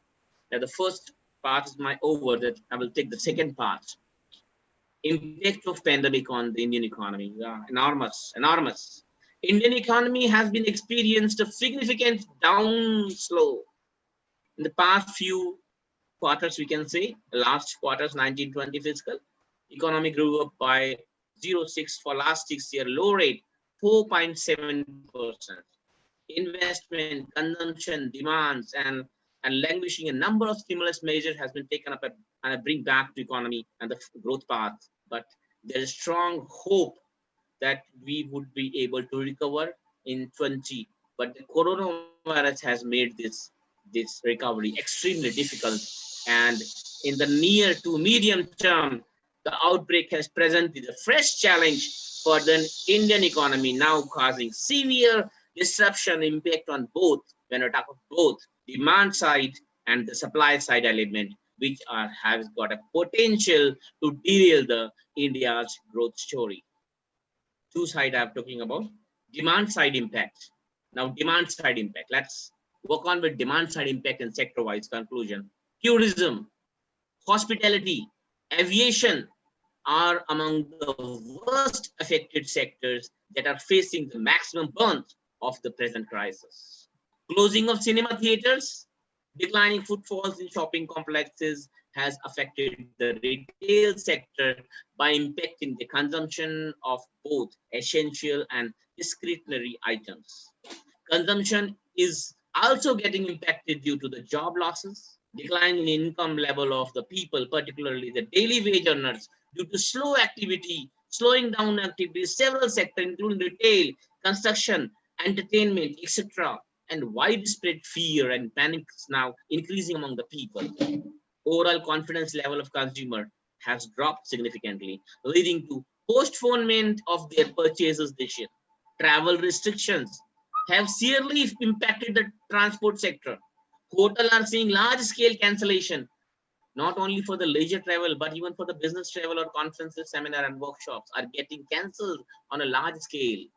This is what the demand side effect of the pandemic situation.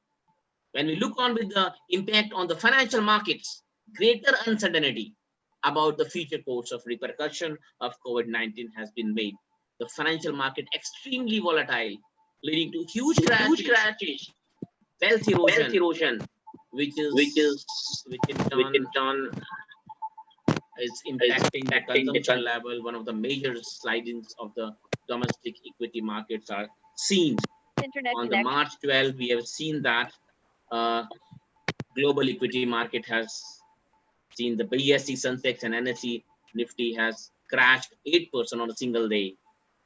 When we look on with the supply side impact, on the supply side impact, shutdown of factory, resulting delay in the supply of the goods for China has affected many Indian manufacturing sector, which source their intermediate and final product requirement from China, because we are dependent on China. Though we say we can boycott, but extremely volatile situation. Some sectors like automobiles, pharmaceuticals, electronics, chemical products, etc., are facing an imminent raw material and component shortage. This is hampering the business sentiments, affecting the investment, production schedule of the companies, besides having a negative impact on the import of important raw material. The slowdown in manufacturing activities in China and other markets of Asia, Europe, and the US is impacting India's export to these countries as well. We look towards the impact on international trade. China has been a major market for many Indian products like seafood, petrochemicals, gems and jewelries. The outbreak, if you look towards the outbreak, how it's going to hit us dearly. The outbreak, you can see that coronavirus has adversely affected the export of these items to China. For instance, fishery sector is anticipated to have a loss of 1,300 crores due to fall in the shore exports. Similarly, India's export 36% of its diamond to China. You can imagine 36% of its diamond to China. The cancellation of 4 major trade events you've seen is likely to cost around 10,000 crores in terms of business opportunity in Jaipur alone. India also export 30% of its petrochemical to China. 34% of petrochemical products we are selling it to China due to export restrictions, and now this pandemic situation are expected to see a price reduction in these areas. So this is how we can see that all the rating agencies, United Nations CAP, then Asian Development Bank, then various OECD, and the various other Moody's, S&P Global Rating, Standard & Poor, have lowered the Indian economy growth forecast for 5.2% for 2020 as against 5.7 projected earlier. And again, it is again on downside. A significant 53% of Indian business indicate that the market impact of the coronavirus pandemic operations even at the earlier stages. We have been cross-examining that some of the professors from the US, we have been hearing the webinar in 2-3 weeks back. It's been talked about that this pandemic situation will remain for another 1 year or so, because it has hit in the mind of the people like this that it's not easy to come out of it. So they are in a panic, terror situation. Some of the number of population has gone under depression. They could not able to find out ways to, because the man is a social animal, so he requires touch, care, love, affection, all those things. But these things are missing over here. Every single person has become a robot. Now your mask is going to cover your whole face. Then you have to have a PPE suit sometime when you are in office and highly prone area. So these things are having a negative impact on the mind of the people. The pandemic has a major impact on supply chain. 60% of respondents indicate their supply chain was affected. The companies are highlighting that they are closely monitoring the situation, but the pandemic supply chain is worsened further. Organization has brought a renewed focus on hygiene is a very important factor concerning pandemic. 40% have put in place stringent checks on people entering the office and has to have a disinfection. Nearly 30% has already has said that please work from home policies for the employees. Nearly 42% of respondents feel that it could take up 3 months for normalcy to return. Again, already 3 months are over. March is over, April is over, June almost, you can say July is nearing over here. So still we are heading towards a peak as far as India is concerned, because India is having most populous country in the world as first and second. China be able to contain, but India again second most populous country of the world. But we don't have the right kind of health infrastructure over here. So please, this situation has not yet been over. Some sectors here, we can say, while some of the sectors which are seeing the posing implementing challenges, direct bearing on business, particularly when you look at the IT sector and the banking, where a lot of confidential data is used, remote working can enhance the security threats. Hence, companies operating in these sectors are finding it difficult to implement work from home. When work from home for banking purpose is not easy. You cannot give passwords to work from home as far as banking and IT and insurance sectors are concerned. These facilities, these people, these companies could not be able to do their operations from home. The industry members have also shared suggestions of possible actions the government is going to intervene with RBI taking the spread of coronavirus in 1990, mitigate the immediate concern of Indian companies. And Indian companies the Indian government has responded with policy intervention. 20,000 crore rupees has been pumped in the economy. 10% of the GDP, equal to 10% of GDP, the amount which is pumped in the economy to revive the economy. But again, the seed has been shown in the system, but the fruit and the plant is going to grow. We have to see that how the people will be able to work on, because one side we have got a health problems for that part, where the mind of the people who have been working. Another side is the falling economy. Again, we feel it that bring down the cost of funds, further reducing the policy rate on 100 basis. Sometimes equal liquidity fund is being made available by the government. But again, if we could not be able to maintain the health side, then this thing will not be having a right impact, which we feel it, that pumping of money, but we don't have. Our Prime Minister Modi ji has well thought, jaan hai to jahan hai. So my dear friend, first safeguard your whole system as far as the health part is concerned. If you been able to survive with the right kind of health and hygiene and sanitizing conditions, and will be able to thrive and survive and thrive, two things would be there. So lot many new opportunities has been developed over here, especially health sector. You can see the COVID-19 masks, gloves, medical kits, health workers, medicines, health centers, hospitals. These pharmaceutical companies are seeing a big boom period for them.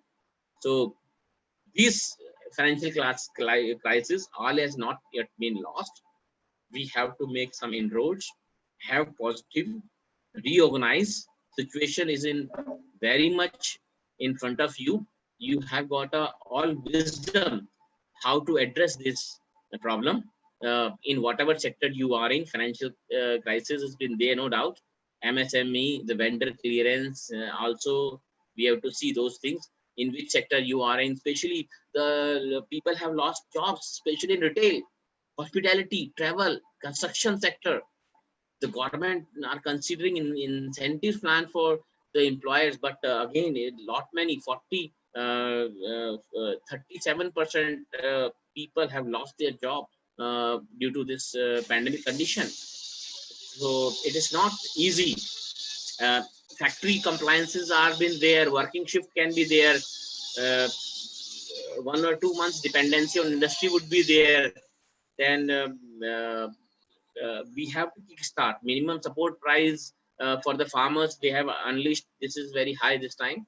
Kisan has been given the minimum support price for their product.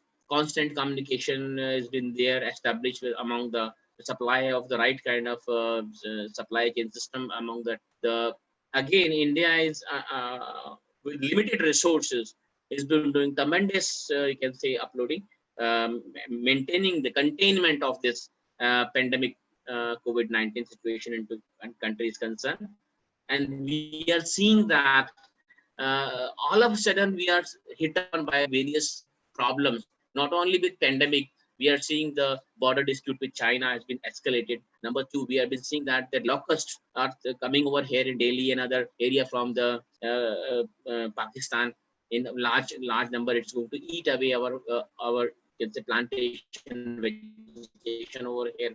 So there is you can say the drought conditions, the cyclone conditions, the climatic changes are also taking shape. But now in this time, after this monsoon period, when the coronavirus become heavy, because it is bigger in size and it can be able to contain take the humidity from the moisture from the environment, because the lot of rains would be there and the moisture can be taken up, so it can be able to stick around and survive over there on various instrument for longer duration of time. So here at this particular juncture, you have to make be very cautious on those parts. to survive these things. With this, I feel it. I have been able to complete my inputs for you. Thank you very much. Over to the Madam Gujarati or Dr. Thank you, sir. Rohtash Kumar to Thank you so much, sir. proceed further. Thank you so much, sir. I would like to call Dr. Rashmi Gujarati, ma'am. Please address us, ma'am. Please. Rashmi, ma'am. Rashmi, ma'am. Yes. Please address us, ma'am, please. Thank you very much, Dr. Ajay Kumar, sir. You have well explained that how the COVID-19 has affected in our area. And yes, this is the first time that coronavirus has shaken everyone around the world. Not any single country is free with this deadly virus. This situation is not a first time in the world. If we go behind, we can see that earlier in 1918, there is a Spanish flu. But after bearing this virus,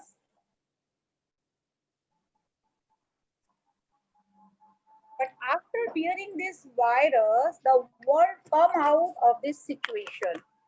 And after 100 years, the economy and the market entered and pretty explosive and become advanced with new technology. Now, let's see how coronavirus has affected on various sectors in the foreign direct investment, in the transportation sector, in the tourism sector. Lot of the country has taken immediate actions due to COVID-19 for their policies, same as India has also taken action for the foreign direct investment. As earlier we know that in the foreign direct investment, if you want to do a business from another country, if you enter in one country to another country, you can go by a two-way. One is a automatic way and another is a through government way. As earlier, this foundation was not for China. China was free trade agreement. He was entering in the country very easily. But when the coronavirus has spread everywhere and China has spent 1% in our HDFC bank, that time our government has taken immediately action and the new policy has been changed, an amendment in the policy that if the country have to do a business, they have to take the permission from the government.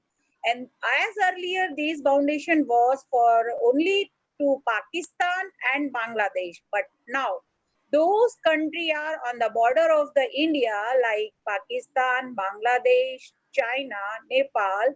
Now, all countries want to do business with India. They have to take the permission from India. Same as in Europe, in UK, in USA, and in Australia, government has also taken this type of policies changes. The Europe Commission has singled out the issues of foreign direct investment. Screening is part of Europe overall response to COVID-19 and issued guidance to member states on 25th March 2020 to protect critical European assets and technology. The European guidance is issued within the content of Europe FDI screening regulations, which will apply fully in all member states from 11 October 2020. The regulation empowers member states to review investments with its scope on the ground of security or public order and to take measures to address specific risks. The regulation applies to all sectors of the economy and is not subject any thresholds. On the basis of an increased risk of attempt to acquire healthcare capacities or related industries such as research establishment by a foreign direct investment, the Europe Commission has asked to their member that the existing FDI screening mechanism to take into account the risk to critical health infrastructures, supply of critical inputs and other critical sectors which are changed in that. Another, they have taken a lot of decisions to change in the foreign direct investment. Same like National Security and Investment Bill has announced in the UK on 19 December 2019, they have taken the action. But now due to COVID-19 pandemic, they have did some amendment, and the UK government proposal currently came out to build on those set up in it on the white paper which they considered in our alert on the advanced technology. There is a notification system allowing businessing to flag transaction with potential security concerns to the government for the quick, efficient screening, powers to mitigate risk to national security by adding conditions to transaction or blocking as a last resort, plus sanctions for non-implication. Another, it has affected on the global economy. If we see that coronavirus had hit around the world, and all country has been in the lockdown, and it has hit to the global economy. Around 200 countries are into lockdown. Lot of the countries has opened their lockdown, but still they are, or a public is in the fear to come out from the house. All around the world, global business are working in terror, and that is future financial condition will fall. Manufacture sector has been affected, transportation has been affected, education sector has been impacted, and tourism sector has been impacted by the COVID-19. All over world is facing the challenges of COVID-19. Here I will discuss that how it has affected on the economy globally, and whole world has been hit by this pandemic. We all are the witness of this reality and facing this situation, which is terrified than narrative COVID-19 coronavirus is threat of everyone since it comes from Wuhan. We all know that. Lot of the world in these countries locked down. Human living cost immediately had become highly. Now we all are staying at home and we have a fear to come out, and due to that fear we are facing lot of problems from the house. Countries that are on lockdown because of coronavirus. Due to coronavirus pandemic, global economic might be reduced in size of 1% in 2020. It was previous predicted that it was about phase 2.5 growth. The United Nations has warned that if restrictions will increase more than it will affect on the economy. Same in the international trade and global supply chain pandemic, coronavirus is a troublemaking. According to the analysis of the UN Department of the Economic of Social Affairs, all around the world, 100 countries boundaries were closed since coronavirus. Right now also, flights are not allowed to go from one country to another country. Flights has been opened, but it is only in the domestic. All countries' government are trying to handle their economy, but they are not able to handle it. They are thinking about incentive package, and they have given lot of type of packages to handle their country. Same in our country, our government has also given the package for the MSME, and our government has given 20 lakh crore rupees for SMEs to stand them. It has hit very badly. Service sector has also been hit by the coronavirus.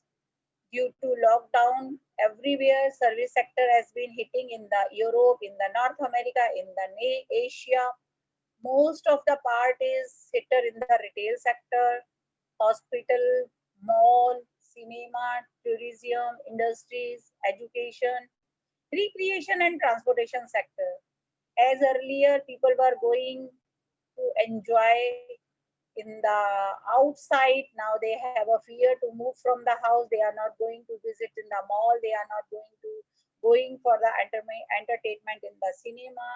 Even the tourism sector has been closed, and now all education sector is also closed. It is not going to be open so quickly because still there is a fear of the coronavirus. Same thing, the import sector has been decreased. The survey has informed that lockdown is extending day by day, and the country's barrier has been closed. No flight is going from one country to another country. No shipment is moving from one country to another country. No transportation is running in one country to another country and in one state to another state. So like this, the import and export both has been affected by them, and lot of things has been stuck in the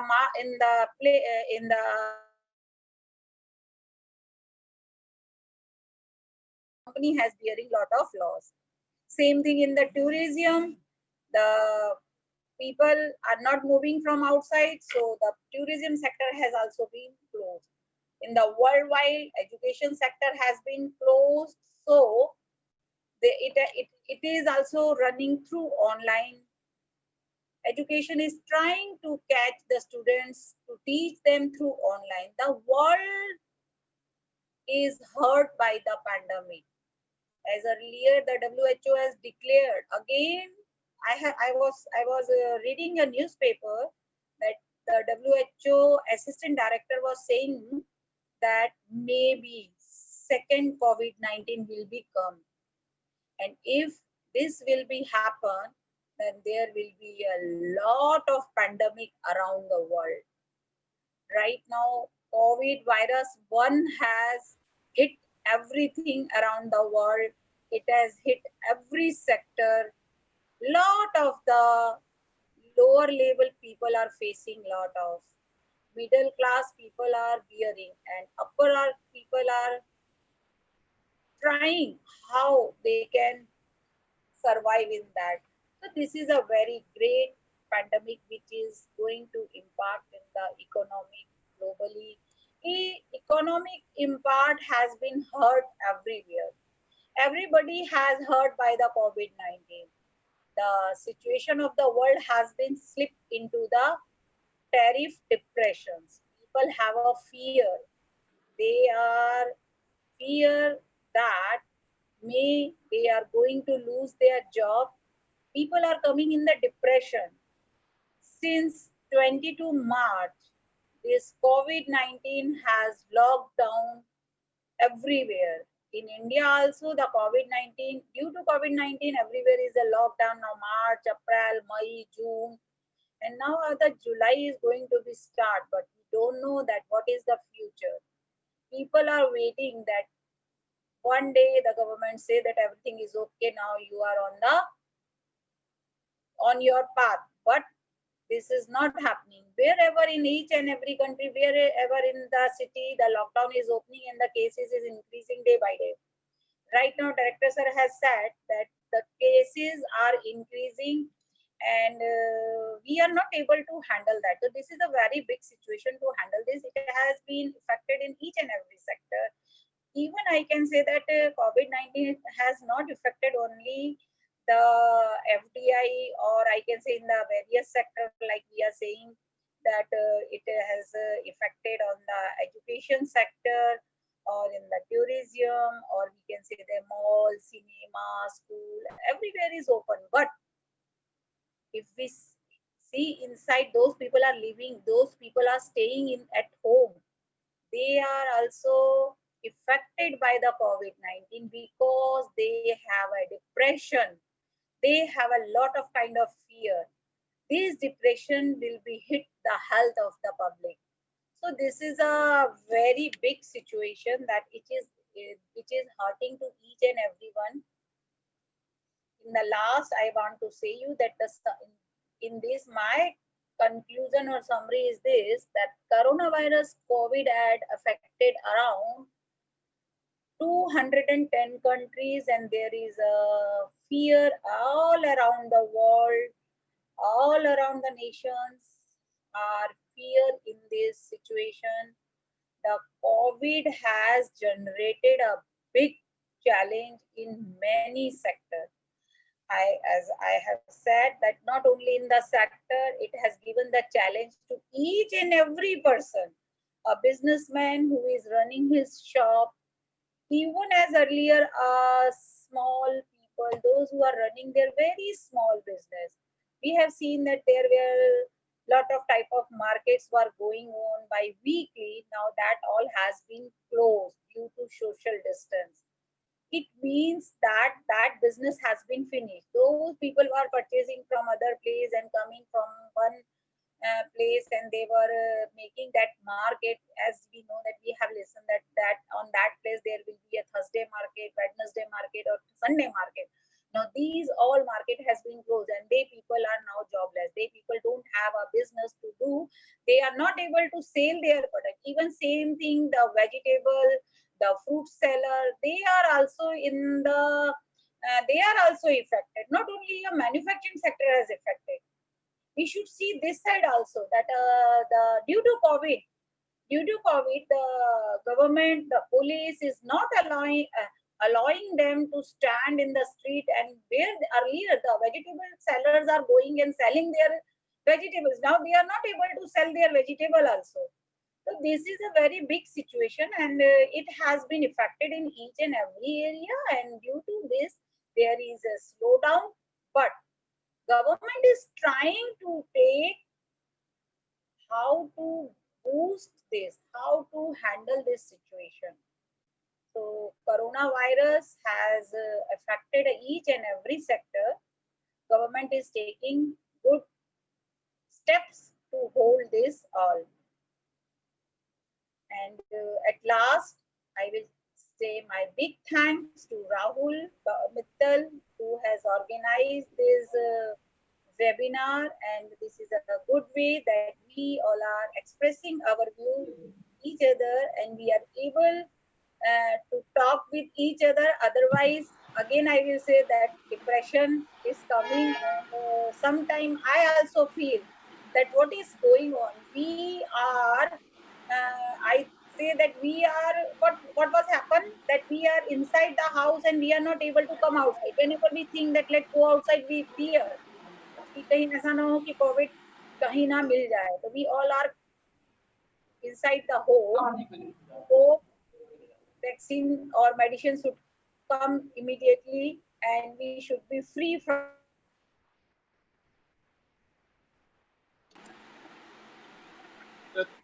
Hello, ma'am. Hello, ma'am. Yes. Thank you so much, ma'am. Thank you so much. Now I would like to invite Dr. Monisha, ma'am. Please address us, ma'am, please. That's Dr. Ma'am, unmute, please. Yeah, thank you so much, Dr. Rotash Kumar. Warm wishes from my side also to everyone present in the forum. First of all, I would like to congratulate Braves Educare Society for wonderfully organizing the web conference on impact of COVID-19 in India, issues, challenges, and opportunities, which is actually an apt theme to be chosen for a conference. As nowadays, world over, we are feeling dichotomy of emotions. Like there is actually an unsettling anxiety to see the end. As rightly said by Dr. Ajay Kumar, Director Sir, a thought always comes to our minds that is this the new normal? There is so much of confusion in everyone's mind, but I'm sure that after this conference, the mystification in your minds must have demystified to certain extent. The presenters from varied fields today have wonderfully expressed their perspective regarding changing virtual team dynamics, impact of pandemic on educational sector, challenges to be faced post-COVID, etc. I wholeheartedly congratulate the presenters for enlightening us by sharing their views and knowledge.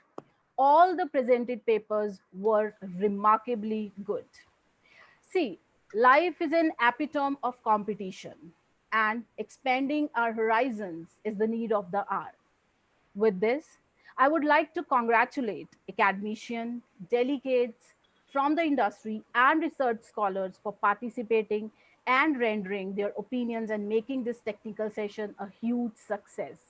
So without taking much of your time, as I know we are already running short of time, so I would like to explicit my best wishes to the organizing team for putting all possible efforts to make this conference an immensely successful conference. Thank you so much. Thank you, ma'am. Thank you so much, ma'am. Now, Rahul sir. Rahul sir, are you audible? हाँ sir, please. Let's now start for validation. Over to Vipul sir. Vipul sir. Yes, sir. Yeah, please, sir. Please, sir. Good evening to all. Vipul sir, may I have a big request to all of you? Please switch on your video. Please. If it is possible, you can do switch on your video, please. Sir, it's not possible because in my laptop there is a problem of video. That's why I'm not able to join with the video. Okay. Can I start, sir? Yes, sir. Good evening to all. In this validatory session, first of all, I want to invite Mr. Sanjay Giri, sir. Sanjay, sir. Sanjay Giri, sir.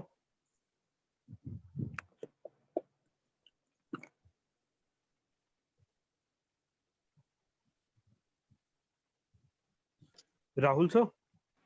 Sanjay, sir.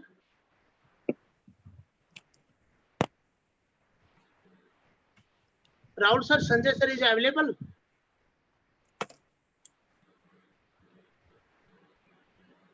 Rahul sir. Vipul sir, I think he is not available with us join. So I request Dr. Vani Majumdar, ma'am. Dr. Vani Majumdar.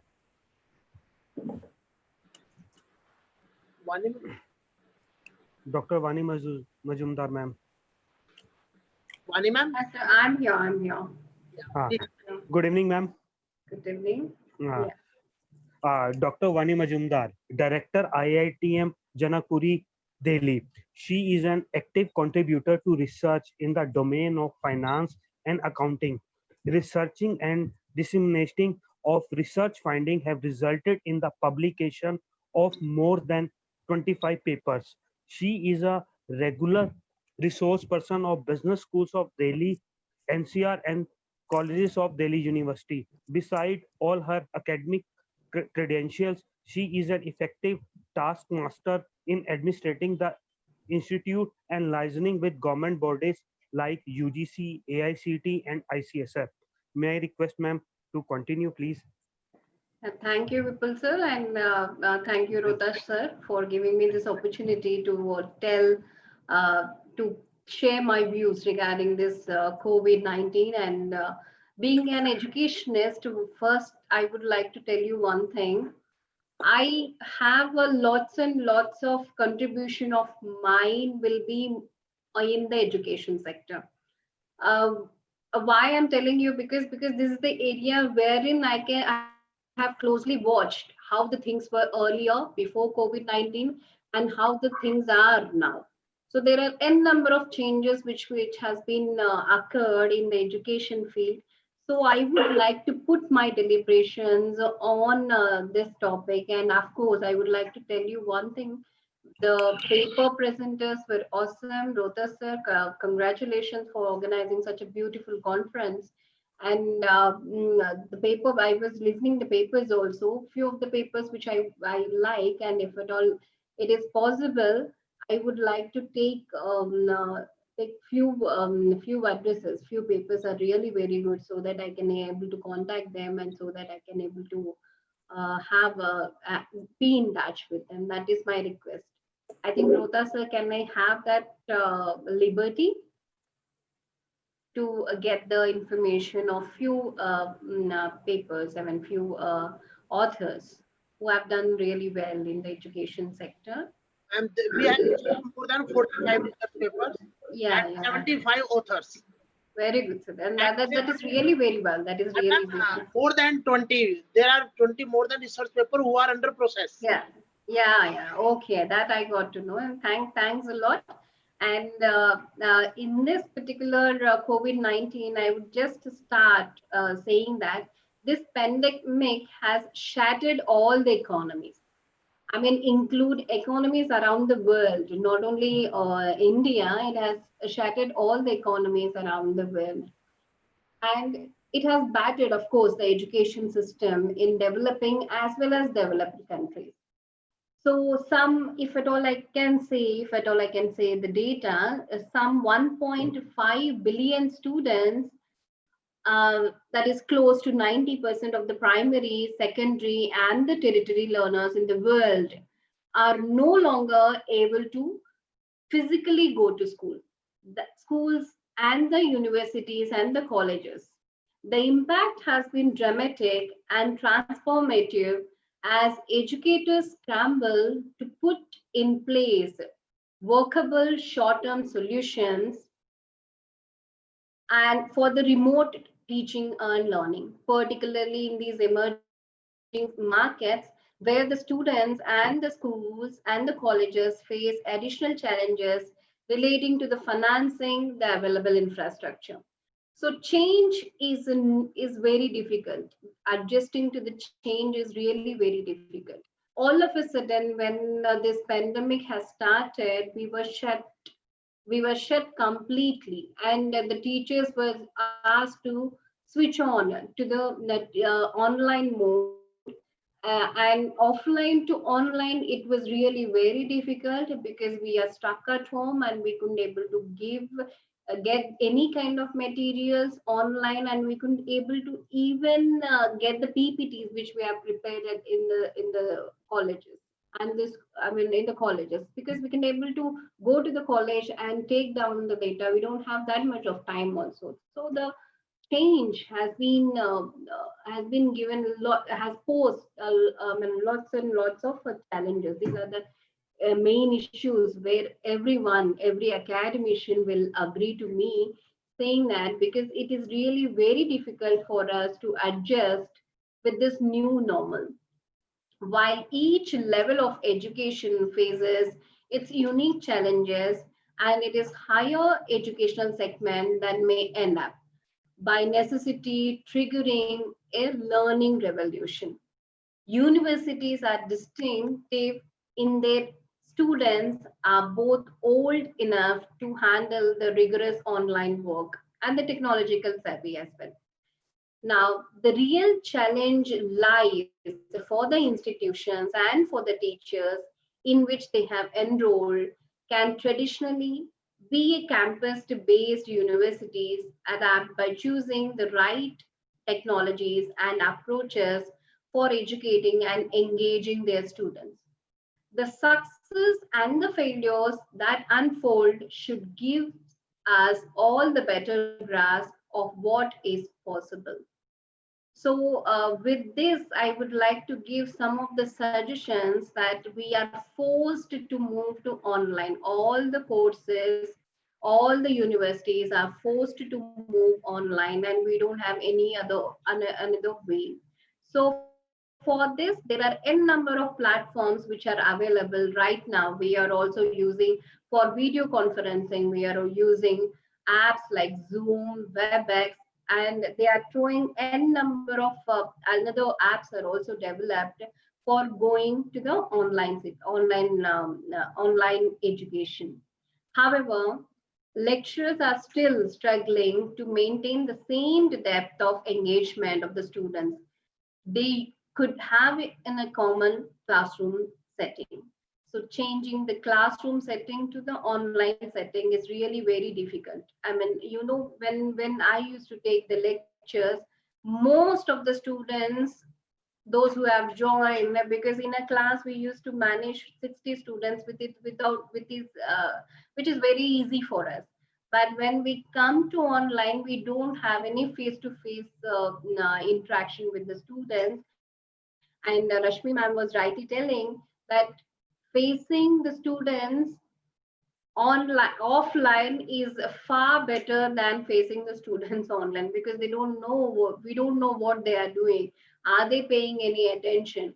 The facial expressions of the students are missing, and we are also missing the classroom environment. So these kind of n number of challenges are there for all the educationalists, those who are the academicians over here. And I see many of the people are from industry also. But this kind of in this scenario, we have to look for the opportunities also. So opportunity in the sense, because we have got an opportunity in contacting the people all around the world nowadays, because for a video conferencing, we can contact the people who are abroad also, and we can easily contact them to come to the online platform and give their deliberations. But when it was a physical mode of conducting the video conferences, then obviously it is very difficult to arrange all the logistics to the person who is coming from abroad and who is coming from international guests. Most of the teaching fraternity, they also face all these things, because arranging logistics have the highest cost which has been involved is arranging logistics. And now when we have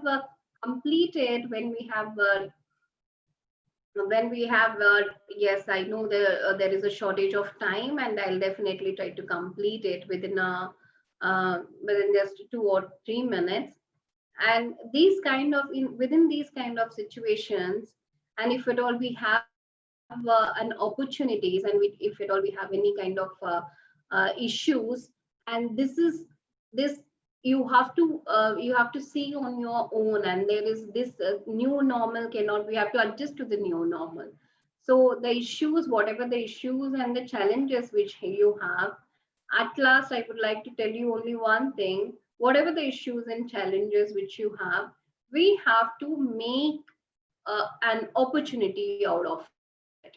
So with this, I would like to end my deliberations. And if at all, I know the time is short, and we have to complete this session within a proper time, of course. And thanks for giving me this opportunity. And thank you very much, Rahul sir and Rotaj sir, for giving me this opportunity to attend, to give my deliberation. Thank you so much for giving us your valuable time. Thank you. Thank you, ma'am. Thank you, ma'am. क्रम को आगे बढ़ाते हुए अब मैं doctor Anjani Kumar Jha को आमंत्रित करूंगा कि वो अपने विचारों को व्यक्त करें। Doctor Anjani Kumar Jha sir. Doctor Anjani Kumar Jha.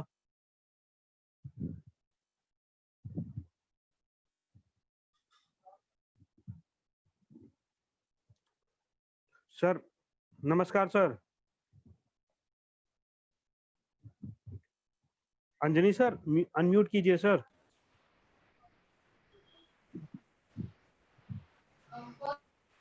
Please unmute करें sir, please Anjani sir. Anjani sir.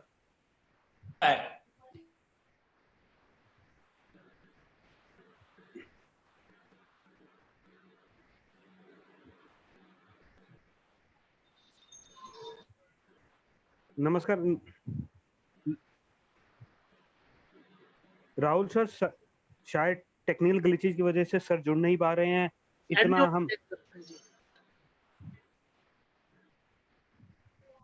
इतना मैं सुबोध सर से आगे अंजनी सर।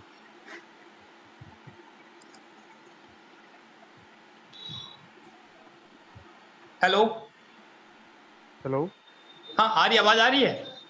हाँ अंजनी सर आ रही है सर आपकी आवाज। हाँ ठीक, मैं बोलूँ अब? हाँ जी सर। हाँ हाँ जी, नमस्कार। कार्यक्रम के आयोजक मेरे अनुज, चर्चित नाम राहुल मित्तल जी, विपुल जी, डॉक्टर राजेश जी और समस्त फैकल्टी मेंबर्स, शोध छात्र और देश के कोने कोने से जुड़े सभी लोग।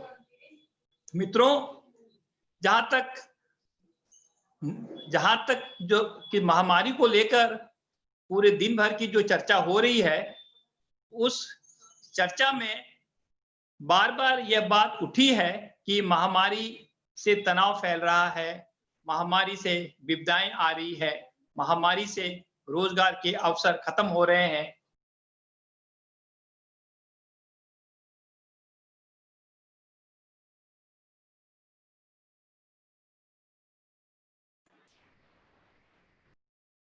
अंजनी सर आप म्यूट हो गए हैं सर।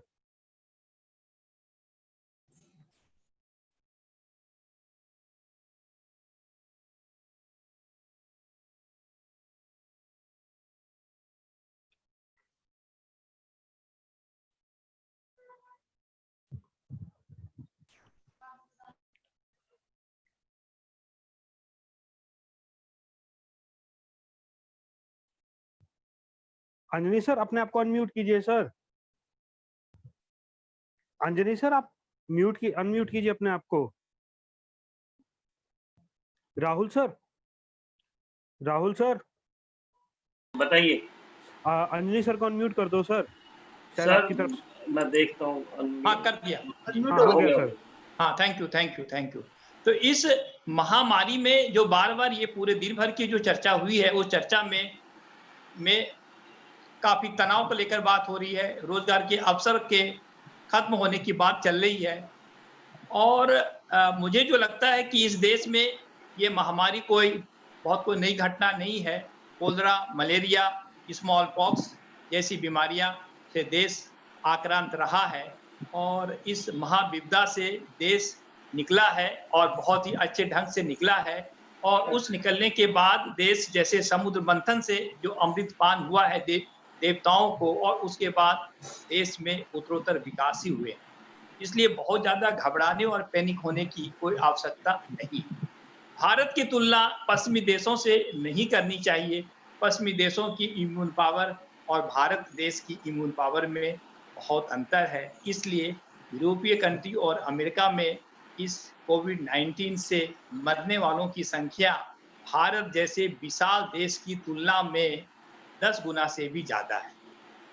इम्यून की क्षमता हमारे यहाँ जो दादी अम्मा और नानी के जो नुस्खे थे, उस नुस्खे के कारण से हम सब भारतीयों में इम्यून कैपेसिटी है। और वो इम्यून कैपेसिटी केवल तुलसी और इस प्रकार की जो प्राकृतिक जो दवाओं के सेवन से ही नहीं है। हम सब भारतीयों के अंदर जो संघर्ष करने की जो क्षमता है, उस क्षमता के कारण से दिमागी तौर पर और शारीरिक तौर पर जो प्रतिरोधक क्षमता है वो हमारे अंदर है। तभी तो हजारों की तादाद में जो प्रवासी मजदूर अपने राज्य लौटे हैं और वहां लौटने के बावजूद भी उस प्रकार का कोई कोरोना और कोई इस प्रकार का कोई संक्रमण नहीं हो पाया। तो सुनाई नहीं देता क्या? मैं कह रहा हूं कुर्सी इधर रख दे। तो इसलिए ये स्थिति है और किसी भी तरीके से हमें कहीं भी पैनिक होने की जरूरत नहीं है। आपको याद होगा कि जहां तक सोशल डिस्टेंसिंग की बात है, तो सोशल डिस्टेंसिंग तो हमारे देश में कभी हो ही नहीं सकता। इसलिए ये फिजिकल डिस्टेंसिंग की बात जो बाद में चली कि फिजिकल डिस्टेंसिंग भी होनी चाहिए, ये सोशल डिस्टेंसिंग जैसे शब्दों का हम प्रयोग ना करें। मेरा मानना है कि भारत जैसे देश में सोशल डिस्टेंसिंग और फिजिकल डिस्टेंसिंग तो हमारी संस्कृति में कहीं है ही नहीं। व्यक्ति, फिर परिवार और परिवार से समाज और समाज से देश बनता है। भारत इसी कारण से इसी फॉर्मूले पर भारत चल रहा है। इस कारण से इस तरह की कोई स्थिति नहीं हुई। जहां तक महामारी से रोजगार के अवसर के घटने का सवाल है। ये निश्चित रूप से रोजगार के अवसर घटे हैं। बहुत सारी कंपनियों में, बहुत सारी संस्थाओं में तनख्वाहें आधी हो गई हैं। यह एक चिंता का विषय है। आर्थिक स्तर और आर्थिक व्यवस्था और अर्थव्यवस्था में काफी गिरावट हुई है, जिसकी की चर्चा हमारे कई सारे विद्वानों ने की। लेकिन मेरा मानना है कि भूमंडलीकरण के दौर से ही अर्थव्यवस्था लगातार भारत की गिरती रही, और जब हमने एफडीआई को मंजूरी दे दी, हमने ओपन मार्केट कर दिया, ग्लोबल मार्केट कर दिया, तो ये स्थिति तो होनी ही थी। कोविड के कारण ये स्थिति हुई ऐसा नहीं है, ये तो 90s से ही ये बात शुरू हो गई थी। और सरकारी इंडस्ट्री को हमने कोलैप्स कर दिया, खत्म कर दिया, कॉटन इंडस्ट्री खत्म हो गई, और अब हम प्राइवेटीकरण की ओर बढ़ते जा रहे हैं। जिस प्राइवेटीकरण के दौर में उद्योगपति जानबूझकर अपने को दिवालिया घोषित कर रहे हैं, और वो कहीं विदेशों में शिफ्ट कर रहे हैं या करोड़ों रुपए का गबन कर रहे हैं। तो ये एक चिंता का विषय है। हमें पुनः प्राचीन भारत की तरफ लौटना है, जहाँ की लघु और कुटीर उद्योगों को बढ़ावा देने की जरूरत है, और ये भारत की परंपरा रही है। इस परंपरा का लोप आजादी के बाद हो गया, जब भारी उद्योग लगने लगे और सरकारी उद्योग लगने लगे। उसके बाद सरकारी उद्योगों को बंद किया जाने लगा और हम पुनः प्राइवेटीकरण की ओर जाने लगे, और वो प्राइवेटीकरण का कंसेप्ट भी भारत जैसे देश में उस तरह से सफल नहीं हो पाया। रही सही कसर भूमंडलीकरण के दौर में मल्टीनेशनल कंपनियों ने कर दिया। नतीजा ये हुआ कि ये जो चेन और अमेजन और ये जो Vishal Mart, Mega Mart, Blue Mart और ये जो तरह तरह के जो ग्लोबल मार्केट आने लगे, इस कारण से विलेज का जो कंसेप्ट था खत्म हो गया। ग्लोबल के चक्कर में हमारा जो लोकल मार्केट है वो चौपट हो गया। इसी प्रकार से जब हम शिक्षा की बात करते हैं, तो शिक्षा में आप देख लीजिए कि ये आभासी मंच पर हम सब जुड़े हुए हैं। किसी न किसी कारण से, तकनीकी कमी के कारण, तकनीकी त्रुटियों के कारण कभी हम जुड़ नहीं पाते हैं, लेकिन फिर जुड़ जाते हैं। तो इस आभासी मंच का भी हमने बहुत ज्यादा लाभ उठाया। भारत इस मामले में बहुत ज्यादा निष्णात है, निपुण है, और आज हम इसका लाभ उठा रहे हैं। लेकिन ऑनलाइन शिक्षा, जैसे अभी हमारे बहुत सारे वक्ताओं ने कहा कि ऑनलाइन शिक्षा से बहुत ज्यादा विकास होगा। ऑनलाइन शिक्षा केवल विकल्प भारत जैसे देश के लिए नहीं है, क्योंकि यहाँ 70-80% लोग तो गांव में रहते हैं, कस्बों में रहते हैं, छोटे शहरों में रहते हैं, जहाँ की इंटरनेट की व्यवस्था नहीं है। और ऑनलाइन शिक्षा तो ये एक इमरजेंसी के तौर पर अल्टरनेट के रूप में हम ले सकते हैं। यह कंसेप्ट भी यूरोप और अमेरिका के लिए है, भारत जैसे देश के लिए नहीं है। इसलिए हमें हर चीज का अंधे तरीके से नकल नहीं करनी चाहिए। आर्थिक व्यवस्था निश्चित रूप से चरमराई है, पर उसको ठीक करने के लिए अब फिर से हमें लोकल मार्केट की तरफ जाना होगा, और आत्मनिर्भर भारत बनाने का स्वप्न जो प्रधानमंत्री देख रहे हैं, हम सब इन बातों को सोच रहे हैं, तो उसे इम्प्लीमेंट करने की जरूरत है। निश्चित रूप से मानव केंद्रित हमारा विकास हो गया। आज जो चीन की जो स्थिति जो चीन ने जो कर दी है, वो इसी कारण से कर दी है क्योंकि वो मानव केंद्रित विकास हो गया। हमें प्रकृति केंद्रित विकास की तरफ ध्यान देने की जरूरत है, और जो प्राचीन जो भारत था उसकी ओर अगर हम झांकेंगे, उसके ग्लोरियस हिस्ट्री को देखेंगे, तो संस्कृति, अर्थव्यवस्था, सामाजिक व्यवस्था, शिक्षा, गुरुकुल परंपरा, वो उन चीजों को हमें दोबारा देखने की जरूरत है, पुनर्वलोकन करने की जरूरत है। तभी भारत समुन्नत होगा, विकास होगा। और प्रकृति केंद्रित विकास होना चाहिए, न कि मानव केंद्रित। मानव केंद्रित विकास होने के कारण आज देख लीजिए चीन का जो रवैया पूरे दुनिया में जो हुआ, उसके पहले अमेरिका की स्थिति थी, और वह जो सेंट्रिक है, एक पूंजीपति देश की जो एक स्थिति बनती है कि जानबूझकर पूरी दुनिया में युद्ध की स्थिति को पैदा करना और हथियारों की खरीद करना। उसी प्रकार से आज अमेरिका के बाद आज चीन आ गया, और चीन भी जो है वो उसी प्रकार का काम कर रहा है, जहाँ की कोई मानवता नाम की कोई चीज नहीं। अर्थ जो है, अर्थ 3 चीज चाहता है। पहला अर्थ चाहता है दान, दूसरा चाहता है भोग, और तीसरा चाहता है अर्थ नाश कराता है। तो पहला जो है दान है, वो दान भारत दान करता रहा है। भारत तो दानवीर रहा है शुरू से। कर्ण हमारे लिए एक नजीर के तौर पर इतिहास में जाने जाते हैं।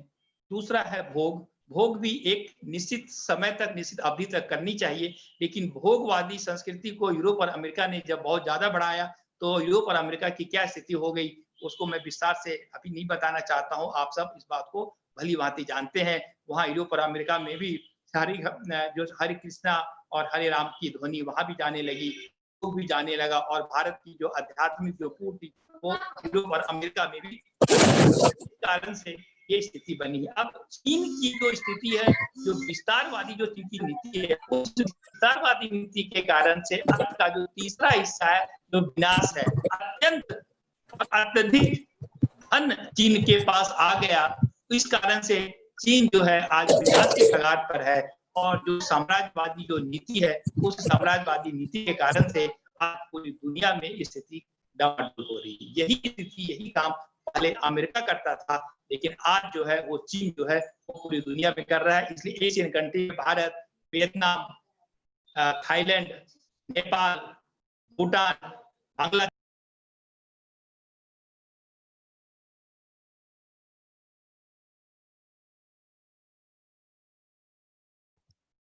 अंजनी सर, डॉक्टर तकनीकी समस्या सर शायद कोई टेक्निकल प्रॉब्लम है। आ गए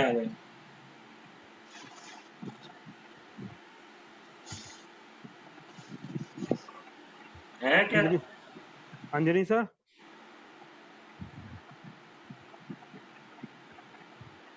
सर सुबोध सर को ले लीजिए फिर, अभी नहीं जुड़ पा रहे हैं तो। कुछ तकनीकी समस्या है कारण अंजनी सर नहीं जुड़ पा रहे हैं। मैं अब आमंत्रित करूंगा डॉक्टर सुबोध कुमार अग्निहोत्री जी को कि वे अपने विचार रखें। Doctor Subodh Kumar Agnihotri ji.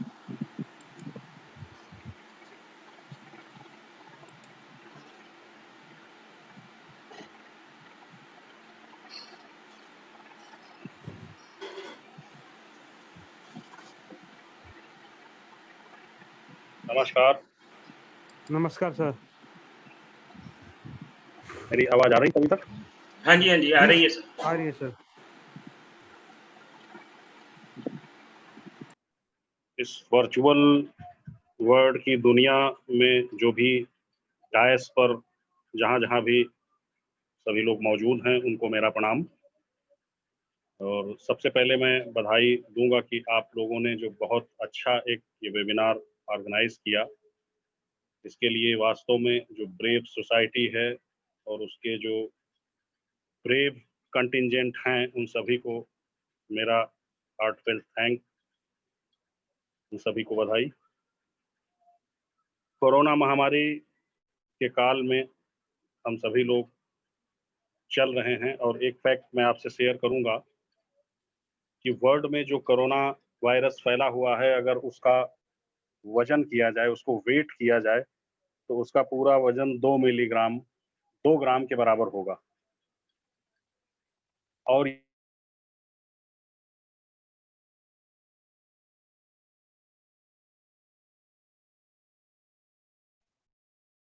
Subodh sir, Subodh sir आपकी आवाज। हाँ जी सर, आ रही है आवाज? हाँ जी सर, हाँ जी।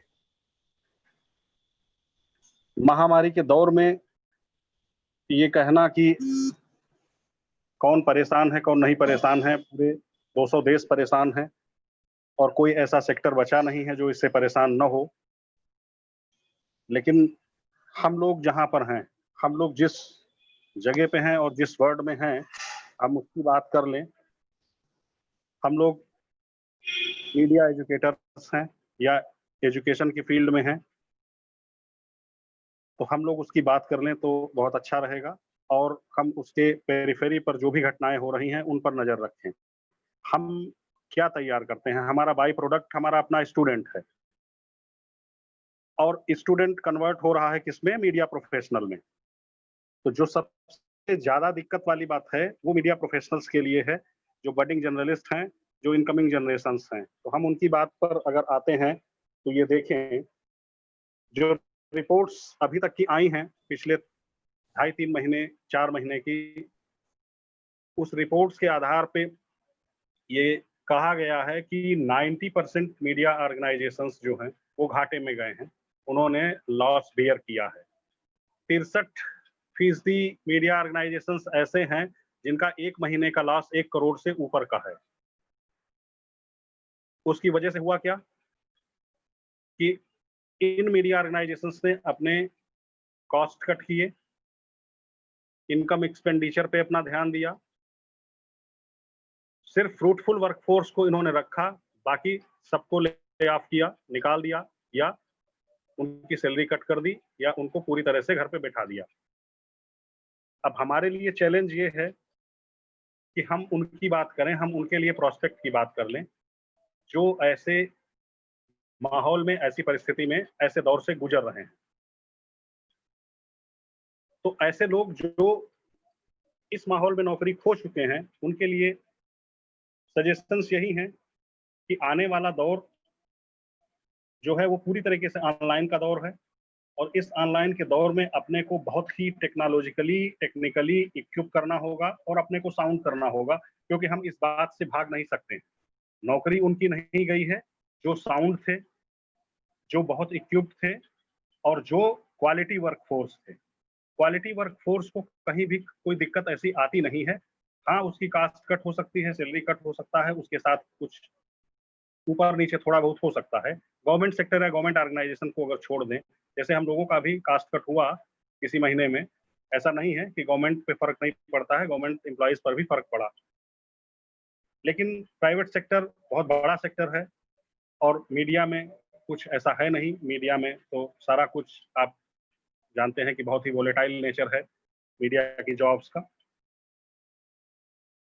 तो जिस तरह से मीडिया कम्युनिटी जो है सफ़र कर रही है, उसमें जो भी हमारे नए लोग हैं, जो भी ऐसे लोग हैं जो नौकरी खो चुके हैं या बिल्कुल वेट कर रहे हैं नई जॉब्स का, उनको अपने को तत्काल बदलना होगा। और जैसा कि हम जानते हैं कि आपदाएं या जो क्राइसिस का दौर है वो कुछ अवसर लेकर आता है, आपदाएं भी अवसर लेकर आती हैं और अवसरों का सृजन करती हैं।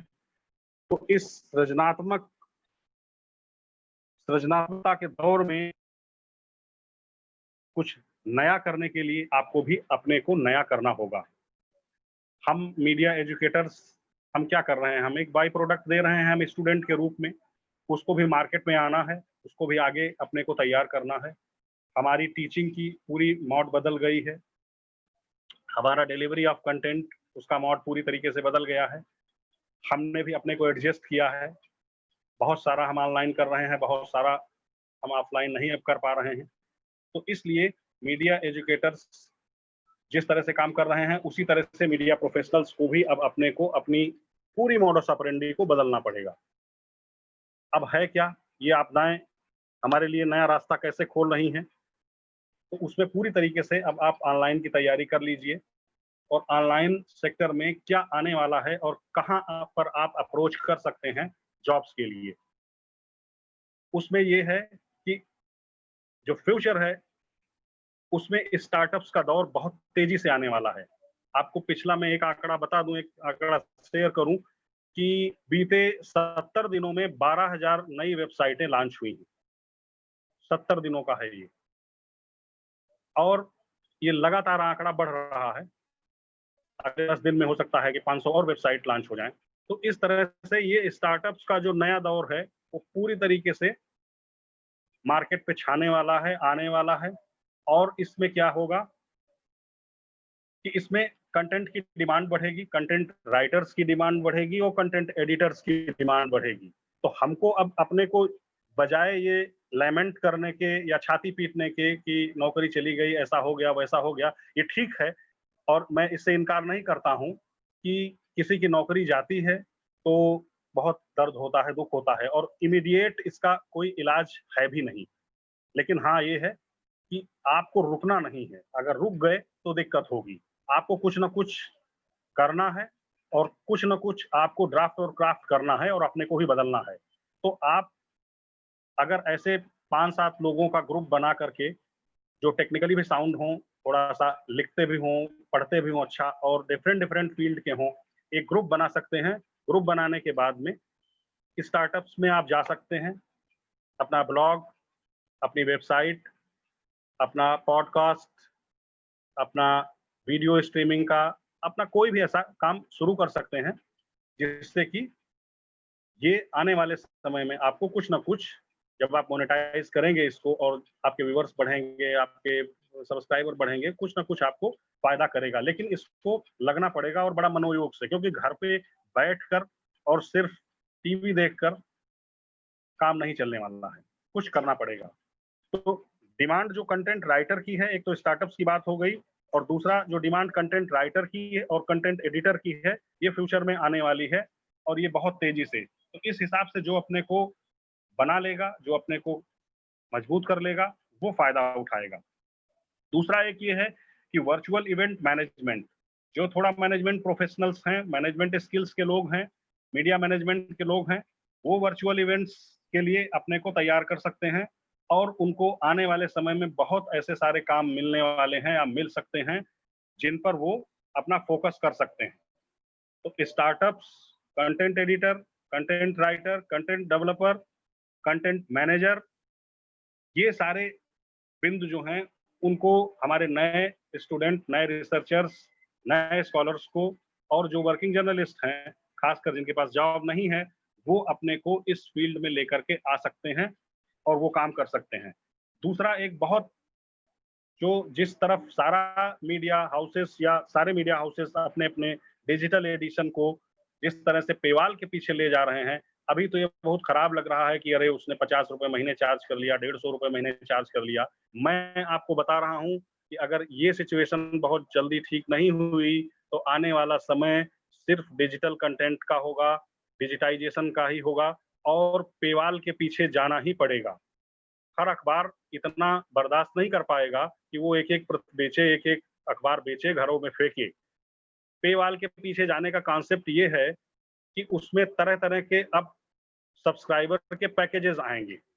प्रीमियम सब्सक्राइबर के लिए प्रीमियम पैकेज होगा, जो रूटीन सब्सक्राइबर हैं उनके लिए अलग पैकेज होगा। जैसे कि हम लोग न्यूज इंडस्ट्री, जो हमारी जो एजेंसीज हैं, न्यूज एजेंसीज हैं, जो जिस तरह से वो पैकेजिंग करती हैं कि बड़े बड़े मीडिया ऑर्गेनाइजेशंस जो बड़ा पैकेज उनसे लेते हैं तो उनको वो सबसे पहले न्यूज फ्लैश देते हैं, उनको सबसे पहले न्यूज फ्लैश देते हैं और बाद में जो खबरें होती हैं वो धीरे धीरे पहुंचती हैं दूसरे मीडिया संस्थानों तक। तब पता चलता है कि नहीं, ये बहुत पहले ब्रेक हो गई थी और इसको हिंदू ने ब्रेक कर दिया, इसको इंडियन एक्सप्रेस ने पहले ब्रेक किया, उसके पास थी, पीटीआई ने सबसे पहले खबर दी वहां, इस तरह से। तो इस तरह से जब डिजिटाइजेशन, जब पेवाल के पीछे जाएंगे, आप प्रीमियम सब्सक्राइबर होंगे, तो भविष्य में जो फ्यूचर है उसमें ये भी होड़ लगेगी कि हम सबसे ज्यादा इक्विप हैं, हमारे पास सबसे लेटेस्ट अपडेट है, हमारे पास ये इंफॉर्मेशन सबसे ज्यादा लेटेस्ट है। तो उसमें ये होड़ लगेगी कि कौन किससे ज्यादा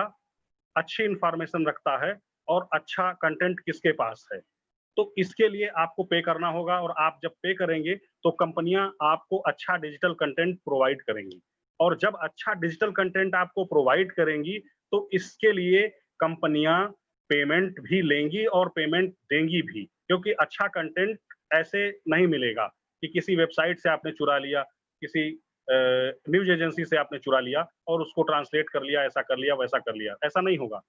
तो आप ये समझिए कि कंटेंट राइटर और कंटेंट एडिटर की कस की डिमांड आने वाली है, और इस तरह से जितने भी मीडिया ऑर्गेनाइजेशंस हैं, पेवाल के पीछे जितने भी जाएंगे, तो जितने भी नए लोग हैं उनको मेरा ये सजेशन है कि वो अपने कॉन्टैक्ट्स डेवलप करें, अपनी फील्ड ऑफ एक्सपर्टीज को वो पूरी तरीके से तराशें, उसमें अपने हुनर को पूरी तरीके से तराशें, अपने कॉन्टैक्ट्स डेवलप करें, पूरी एक डायरी बनाएं, लोगों से टेलीफोनिक वार्ता करें, उनसे इनपुट लें और अच्छे आर्टिकल लिखने की प्रैक्टिस करें। ये चीजें आगे आने वाले समय में ये मोनेटाइज होंगी, ये पे करेंगी और आपका इंडिविजुअल भी, आपका सीवी इनहेंस होगा, आपकी कैपेबिलिटी, कैपेसिटी जो बिल्डिंग है वो भी मजबूत होगी, और आप अपना ब्लॉग, अपना पॉडकास्ट, अपना ऑडियो वीडियो और अपना जितना भी आपका जो भी आपका टेक्स्ट आर्टिकल हैं, जो भी सेटअप है, उससे आप खुद कमा सकते हैं और खुद आप कमाएंगे। क्योंकि अच्छा कंटेंट, जब कोई भी मीडिया ऑर्गेनाइजेशन अच्छा कंटेंट देगा तो अच्छा कंटेंट देने के लिए वो अच्छा पे करेगा। बिल्कुल सीधा सा हिसाब ये है, इसमें कहीं कोई दो राय नहीं है, और ये बिल्कुल फ्यूचर में ऐसा होने वाला है। लास्ट बट नॉट लीस्ट, ये 3-4 चीजें जो मैंने बताई, ये ऑनलाइन के लिए बताई और टेक्नोलॉजिकली जो साउंड होना चाहते हैं उनके लिए है, जिनकी जॉब्स चली गई हैं और जो इस समय कहीं पर भी कुछ भी पा नहीं सकते हैं, वो टेक्निकली अपने को ऐसे साउंड कर सकते हैं। Last but not least, fact checking exercise. Fact checking के बारे में मैं इतना बोलना चाहूँगा, बहुत सारी वेबसाइट्स काम कर रही हैं। आने वाले समय में ये भी होगा कि जो भी वेबसाइट्स हैं वो इस तरह से अगर आप लॉन्च करते हैं या फैक्ट चेकिंग की दुनिया में आप उतरते हैं तो आपके लिए ये अच्छा होगा। इससे आपको कुछ न कुछ फायदा भी होगा, और दूसरा, क्योंकि इंडिया का जो कॉन्सेप्ट है इसमें फैक्ट चेकिंग का अभी उतना तेजी से विकास नहीं हुआ है। ये अमेरिका, ये दूसरे यूरोप कंट्रीज, वहाँ पर ये सारी चीजें हैं। वाशिंगटन पोस्ट, न्यूयॉर्क टाइम्स, इनके यहाँ पूरी फैक्ट चेकिंग की विंग है। ये बाकायदा 1 महीने के अंदर रिलीज करते हैं कि डोनाल्ड ट्रंप साहब ने कितनी बार झूठ बोला 1 महीने में, और चेक करते हैं कितनी बार उनको गुमराह किया गया, कितनी बार कंटेंट को इस तरह से मोल्ड किया गया। इंडिया में क्या है, इंडिया में अभी मीडिया ऑर्गेनाइजेशंस ये आउटसोर्स किए हुए हैं धंधा। अगर ये आउटसोर्सिंग लंबे समय तक चली, then definitely you will be the part of that particular outsourcing organization and you can earn more. तो एक फैक्ट चेकिंग का काम आपको आने वाले समय में अच्छा खासा दे सकता है। मुझे लगता है कि जो ऑनलाइन का दौर है इसमें content editor, content writer, content developer, content manager, media management, event management, जो भी ये वर्चुअल इवेंट मैनेजमेंट का है, पेवाल का कॉन्सेप्ट है, ये सारे कॉन्सेप्ट ऐसे आने वाले समय में निश्चित रूप से पे करेंगे और निश्चित रूप से आपके लिए नए द्वार खुलेंगे। आपदाओं से घबराना नहीं है, आपदाएं अवसर लाती हैं। निश्चित रूप से आपके लिए अवसर आएंगे, अवसरों का सृजन होगा, लोग आपकी डिमांड करेंगे, आप घर बैठे कमाएंगे, घर बैठे आपको पूछा जाएगा। लेकिन इसके लिए जरूरी है कि आपको एक्सपर्टाइज करना होगा और अपने कॉन्टैक्ट्स डेवलप करेंगे। हाँ, ये ठीक है कि किसी मीडिया ऑर्गेनाइजेशन में काम करने से जो रूम के वाइब्रेशंस हैं वो हम मिस करते हैं, न्यूज रूम के वाइब्रेशंस नहीं मिलते हैं, हम इंटरेक्ट पाते हैं, हम इन्वेस्टिगेटिव जर्नलिज्म नहीं कर पाते हैं, हम बहुत सारी चीजें नहीं कर पाते हैं। इन पर तो असर पड़ेगा, लेकिन धीरे धीरे कुछ ना कुछ अल्टरनेटिव रास्ते निकलेंगे और इससे जो है हमें एक नई राह मिलेगी, नए अवसर सृजित होंगे। धन्यवाद, आपने मुझे मौका दिया और मैं चाहता हूं कि मैं आप सभी लोगों को धन्यवाद दूं, जिसमें डॉक्टर राहुल जी, विपुल जी, भारत जी, डॉक्टर रोहतास जी, प्रोफेसर सुरेश भाई, डॉक्टर राजेश जी, पांडा जी, अनिल सर, और खासकर जो आपकी टेक्निकल टीम है, बहुत बढ़िया काम किया टेक्निकल टीम ने। और हमारे छोटे भाई, हमारे प्यारे शंभू भाई, जिन्होंने पूरी तरीके से मुझको घेराबंदी की रखी कि आप बिल्कुल सर रहिए अवेलेबल, और पूरी टीम जो है बधाई की पात्र है कि आपने बहुत बढ़िया ये वेबिनार आयोजित किया। इस तरह से पूरी मनोयोग से सुबह 9 बजे से लगे हुए हैं सभी लोग। मुझे लगता है कि अब थक भी गए होंगे, काफ़ी एग्जॉस्ट भी हो गए होंगे।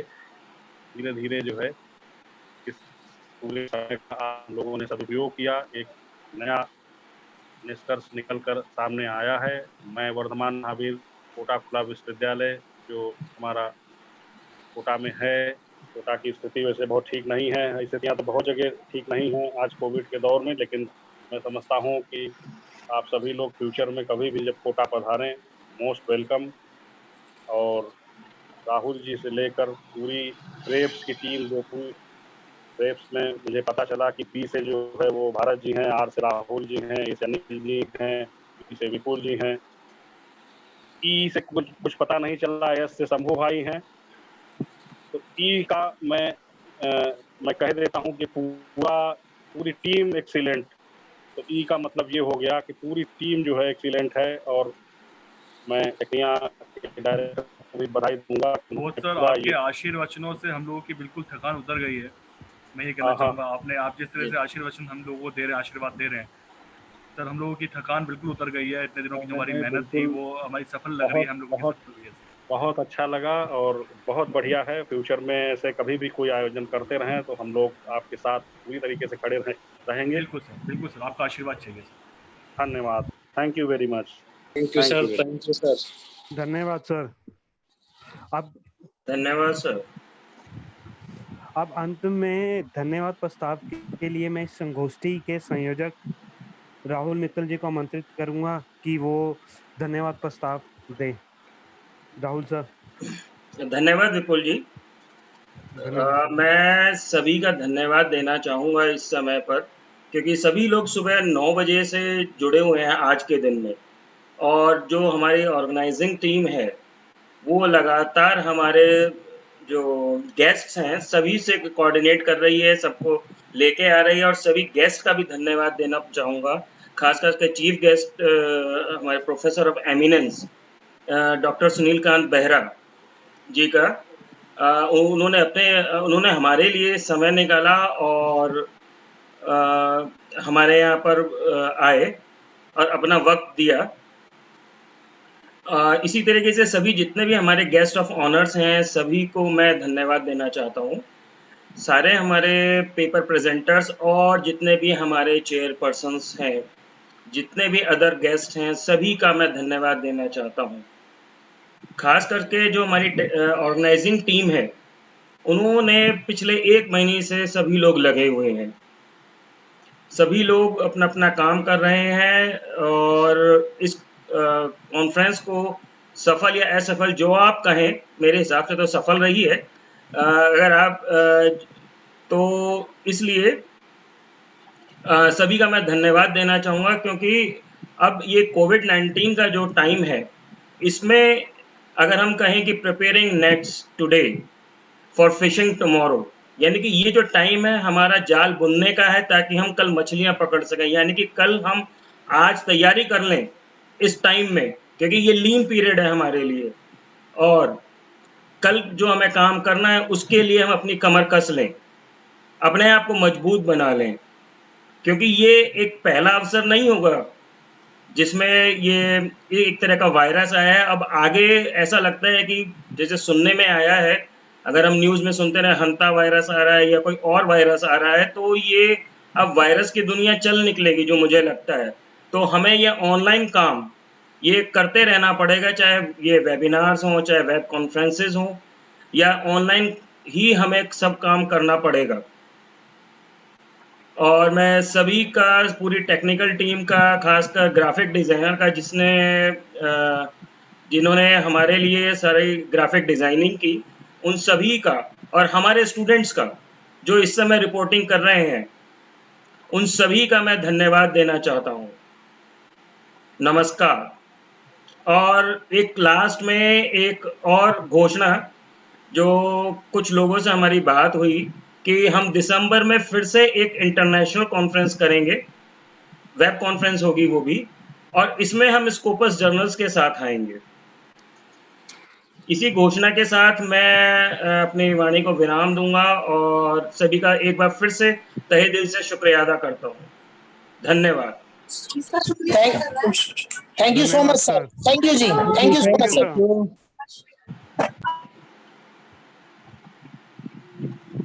Thank you all. Thank you, Saru. Thank you.